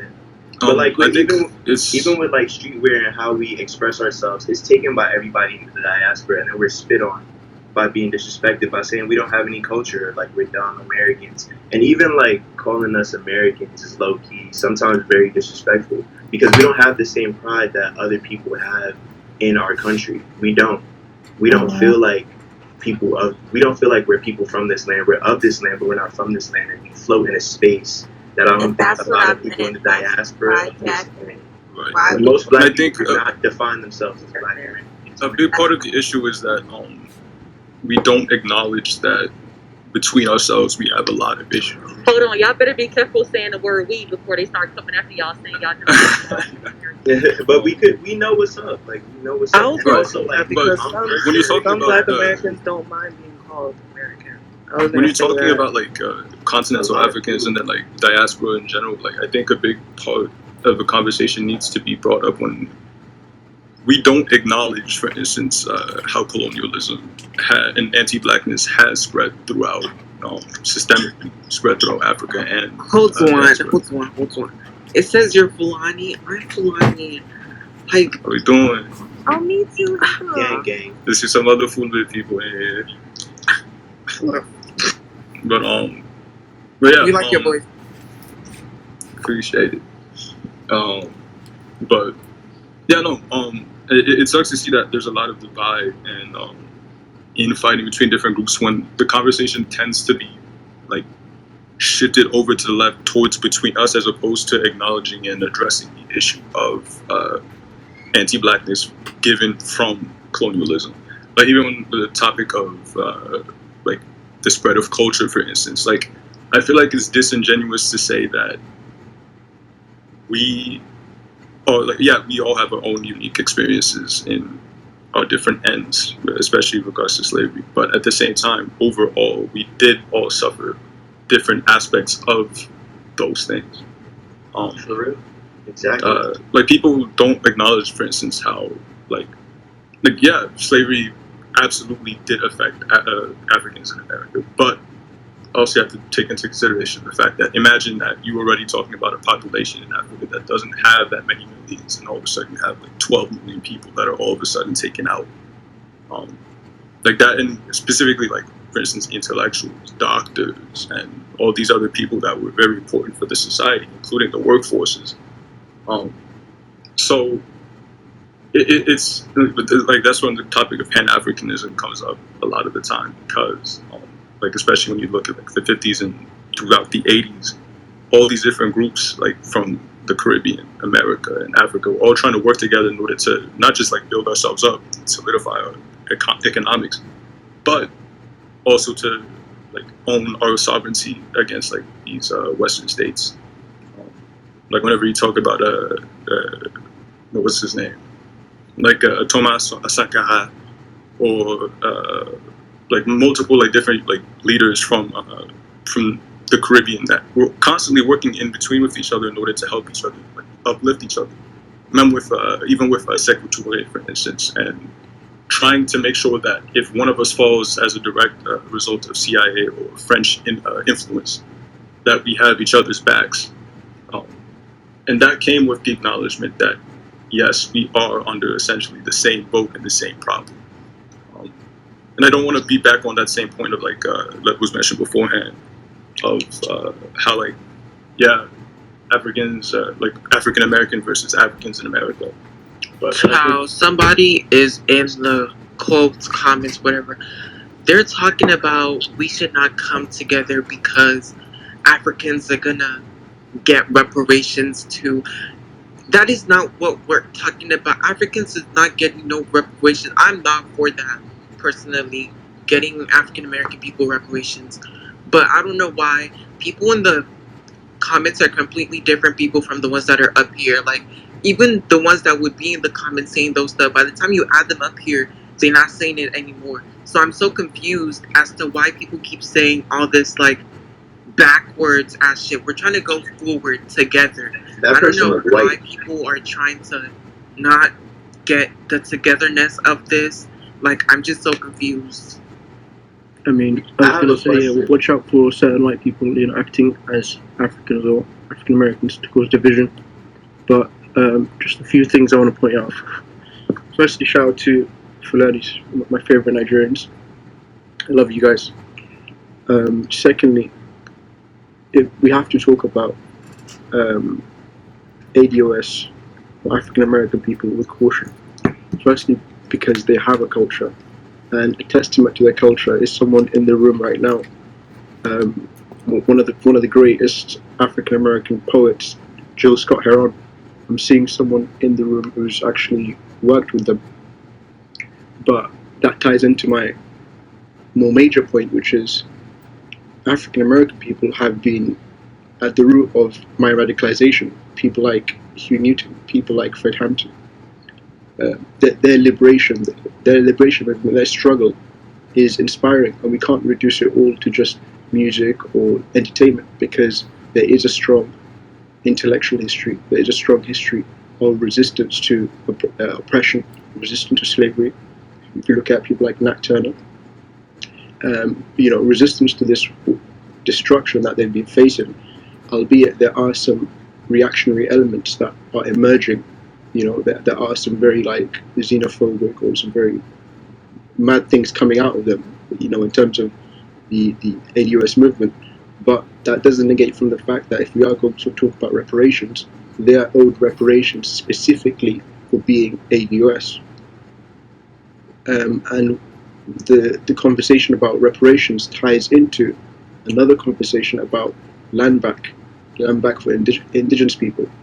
And if we are going to give land back to indigenous people, what ADOS people then have to realize is they can't make these arguments of go back to your own country, because the land has been stolen by settler colonies. But yeah, those are my points. Thank you very much for your input. I would like to speak now. So, the conversation has moved in a lot of different directions. It really has. Could be, so I'm just going to get this out. I think something that we really need to keep in mind in these conversations is... Oh, can y'all hear me? It says my connection was over. We can hear you.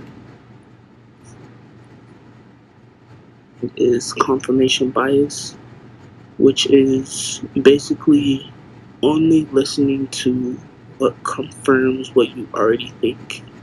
And I'm seeing that a lot in these conversations, because people will come in here saying, these people think this about us, these people are saying this about us, and they're not listening to all of the things that are being said that goes directly against what they're saying. And people need to come into these conversations with the intention of listening and understanding, instead of the intention of just trying to get people to agree with what they're saying, because we're not always going to be right. Sometimes we're going to be wrong. And another thing is, we are not our parents. A lot of these things are coming from our parents' words, our parents' opinions, and we all know that we're a much more progressive generation at this point. And what our parents taught us, we all know our parents are not always right. Some of us know our parents are just downright wrong most of the time. And we have to, move forward. And I think this conversation is getting to a good place at this point of the night. So I appreciate that. And I had all these notes and they straight up just disappeared. But one last thing I want to say is love does not equal hate. Just because we're advocating for one thing doesn't mean we're trying to advocate for dismantling another. So if we're saying that we want something for ourselves, it doesn't mean that we don't want something for other people. So yeah, I just wanted to get that out. Can I say something? Before you add, also, if you would like to speak, can you put your hands up so we can get the rest of the requests and we can do Yeah. So if you wanted to say anything, go ahead and put your hands up. If not, then we'll Also, please, to all the African American people in here, what is it that all of us collective, and the African people in here, and the Caribbean people in here, and the whatever, as long as you black in here, what is it that we've all been saying that these people in the hashtags not getting? Because the whole point is coming together, right? Why are they trying to say, oh, this person is trying to act like a ADO, this person is trying to this, that, and the third? Like, I'm so confused. What are y'all not getting? Like, I feel like one person says something, an African American person says something, y'all would say, oh, they're either being pick-me's, they're being coons, they're this, or that. An African person would say something, they're saying, go back to your country, this is this. Like, what do y'all want to hear? Y'all want to be separate so bad. We don't want to be separate. There's Like, honestly no point in even entertaining the hashtag anymore. I think they just Twitter fingers. let me go get an Advil, child. No, but like, why people trying to divide us? I mean, honestly, I feel like what is kind of being missed is like, for me personally, right? I think we've gotten so obsessed with the fact that like it's okay to be different, and we're associating like difference with like necessary division when that's just like not the matter. It's like I can just like firmly be like, yes, I'm not the same like history as an African American, and they're not the same history as me in a respectful manner. That doesn't necessarily mean I'm against them. And I feel like the way a lot of these other people are reading is like when we're saying it's okay to just kind of like, I don't know, like not want to fight each other all the time, it's like, oh, now like we have to accept everything in one another, and it's like kumbaya. I honestly think we're all grown enough to just understand that it's okay to just kind of like be, you know what I mean? But what's wrong with kumbaya? Like, Heike, can we move I just to don't the think subject kumbaya is of... realistic simply because there's just so many things that people are going to be working on. Hold on. Heike, It's not realistic.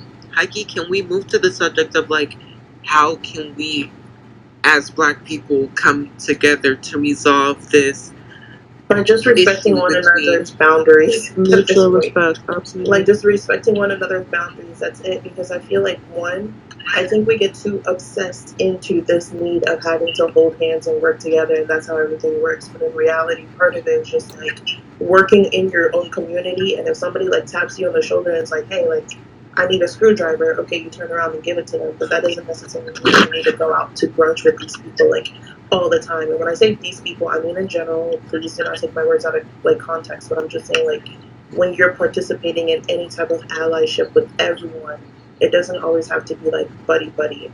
I have African American friends and I love them to death. One of my best friends is an African American, and no, this literally same, and I love her to death. But I'm literally just saying that like at the end of the day though, she and I understand what is necessary for us in both of our communities separate.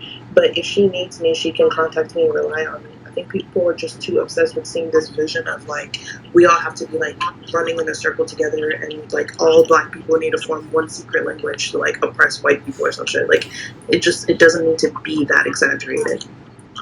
I mean, I'm not saying that. I'm saying like, why do we have to put that space between us?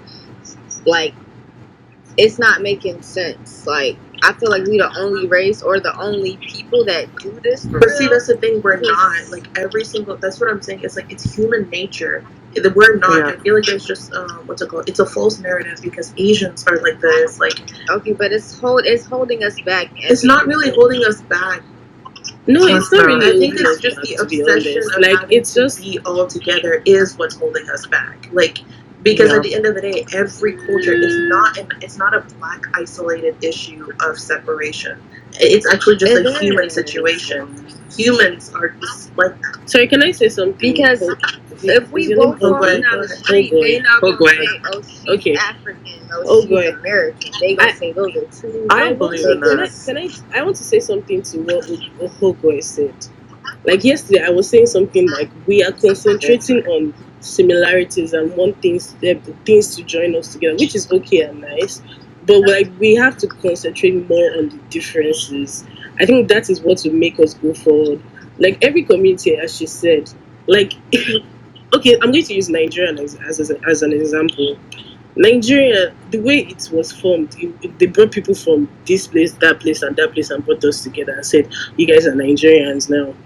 You know what? There's a divide in Nigeria. Igbo people don't necessarily fuck with Yoruba people, and Yoruba people don't necessarily fuck with Igbo people, and Hausa people don't necessarily fuck with Igbo people. But you know what happens in the end? In the end, when we have issues in Nigeria, we all come together and solve those issues. It's just like siblings too. Like I don't know what type of house you guys come from, but there are some siblings that don't really they don't like each other, but they love each other. You understand what I mean? Like you don't have to be best friends, but like you can come together and solve an issue. And doesn't mean that you separate in the end, but you just know that okay, this is not my culture, that is not my culture, this is my culture. Like you understand what I'm saying? And then there's a popular saying here in Nigeria, like if you want to hide information from a Nigerian, put it in the middle of a book. And I've heard an American say it too. If you want to hide information from an African American, put it in the middle of a book.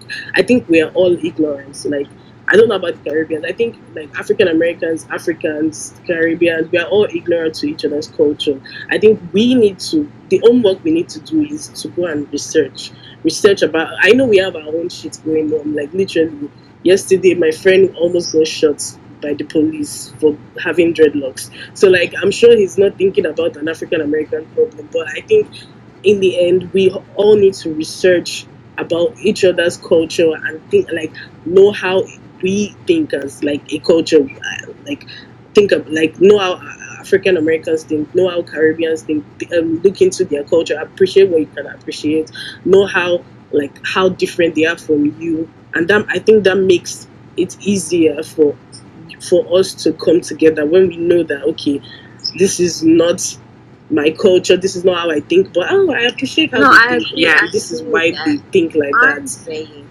Because we need to I have a question. acknowledge each other's differences, but not put that difference as a roadblock to communication or being like But that's a unified. matter. Like, That's that's a matter. No one is saying I have that. a No one is question. saying we should Look, put y'all. the This difference is as gonna a be really roadblock. short. I feel like what you're saying can also apply to literally every black diaspora because I feel like Africans, this one in this country would hate every black person in Europe would not like this person in this place would not like that one in that place. And I feel like yes, going back to what one of y'all said, it's really only black people that do this. If you talk about the Asian community, yes, you would see like I feel like you can't even compare theirs to how much of different people in the whole black race as a whole is so like far away from each other and would not take the time to learn about literally anybody else but themselves. And this is going to everyone, even people in Africa, people from different countries in Africa, all of it in general. Like we all need to. We don't. I'm not saying we all have to start going into other people's culture, but you understand people. You go way past the media description of what people from this place look like, what they do, or um, um, the bad way that they've been portrayed on social media or whatever. And you actually do your research, you understand people, you understand them, and then you can still be separate, but have that like, oh, okay, like that's my brother. Like I will stand up for you if you have a cause. I'll stand up for you. If that person has a cause, I'll stand up for you. Angel, you know? please mute your mic. exactly what yeah. I mean.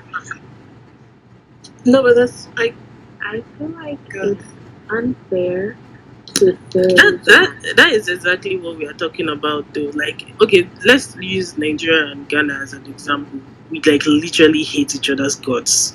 Like and when you're talking about Jollof rice, we go in on the Ghanaians. Like I feel at this point I feel like we are Kobe and like we're dunking on Iverson. That's how it feels like. But when NSAS when they were killing Nigerians, when NSAS happened, like there were a lot of Ghanaians on the forefront in their country, Ghanaians protesting in Ghana for NSAS. When there was an issue with gay rights in Ghana, there were a lot of Nigerians here, not everybody, because Nigerians still have their prejudice against LGBTQ, but like there were a lot of Nigerians here like being allies, doing whatever they needed to do.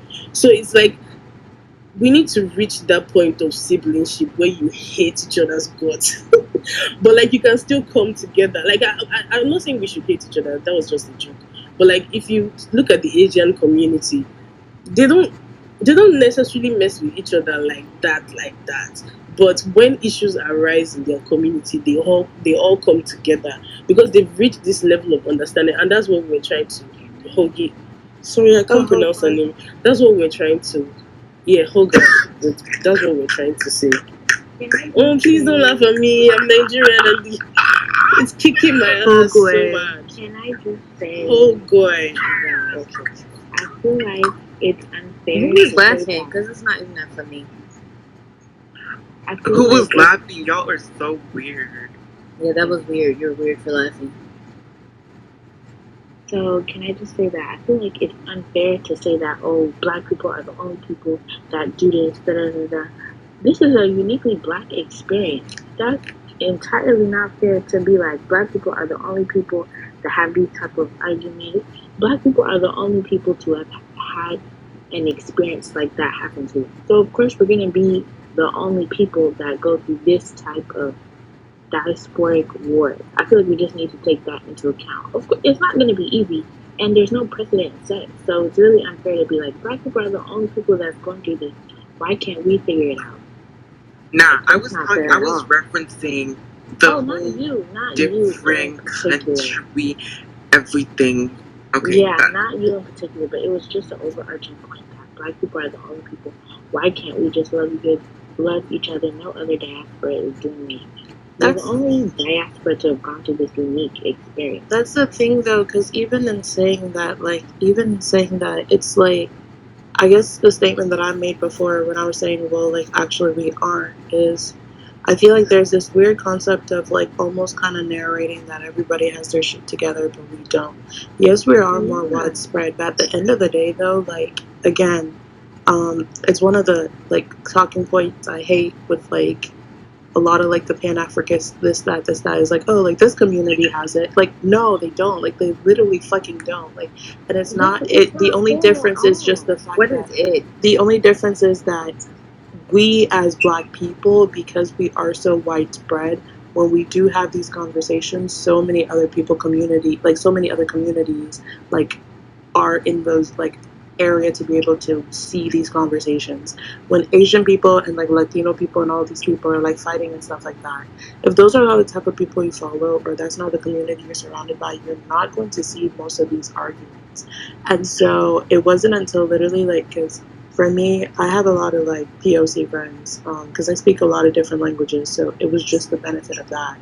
And it literally like go to an event and you have like the Eastern Asian kids like laughing at the Pacific like Islanders, and then the Islanders being like, we're still Asians, and then the Indians like there's literally still like actual issues. And then also a lot of Asia just colonized one another, so a lot of these issues and stuff still exist, not to the big extent. None of us are really, I feel I get you, but I feel like even though you have these friends, you are not educated enough in their culture to speak on what they going through. The only thing I don't believe I'm not mean to tell you what you speak on either, but I just feel like it's not gonna hold weight if we was all Asians in here, you came jacking that. I feel like they would disrespect you, honestly. Okay, so again, please, that's not the direction that the statement was going in at all, so I don't want it to take it that way. The simple statement was just the fact that these issues, the simple statement was simply the fact that issues still arise in other communities, and it's not like black people are so far behind that we don't get our shit together. It's just I'm literally just saying that these issues still. So I don't like when like we're trying to like create problems and like these innocent statements. It's literally just an example. Like, we as black people, it's not like we don't know how to do stuff. We literally are just being people in situations, and a lot of people participate in our conversations without our permission, and it's simply as that, because other cultures again still have these same issues. That's literally just my point. Yeah.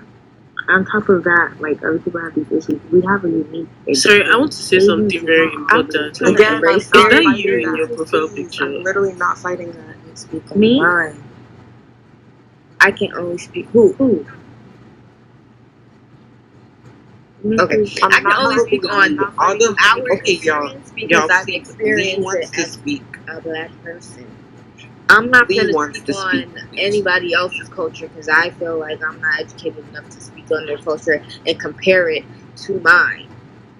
Okay, So you don't. to Not say everything that that is said they is don't a have their shit comparison. together, that's cool. But we Does obviously everybody don't else have our get shit what together I'm either. saying?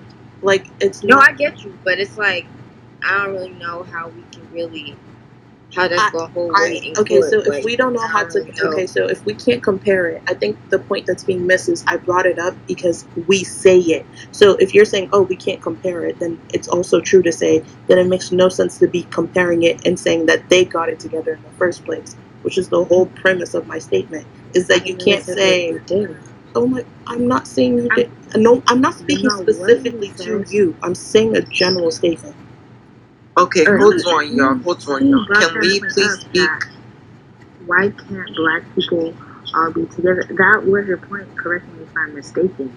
And I'm saying, like, it's not specifically black people problem. We need to find That is that it. this It is really a is. unique experience. That I'm That's not all. saying why Niggas black gotta people learn how can't to all be play that together. I part. said we can Okay, y'all. I've acknowledge been having my each hand other's raised for a good differences. little minute. We can acknowledge each other's differences and still fuck with each other. That's what I said. I don't think anybody disagreed with that part either. What I was trying to say was that back to what we were saying about how like we can all come together and like solve this issue. That's when I first heard my hand. I don't want to seem like a negative Nancy, but I'm gonna keep it a buck. Looking at the hashtag comments, I feel like that's never gonna happen. Yeah. As far as like complete unity. You say But what? hear me out though. I feel like we even can be those realistic. people I in the agree with you. comments can still learn at the end of the day. Yeah, Because because some of them it's came a- up here and you remember they said they didn't want to learn. They didn't. Yeah, like it was right. all So it's about just not they really they didn't, were but the listening thing is, to but the thing they is were that's listening to another thing reply. too. That's another thing too about the generalization. I'm not gonna say because those few people said they don't want to learn. I'm not gonna say that means the other people that have been here and have been talking about it are not willing to. You know. So just because of those few people does not mean the whole of them don't. No, I'm talking about like those few people are not the only ones Right, that have and that same form of exactly. thinking. Like I think it's we're millions just of saying them. on a realistic, because at the end of the day, you're still going to come into communication with some of these people, and I just think it's like one, we should just work with people who want to work with us, and if that happens to be someone of this group, that happens to be. But I feel like it's this like obsession of having it to be like, yes, like African Americans and like Caribbeans, let's all sit at a table and like drink and stuff like that, when in reality, again, we are part of, like, we are also human beings in this experience. We're not always going to get along, and there's just going to be some African Americans that don't like us. There's always going to be some Africans that don't like African Americans. Like, it's just going to be the reality of it. And so we can't, like, so I think it's a generalization in itself to say that it will all work together and it'll all be good. At the end of the day, it's just about respecting Can one I another. can I say something real quick? Yeah. You can speak. Let me say something real quick. And when I say fuck America, I'm talking about systematically, because America is not for black people. It wasn't built for us. America don't do anything for black people, and everything that we have is because of us. So that's why I say fuck America. And I'm saying, if you get mad because I say that, you're a part of the issue. Because if you know the history of America, America ain't never do shit for me, and ain't never do shit for anybody. So I just want to get out the way because I heard somebody say, "Oh, he's saying black people dig out of America." Whatever that means, and I'm saying, like, don't invest your life and your energy into America too much.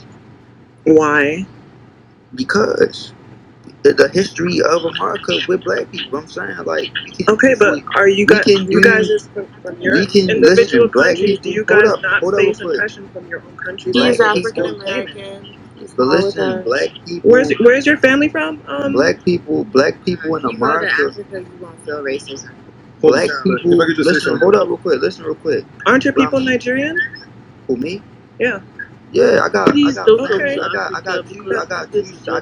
sides. Like, I hear, like, when you say Listen, about hold up real quick. oppression from each different country, I hear that.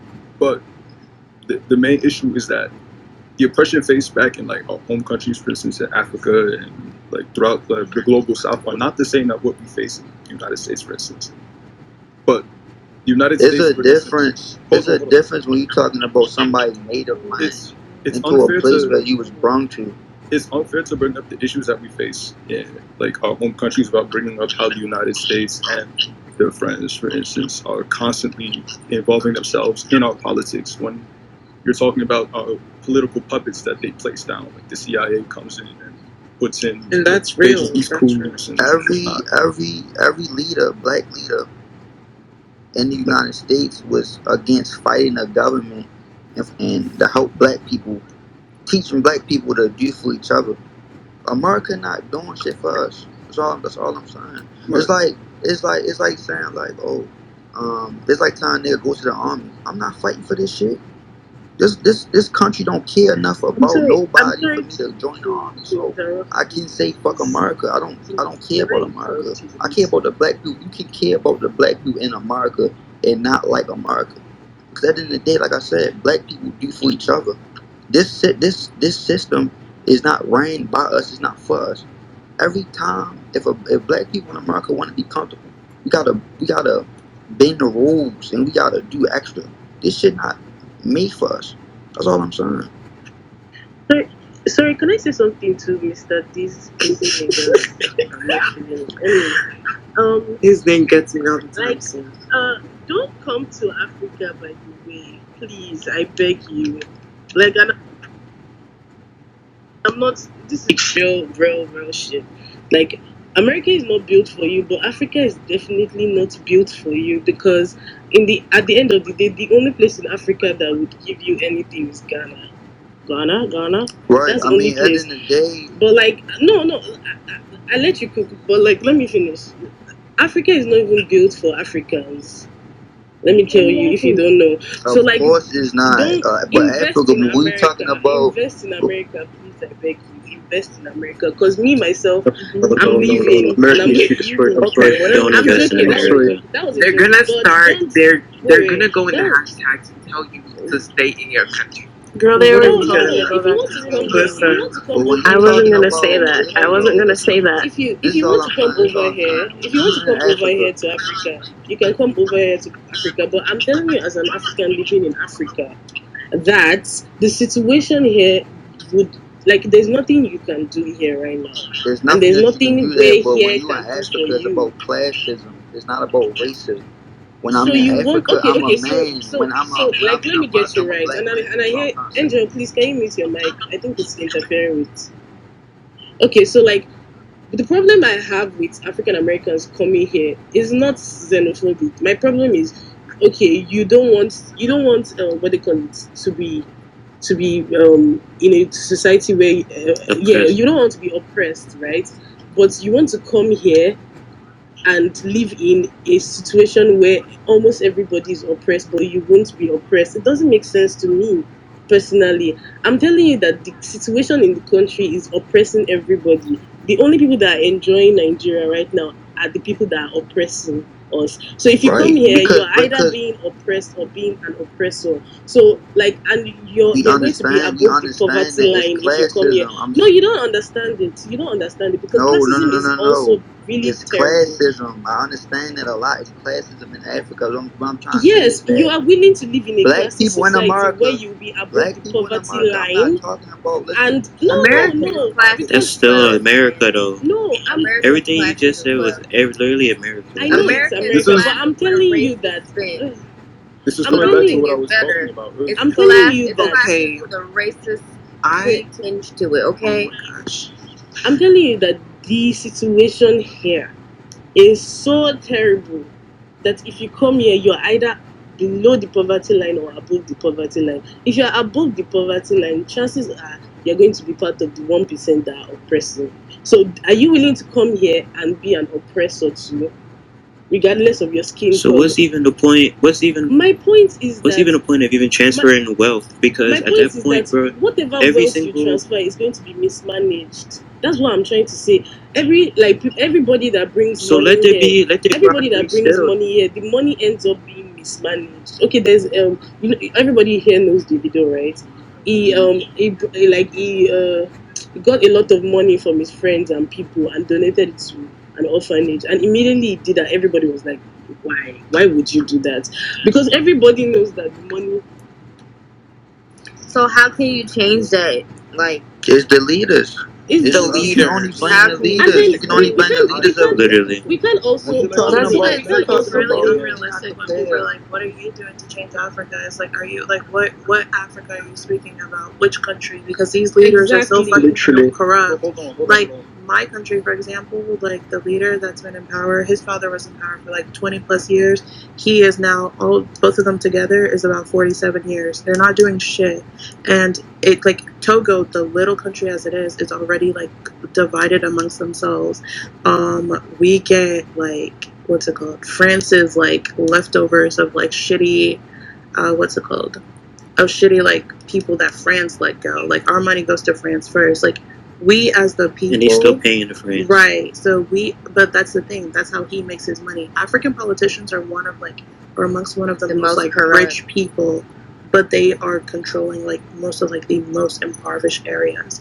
So at the end of the day, you can't then blame the people for the situation that is participating, because a lot of the way they handle some of these situations are so barbaric in regards of like any aspect of wanting to like it's a lot, and I feel like it's hard to understand unless you are there. And why does Okay, Africa yeah, have and these, so hear me out. Hear me out. guys, just one quick point. As Why does Africa no, hear me out. I've been trying to speak for a little bit right now. Okay, so this whole thing is about accountability, right? So, okay, boom. I'm gonna tell y'all this. Oh my gosh, this is so much. But as somebody who, my American story is very different. I did not live here first. I was born in Dubai, lived in UK, moved here 6 years ago.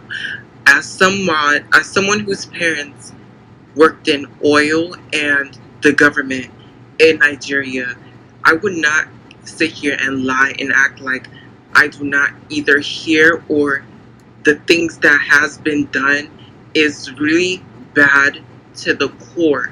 And I will tell y'all this right now. What's it called? My mom has tried for years to try to like improve certain things, or like helping orphanage, like simple things like that even. But as soon as I feel like as soon as they see somebody like in that power position that tries to do something, they would all try to like get you out of that power position, so you can't go forward to helping your people, because it's a whole corrupt system, and the people that are at the higher part of that government are all somehow associated with the UK, because the UK literally, what is it, or what's it called, the colonizers of Nigeria. Like literally, I feel like they have the last say in everything. So by the time you join the government and you're like, oh, I want to change this, I want to change that, if it's gonna affect all these people's pockets, they're gonna make sure they do something to keep you out of that place. And even if you do get there, right? Like it's so corrupt to the point where even if people collectively vote for you to get there, their vote really does not matter on nothing. As long as they say they don't want you there, it's done and it's over with. And I feel like a lot of the reason why my parents traveled a lot or came to different places is mostly because they did not want us to experience those type of really bad conditions that those people were putting out there for people. Like my parents have hosted like I think about 4 visa lotteries before. They've hosted stuff to literally help our people. But I feel like if other people in power could not recognize this privilege or recognize like all these problems and think about someone else for a chance, then we really can't move forward, like just in that society though. But yeah. Sorry, can I say something? And it's also unfair to like immigrants coming from. Oh, sorry, I didn't. So the reason why corruption exists, the reason why poverty exists in Africa, the reason why you can't see any meaningful change, the reason why despotic rulers exist in Africa is because of, like you mentioned, colonization and imperialism. And at the head of the global oppression, at the head of global imperialism is America. Hence why America needs to be destroyed for Africa to develop. For Africa to develop rulers or leaders that are acting in self-interest. Because if they do now, they'll be assassinated. If they do now, America will just fund any other reactionary element to subvert them, like they did to Sankara, like they did to Gaddafi. And I agree with someone mentioned. Not only does America need to be destroyed for that reason, but for the reason of the oppression they cause to African American people and to indigenous people. So death to America, and see you guys. Okay, so can I say something? Can I just say something? Okay. Starting off like that. I'm sorry. I have my hand up first, so I'm just going to mention something about this guy, right? He's honestly a Marxist. I think he does bring up good points. I should mention he is not American, and he was telling us about destroying America. And something that he keeps forgetting is that if America were to fall, they will literally just kill all the black people in America. Yep. You need to understand that. So it can't necessarily be like a physical destruction of America that would happen. It has to be a social reconstruction of some sort, right? So let's chill with the whole American downfall, right? Because you're not gonna find people in here agreeing with that. For multiple, he left. But look, guys, that guy is like a British Marxist. He's not even black. He's like some sort of like Arab. Okay, don't listen to what he's saying. Can I also say something? But in a way, though, America's still in the way. Yeah, no, but I feel like again, it's a bit like I think here. that the idea to have to destroy like America altogether. One, I think it's a bit inconsiderate to why there are people here, and for that process to like even exist or even like just move forward again. The one thing I will agree with like Mary on that topic is, one, the people you're putting in danger are the black people, because like white people are not going to just sit there and have people like just like destroy their country for what? For Africa? That's the whole reason why all of this shit happened anyway. And then so like you're just putting a lot of people at risk. I feel like at the end of the day, right, realistically, a lot of this shit is shitty, but the only things anybody can kind of do is something or kind of try. And I don't, at least for my lifetime, I mean, again, this lifetime that I'm living right now with this identity, I do not see myself like destroying America in order to like rebuild all of Africa and the continent. Again, maybe yes, I do lack all of that, whatever, but I just don't see it realistically happening in my lifetime for me to now plan. Can I ask you a question? But there still has to be some form of detachment. Okay, can I ask you a question? Can we please speak? Lee, turn your mic on and speak, please. No, for real. I've been trying to speak for the longest, but like I was waiting for my team. As soon as I got my team, somebody else will speak. I'm in the airport, sorry, just nosy. But my thing is, first, since I just heard this, if he's not black, why is he in here? Well, I didn't know because he don't post his... He pretends to be black, but the other day when he was in our conversations and someone asked him where he was from, the only thing he would say is diaspora, and that's how, like, obviously, okay, that's not a black guy. That's not a black British guy, because he could have just said a country, right? Right. So that guy, if you see him, he's just another Marxist going through. Marxists are going to use the black community for their gains. I'm not saying exactly that everything a Marxist says is wrong, but Marxists do not have us in their interest, and even Karl Marx himself did not have a good opinion of black people. To just remember that before you start going, down with capitalism, communism for the win. I say that shit, but it literally is like they don't care. And then also they didn't like black people. To respond to Sean, my thing is, it's like America this, America that. You know, America is that, but it's like, realistically, name a country that we, as all black people, would be comfortable in with no oppression. Exactly. What I'm saying is, black people got to make America comfortable for themselves. That's all I'm saying. I'm saying systematically, fuck America. That's all I'm saying. I'm not telling niggas leave America. I'm not telling niggas just ditch America. I'm saying we have to make America comfortable for each other because the system, the government is not doing it. That's all I'm saying. If you wait on the government to do it, the government ain't gonna never do it. 'cause the Government not is doing not in shit for favor of it. nobody. That's all I'm saying. So when I say The fuck topic of America, like, because at the end of the day, that's what America is. but hold on, I wanna go back on the topic of Africa in particular, especially in relation to Marxism. It's important to note that Marxism isn't just like something that Karl Marx never discovered Marxism. Like there's different types of Marxism. Like when you're talking about Kwame Nkrumah, for instance, there's a lot of Nkrumahs. Like that's a very specific type of Marxism that is geared and built specifically for Black people and African people within our countries. There's different factions of that, and there's different ways it's been implemented and has succeeded in multiple ways.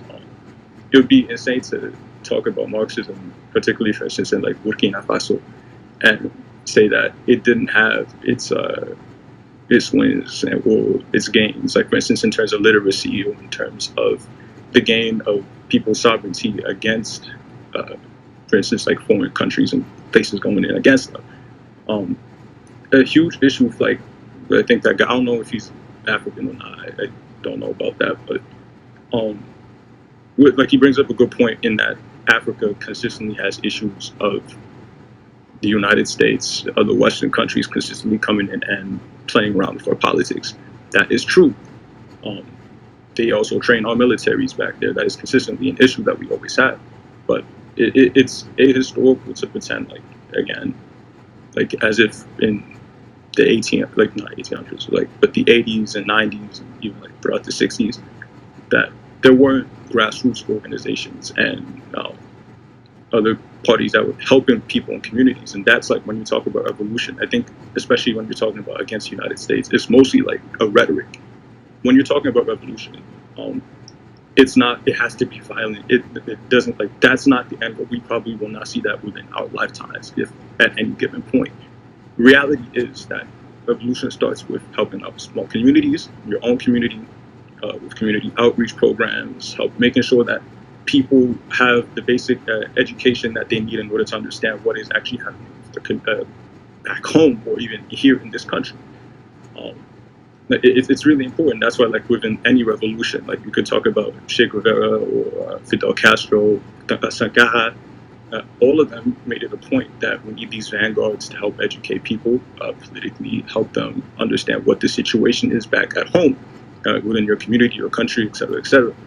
But you can't just say that, like, you can't. It's not inherently violent. But that's not the first go-to. That would be stupid to just jump into that type of thing. But it is true that America, France, and other Western nations do need to be overthrown by the communities that are there. Like that goes back again to like land back conversations and giving land back to the original peoples that they were taken from. I don't know how familiar people here are with Kwame Ture, for instance, but he is a great person to listen to in their talks and understanding like how these things need to be approached. And I would definitely recommend that for people. Thank you. It's Kadira next, and you're so pretty. Okay, yeah, go. Oh my God, how did you know my name? I know your name, her. Oh, okay. Okay, hi. Okay, my name is Kadira. I follow all of you guys, so please follow me back. I want to start by saying I have a show called Viral Debates where we have these conversations where everybody can speak. So follow us and let us know if you want to join it. I want to start by asking you guys to not refer to white people as white people, refer to them as Euro-Americans, because when we give them that term white, it's almost like they have rights to America first. So the same way we refer to black people as African Americans or Africans or Afro-Americans, we need to start calling white people what they actually are. They're not just white. They're Euro-American. They're immigrant just as much as anyone else, except for the people who were brought here by slavery. So I mean, you guys said a lot. I think the main thing that I want to point out is one of the people earlier said that the way Nigeria was brought together was different people being brought together and being called Nigerian. And today, there's so many different tribes that may not fuck with each other, but when needed, all of you guys still stand together as Nigerians. Well, if you think about Black Americans, we were all brought here from different countries, from Angola, from from Sierra Leone, from different countries. The first Africans here were from Angola. So we were all brought here from different places. We all had different languages, different tribes, but we became one new tribe. And I think the problem with you guys and us connecting, Africans and African Americans connecting, is you guys don't respect our new ethnicity, which I would say is Ados, a descendant of a slave. And that is what's causing the tension. And we have two different experiences here in America, and I think that's like the main issue. I know you guys were speaking about something else, but I just want to bring that up again. The other thing that someone mentioned, which was, I forgot. But I just want to say that at the end of the day, I am all for unity. I think that there is going to be a day where Africans and Caribbeans and ADOS people can get together. But I do think that the ADOS people in the room, we have to specifically identify ourselves first, because if we don't, other people will not respect us as an ethnicity. So you guys don't look at us as one. You guys look at us as them niggas over there, them niggas from America. And I feel like that's the issue. You guys use the words, the slurs, akata, and all these things to disrespect us with kind of no respect to the fact that we were brought here as slaves, we made our own way, and we made it comfortable for you guys to come over and become these doctors and become these lawyers and become these engineers. To disrespect our ethnicity and what we fought for is really rude. My grandfather was a cotton picker. My great grandfather, his mother was a slave. These people really worked hard for you guys to become doctors and lawyers and engineers in America. And so I think it's really, really disrespectful to say that we can't all be in unison one day. I also think it's disrespectful to just not acknowledge us as an ethnicity. You guys need to start going home to your parents, to your cousins, to your mom, to your dads, telling them that these are a new ethnicity of Black people that we have to respect if we want to have more of our cousins from Nigeria or wherever the hell else succeed in America. Because Euro-Americans are killing y'all too. So at the end of the day, I think that we can have unity, but it can't happen with this attitude that we're not our own ethnicity, that we're just the niggas over there. And I think that's just like the main point that I want to mention. There's a lot of things that you guys mentioned, but I was on hold for like an hour. So I'm gonna stop there. I wanted to clarify when I said that I don't find the unity thing to just be realistic. I mean it in the sense of like, I just believe that there's a lot of different things that are necessary within. Wait, is this something wrong with the connection? Can you guys hear me now? I can hear you.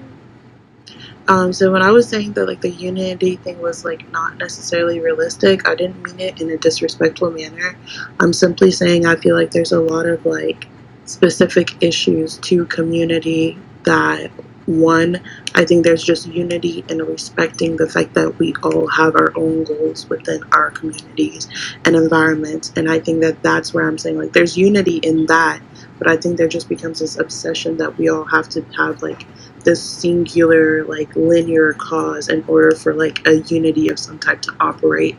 And I just find that to be redundant, because no community whatsoever of any kind has that. Like it's not, I'm just saying it's not realistic simply because it's just not of human nature for all of us to have like this one common goal, because we're all going to disagree at one point. But it does not mean that I don't think that there are things that we can support each other on. But there's a difference between supporting and then just being like kumbaya in a circle and stuff. And what you were saying was just support. Yes, that's it.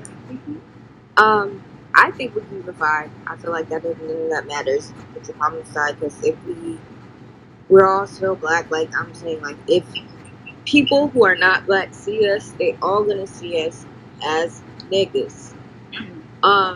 Sorry, can I say something to Mary? Mary. You said those niggas over there. Can I finish? hold on. Can I finish, please? This isn't about me. Talk to someone else. Can I finish, please? Can I finish, please? Can I finish, in Nigeria, Can I like finish, living in please? Nigeria, I don't Oh my understand gosh, why you're you still said going. Can I that. finish? What the hell is going on? I think that she probably couldn't hear her because her Oh, mic yeah, was, she said her her mic mic was is like not working, and she said she didn't even hear me. So I don't think she's doing it on purpose. But sometimes you can't hear the other person speaking. Okay. Okay, because that was kind of nuts. Is it fixed? So to touch on you saying that Africans don't respect the ethnicity that y'all made. Did y'all, like, I'm not trying to say this disrespectfully, but did y'all make it or y'all forced into it? Like, were y'all forced? We Did made y'all it. would had you not been taken out of Africa by force? Would you choose to be African American? Would you ask this for Caribbean people? The fact is that is What do you say? Can I answer her question by it? So history has always made people different. I mean, Nigerians weren't taken out of Africa to become Nigerians. A white woman gave Nigeria its name. Okay, Nigerians were brought together and they were made Nigerians in Africa. They didn't have to be taken out to become this new type of people. So that's, I mean, listen, history makes people who they are. So you can't ever take away that fact. Yes, we were brought here. And like I said, like we had Angolians were the first Africans that were brought here to Virginia. They were supposed to be taken to Mexico. The second wave of Africans were they were from West Africa, so probably either the Ivory Coast or Sierra Leone at the very tip. Yeah. These different people came together, okay, and they became a new type of people by way of what was happening. They had no choice. They had to lose their language. They had to shave their heads. So you can't just say would we have become our own ethnicities if we weren't forced? Yeah, it was forced, but naturally over time people always remake themselves. So yes, it was out of slavery, but at the end of the day, we're not in slavery anymore. But we are mentally, but we're not in That's what I'm slavery saying. I feel like this whole so at the end new of the day, ethnicity thing is a mental slavery type thing because Why? This is so disrespectful. Is it not? It really is. Okay, hold on, Kadira. I feel like what Kadira is saying is very valid. I really do not know how we're getting the aspect of feeling like forced into this. I feel like that's literally how a lot of African cultures literally even came about. Like, I don't know, or like not cultures, like countries and stuff like that. And the countries where like in Nigeria, there are places where like there's the quote unquote the middle grounds, where there's like people of this tribe and that tribe living together. They either say different words differently or speak the same shit but with like different wordings. And I just feel like that is very invalidating to say that. Okay, like if going back to what you said about did you feel like you wouldn't be African American if you weren't forced? But they were forced, so I just feel like that right there is just the like, if you're already in this state, like why are we going to like the what if this didn't happen? But it did happen, and African American people are seen as a tribe of people. That, I mean, that's how I always seen it. Since Africa, since whatever, I always seen black people as different tribes. That's why at first, going back to what we were talking about earlier, I was like, I used to think nigga was like the tribe of black American people just because I was mentally never taught to like think of, oh, this person's black, this person's white, this person is that race. I never was taught to look at race and was just like, oh, you know you and you identify by your tribe and stuff like that. So yeah. Alright, y'all. I'm about to head to bed because it is very late and my head hurts. It's almost 5 here. I'm talking like I really do not have to be in a meeting in 2 hours. Yeah, so hopefully we have another space like this, a little bit more productive. I'm glad we kind of got to a civilized like space where we can talk without screaming or like saying any ignorant shit. I mean, a little bit, but yeah, I'll see you guys another time. You guys have a good night, day, afternoon, you whatever. too. Bye, my love. Bye. Bye.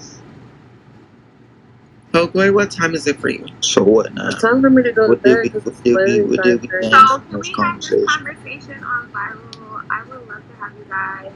What did I we just gain? woke up, so if you guys are getting off, that's fine. I just got up. What country do y'all live in? Okay, well, I'm gonna be here for like. Quick question. Well, you guys What are did talking we gain I'm from this gonna conversation? go.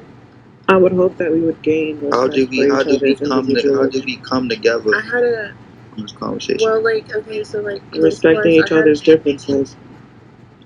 We are different. We know that. So Right. I respect the So differences. I'm just let trying to people claim that understand. they're African American, Black American. I ain't mean no disrespect. I'm just trying to understand. I don't agree with what she said.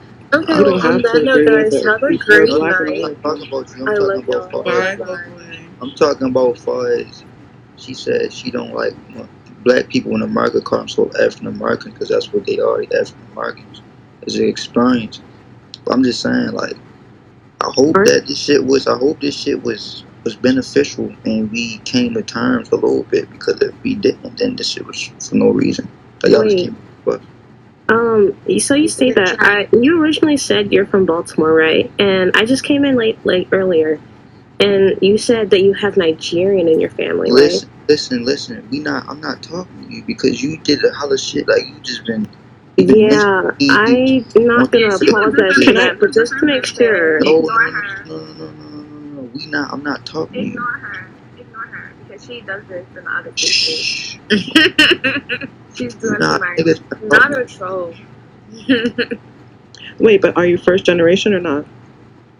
I got, like I said, it's two sides. I got two sides. So I got friends that have been here, and then I got my Nigerian side. That's not So yes, you're first generation.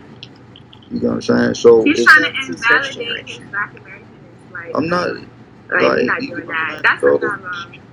No, I'm first gen, and I'm not gonna not acknowledge that I'm but I don't want to say I'm African American because like America never did shit for me as well. Like I'm not finna jack a country that is made to put me down. Like that's me personally. That's me personally. I'm born here not by choice. I identify myself as African American. That's my point of view on life. I don't have the same point of view as a person that was born and raised in Africa. So to me, I am an African American. And I feel like it would be disrespectful for me to say I'm African American because I don't have the same experiences as y'all. I grew up in an African household.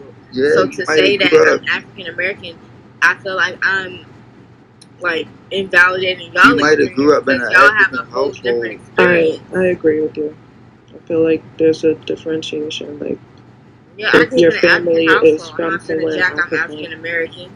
Like I'm first gen. I'm gonna say that. Yeah, that's respectable to me. Hey man, I got, like I said. That's what I'm trying to understand. My why y'all want to say African American? Because our family, our lineage has decades in this land. That's why we say that.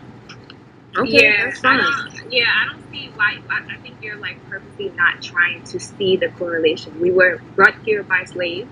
The slaves had children. Those slaves had children. Those slaves had children. It's centuries of lineage. Like, it's hundreds of years of lineage. That's what I'm trying to see where y'all stop being African.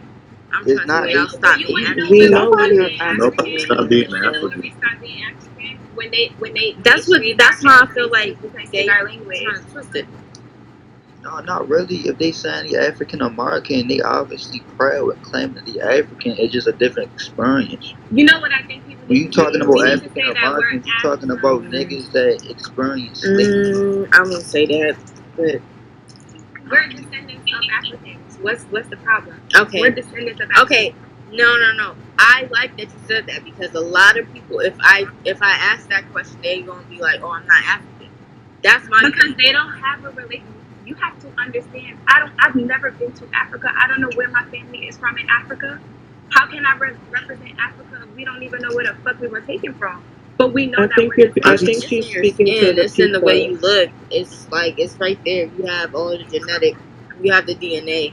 You don't have to know. I feel like you don't really have to know the culture, but you know you, and you are African. No, you ma'am. I can tell you, I can honestly tell up, and this may sound ignorant as fuck, but because I'm knowledgeable now, I can say it. Growing up, I didn't even know Africa still existed. I didn't even know Africa was still a place. I remember being in 3rd grade, they were showing us Africans on TV with flies around them, and I was like, this cannot be a real fucking place. So I did not know Africa was still available for us to go back to. So that's why I couldn't say, or Africa is a myth. Basically, like it's I thought they fucking burned that shit down, took all them niggas out of there and put them in different places. I didn't know y'all fucking still live there. So that's why people can't relate to Africa. You can't fault them from that. But now we are adults and now we know that, whoa, we are descendants of those beautiful people over there. Why can't you guys respect the descendants over here? I will say that I think she's speaking to those Black Americans that say that their ancestors, like they were originally here. I think that's what you're saying. Black people say that they're native here. I do know that there's some Black Americans that claim that they're native to this land, like native, and they weren't brought here for slavery. there's already black Like people Jack here. Davis. Black And people I here. respect They don't know what that is. them saying that because I figure they must know more. I can't speak on it directly. I know I'm a descendant of a slave, but if people say that they were here originally, who are we to disprove that? That's how I feel. Yeah, so there's this great I just study. feel like- I'm sorry, I'll let somebody else speak.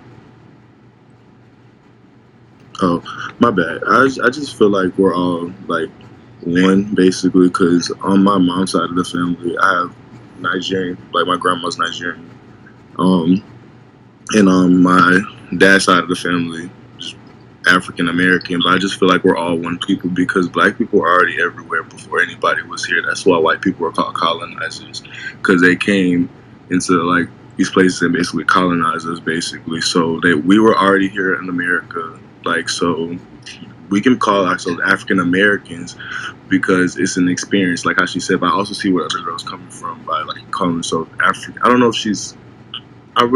Actually no, I can't see the both sides. But basically, there's an experience with calling yourself African American, but it's not to just say that you're different from an African. It's just a different oppression. But we're all getting oppressed. So I just feel like we're all one people. So it's like this conversation. I feel like there's really nothing. I don't know. Like I just feel like we should respect each other. Like we all, it's all trauma, like in the timeline. Yeah, like it's like why should we have to sit here and discuss like, oh, this makes me different? Like we're obviously we're obviously all the same. We're obviously all oppressed. We obviously have a system that works against us as a whole, as people, as black people. Like, and we're not even called black. Like black is like not our ethnicity. That's not what we are as a people, but that's just what white people call us. Like, it's like that's what separates. It's just tools to separate. It's like that's a color people, that was used to. Yeah, so I see where you're coming from. I see, like, I didn't know, like, I didn't wasn't here at the beginning of the conversation, but I kind of see where you were coming from. But I didn't know exactly where you started off and where you were coming from. But I just feel like I'm not gonna call myself a color. Like I want to know my ethnicity. That's why I got into I want to know what this side of my family's from, what this side of my family's from. But from what I've learned, basically we're all just we're all ethnic people. We're all but that's what I wanted to say. I just feel like we're all one, and that we need to just start embracing ourselves, embracing our culture, and stop trying to basically gatekeep our own people from what is ours. Because I've been in situations where I've been around other Nigerian people, and they would basically make me feel like I wasn't like one of them. And I've been around black people that hate themselves, that are from America, that don't because some people would be coons, they don't even realize they're coons a lot of times. Like they'll literally say some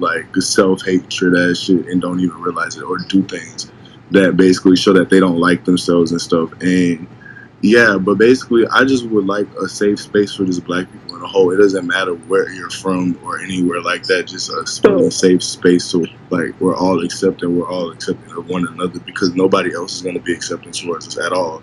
If I don't know who said that earlier, but if a white person was in this space, they'll probably be confused as fuck. They'll be like, who are all these monkeys saying oh, this person's that in the floor, because they don't give a fuck. So why are we sitting here regardless?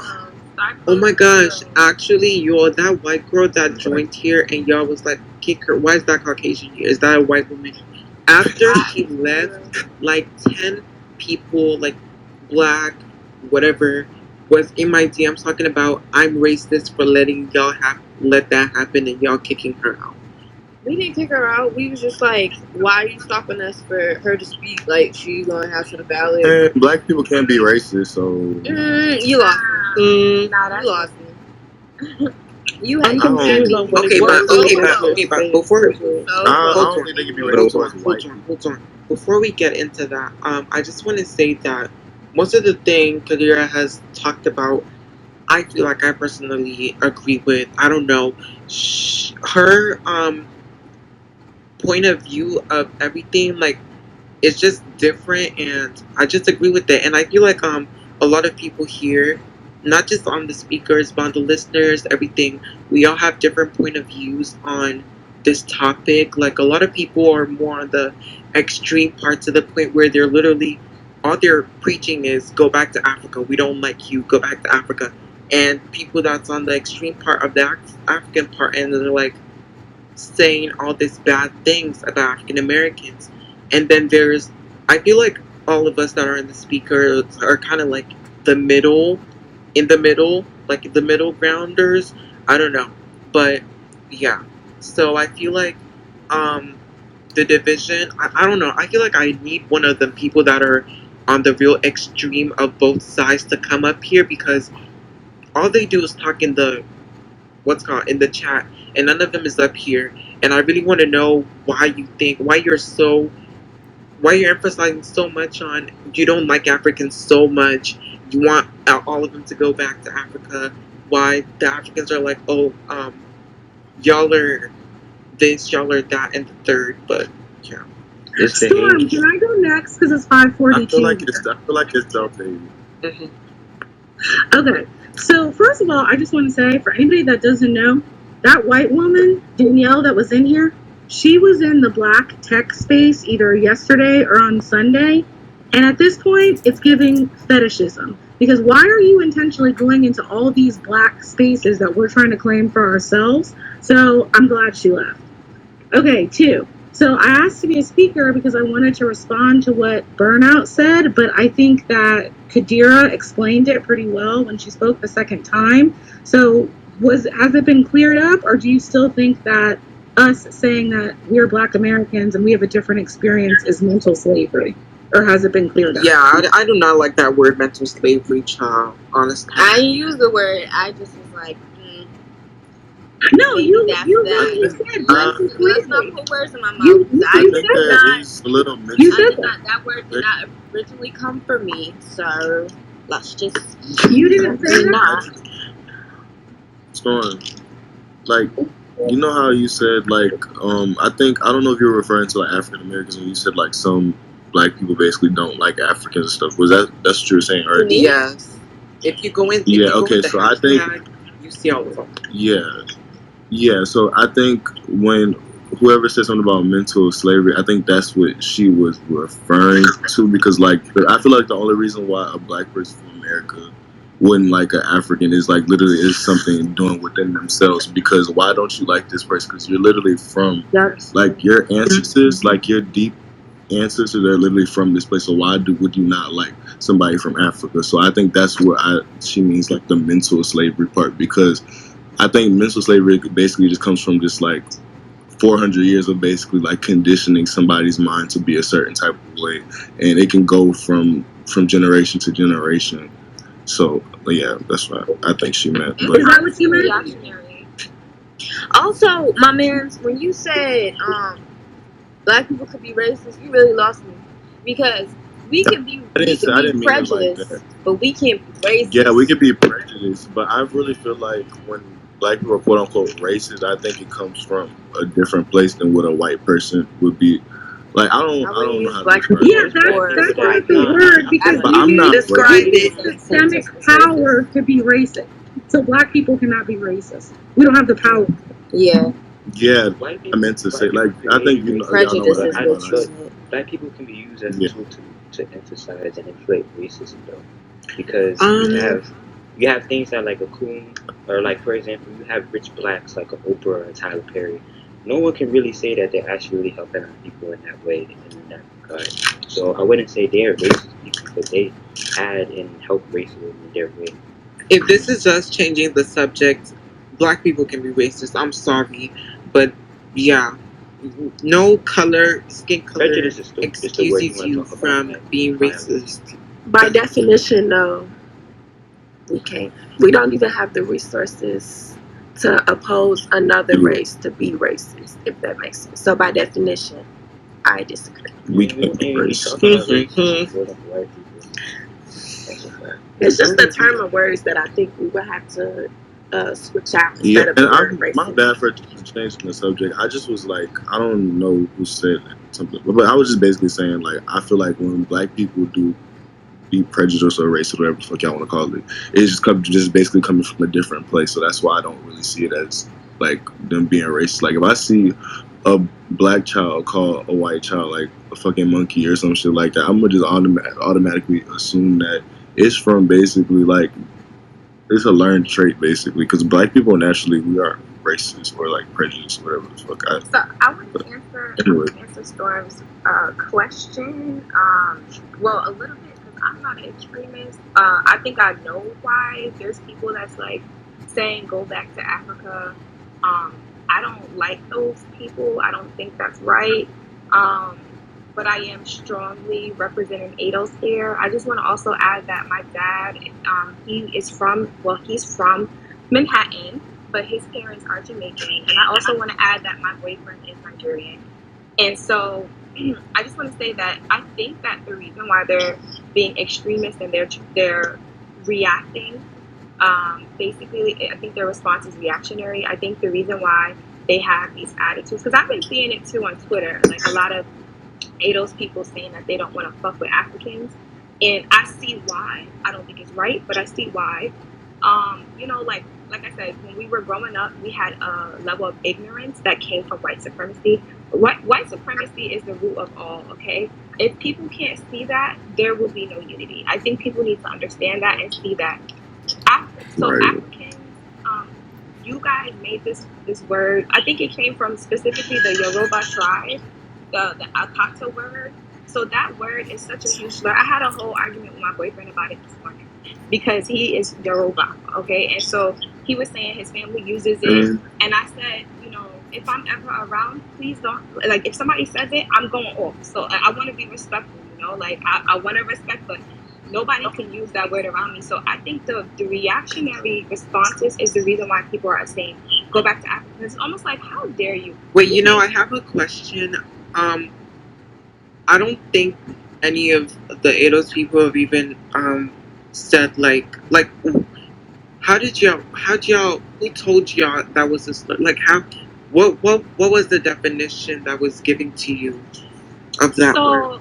Honestly, I came across the word on Twitter 3 months ago. So I've just literally looked it up yesterday. My boyfriend told me that it meant anybody who's not of the culture. But then when I looked it up, it specifically only spoke towards Black Americans, people who are descendants of slaves. And so what I saw on Twitter, which I'm not sure, don't quote me, what I saw was, a war going back and forth. So I just wanted to respond to what you said about the extremists, the Black American extremists who hate Africans. I think that they're just reacting because who could take that word lightly? And it's almost like, how dare y'all? Because we literally made this country, welcoming to the African immigrants that came here. And y'all wouldn't have been able to come here if it wasn't for these slave descendants. So how dare y'all make up this word to describe us and disrespect us in such way? I think the only reason why they're saying go back to Africa is because they're reacting off of the disrespect. Okay, I would like to answer that actually. Okay, so first off, I'm gonna start with it. Yeah, you are right. It is a word that the Yoruba people made, but y'all also have to remember there is thousands of tribes in Africa. That's only what Yoruba people say. So that's not even quarter of the whole of Africa. So to say the whole of Africa should go to Africa for one word that almost every other African have never even heard that word in their life because it's not their language, So there's that one first thing. And then secondly, the word it's never been used as a slur. To me, that word is just like okay, so Oyibo means white. Akata means black. That's literally how I've ever seen it. That's literally how I've only ever seen it. It's just like how in English there's white and there's black. It's just how you say it in Yoruba is Akata and then there's white. And it's just like whenever, let's say like the example that you just gave, like when someone is like, let's say for example when people are, if someone comments like, you Akata, you're so something something something. The way an African person says that is like you're talking about, let's say if I was talking about the Igbo tribe, I'd be like, oh, you Igbo people are so da da da da da. I'm not saying Igbo is a slur. That is the category of your tribe.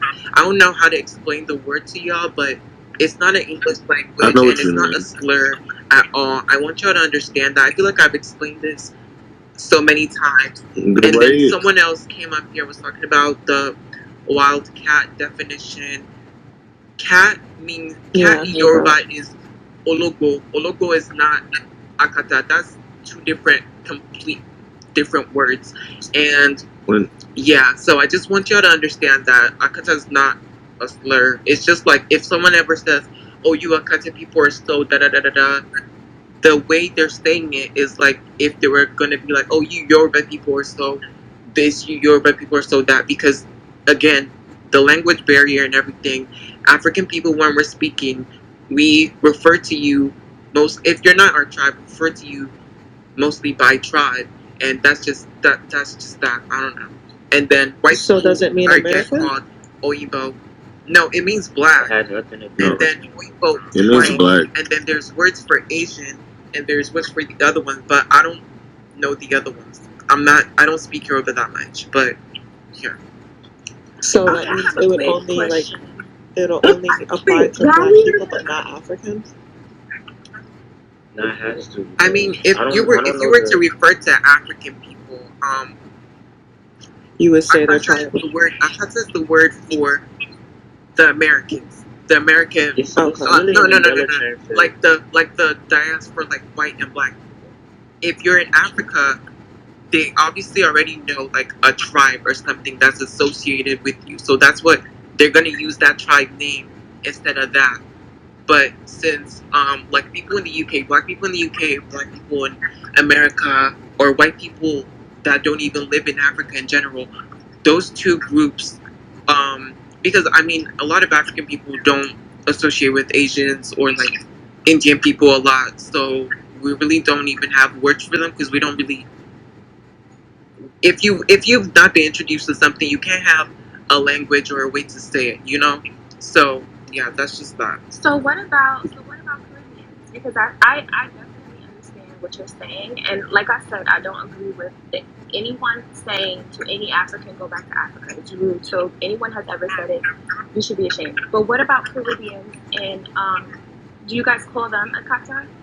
Okay, so I feel like they would probably use the word Akata for Caribbean people because I don't think there's a word for Caribbean in Yoruba. I think like, they would probably call them like Jamaican, like if they're. There's Jamaican, no word for Jamaican in Yoruba. Okay. They would probably just say Akata for all people that's not like if they can identify anyone. It's really can I say something? Anything that's pertaining to like the diaspora outside of Africa, or if you have a lineage that is just either from like slavery or something, that's a Akata. Like I can't speak too much on the Nigerian definition, but growing up Ghanaian, I definitely had the same connotation for content for what you call it, Black Americans, people who are not just from the African diaspora. Because if they were in a content, you would just call them by their tribal name, or you just call them by or identify them by their tribe. So when it comes to stuff like that, and then even in Ghana, it's like it's also like earlier meanings. Like one person said cat, but I don't really think that's true. Another person said donkey. I don't think that's true either. But it's not necessary to degrade people who are not from, African. It's just an umbrella term to identify people who can't really identify themselves when it comes to Africans. Ooh, that's the storm. I'm dead at you saying there's no word for Jamaican, but I'm just jumping in to say it's like almost 6 a.m. in where I am. So good night, everybody. I love you all. No. Let me explain it though. There's no word for a lot of stuff because y'all have to remember the economy and everything. Society there is not like America, where like in America you literally like I don't know. It's just different. Like the way again, I'm gonna use this example, just like how okay, your name is okay. I'm just use the name Deshaun. You know how Deshaun is just so straightforward. A person in Africa, like when their name, when you translate it to English, it can literally mean okay, just like mine. For example, my name is Oluwafemibiji, which means God gave me a son to bear his storm. And that's a whole sentence in English, you know. So just things like that in the language barrier. So I just feel like that's I don't really know how to explain it to y'all, but we don't know a lot of things that's not in the country, so we don't have a word for everything. I don't know. That's outside. No, I understand what you're saying, but it's almost 6:00 here. I love you all. It's been a good conversation. Again, I will see you in the like the next spaces. Be good to one another. Bye, y'all. Bye. Have a good night. Almost 6 at this point. I'm just gonna drop like my last 2 cents on the whole conversation I'm gonna do. But I was just hoping that generally speaking, that us as a people, as African and African diaspora, we are able to understand, obviously, because this was like the whole conversation beforehand. All our problems, like understand that we have like our all individual problems and our material conditions are different depending on what country you're in, what part of the country you're in, et cetera, and your history, also in relation to slavery. But to also understand that we also have a few problems that are like universal to ourselves, and that not necessarily unity. I don't like using that word necessarily, but being able to work together, because it is possible. It's been done in the past. I said it before, and like with Cuba, Grenada, and a bunch of different West African countries. Most people don't even know this. They're not African, but they are considered black. But Australian Aboriginals and Melanesian people, where we all like in that period of time were able to work together in order to reach certain goals and help work with each other at that point. So I definitely do think that it is possible, and that we should be able to hopefully take that away from them. That's all I really got to say. Hope y'all have a good night. Good night. Good night. Wow. Anyone else have anything to say? How y'all doing? Oh, okay. I see people with their hands up. Oh, my bad. Guapiana, and then Oatmeal, and then Rashad. All right, thank you. I was just going to say, to further expand upon your point, especially somebody who sees both sides of the argument in reference to the word Akata, and I just want people to realize the way older generations of Nigerians understand the word, it's not necessarily derogatory in our language or dialect, but it can be if you understand the context of the sentence sometimes. And it's not only used in reference to just Black Americans, they also use it in reference to kids who are first gen to say that we are Americanized.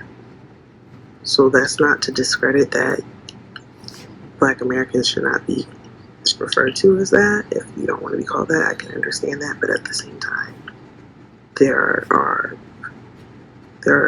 both sides to the argument of the word and the usage of it. Number two, that's so interesting to me because I feel like I have a completely different version of it that I never heard of, like the derogatory whatever. I only ever heard it from the standpoint of Black Americans, Black people that's not African in general. Like, you know how, okay, I don't know if you speak Yoruba, but I do. And okay, they make fun of me. You know how like a lot of times when our parents are speaking about people that's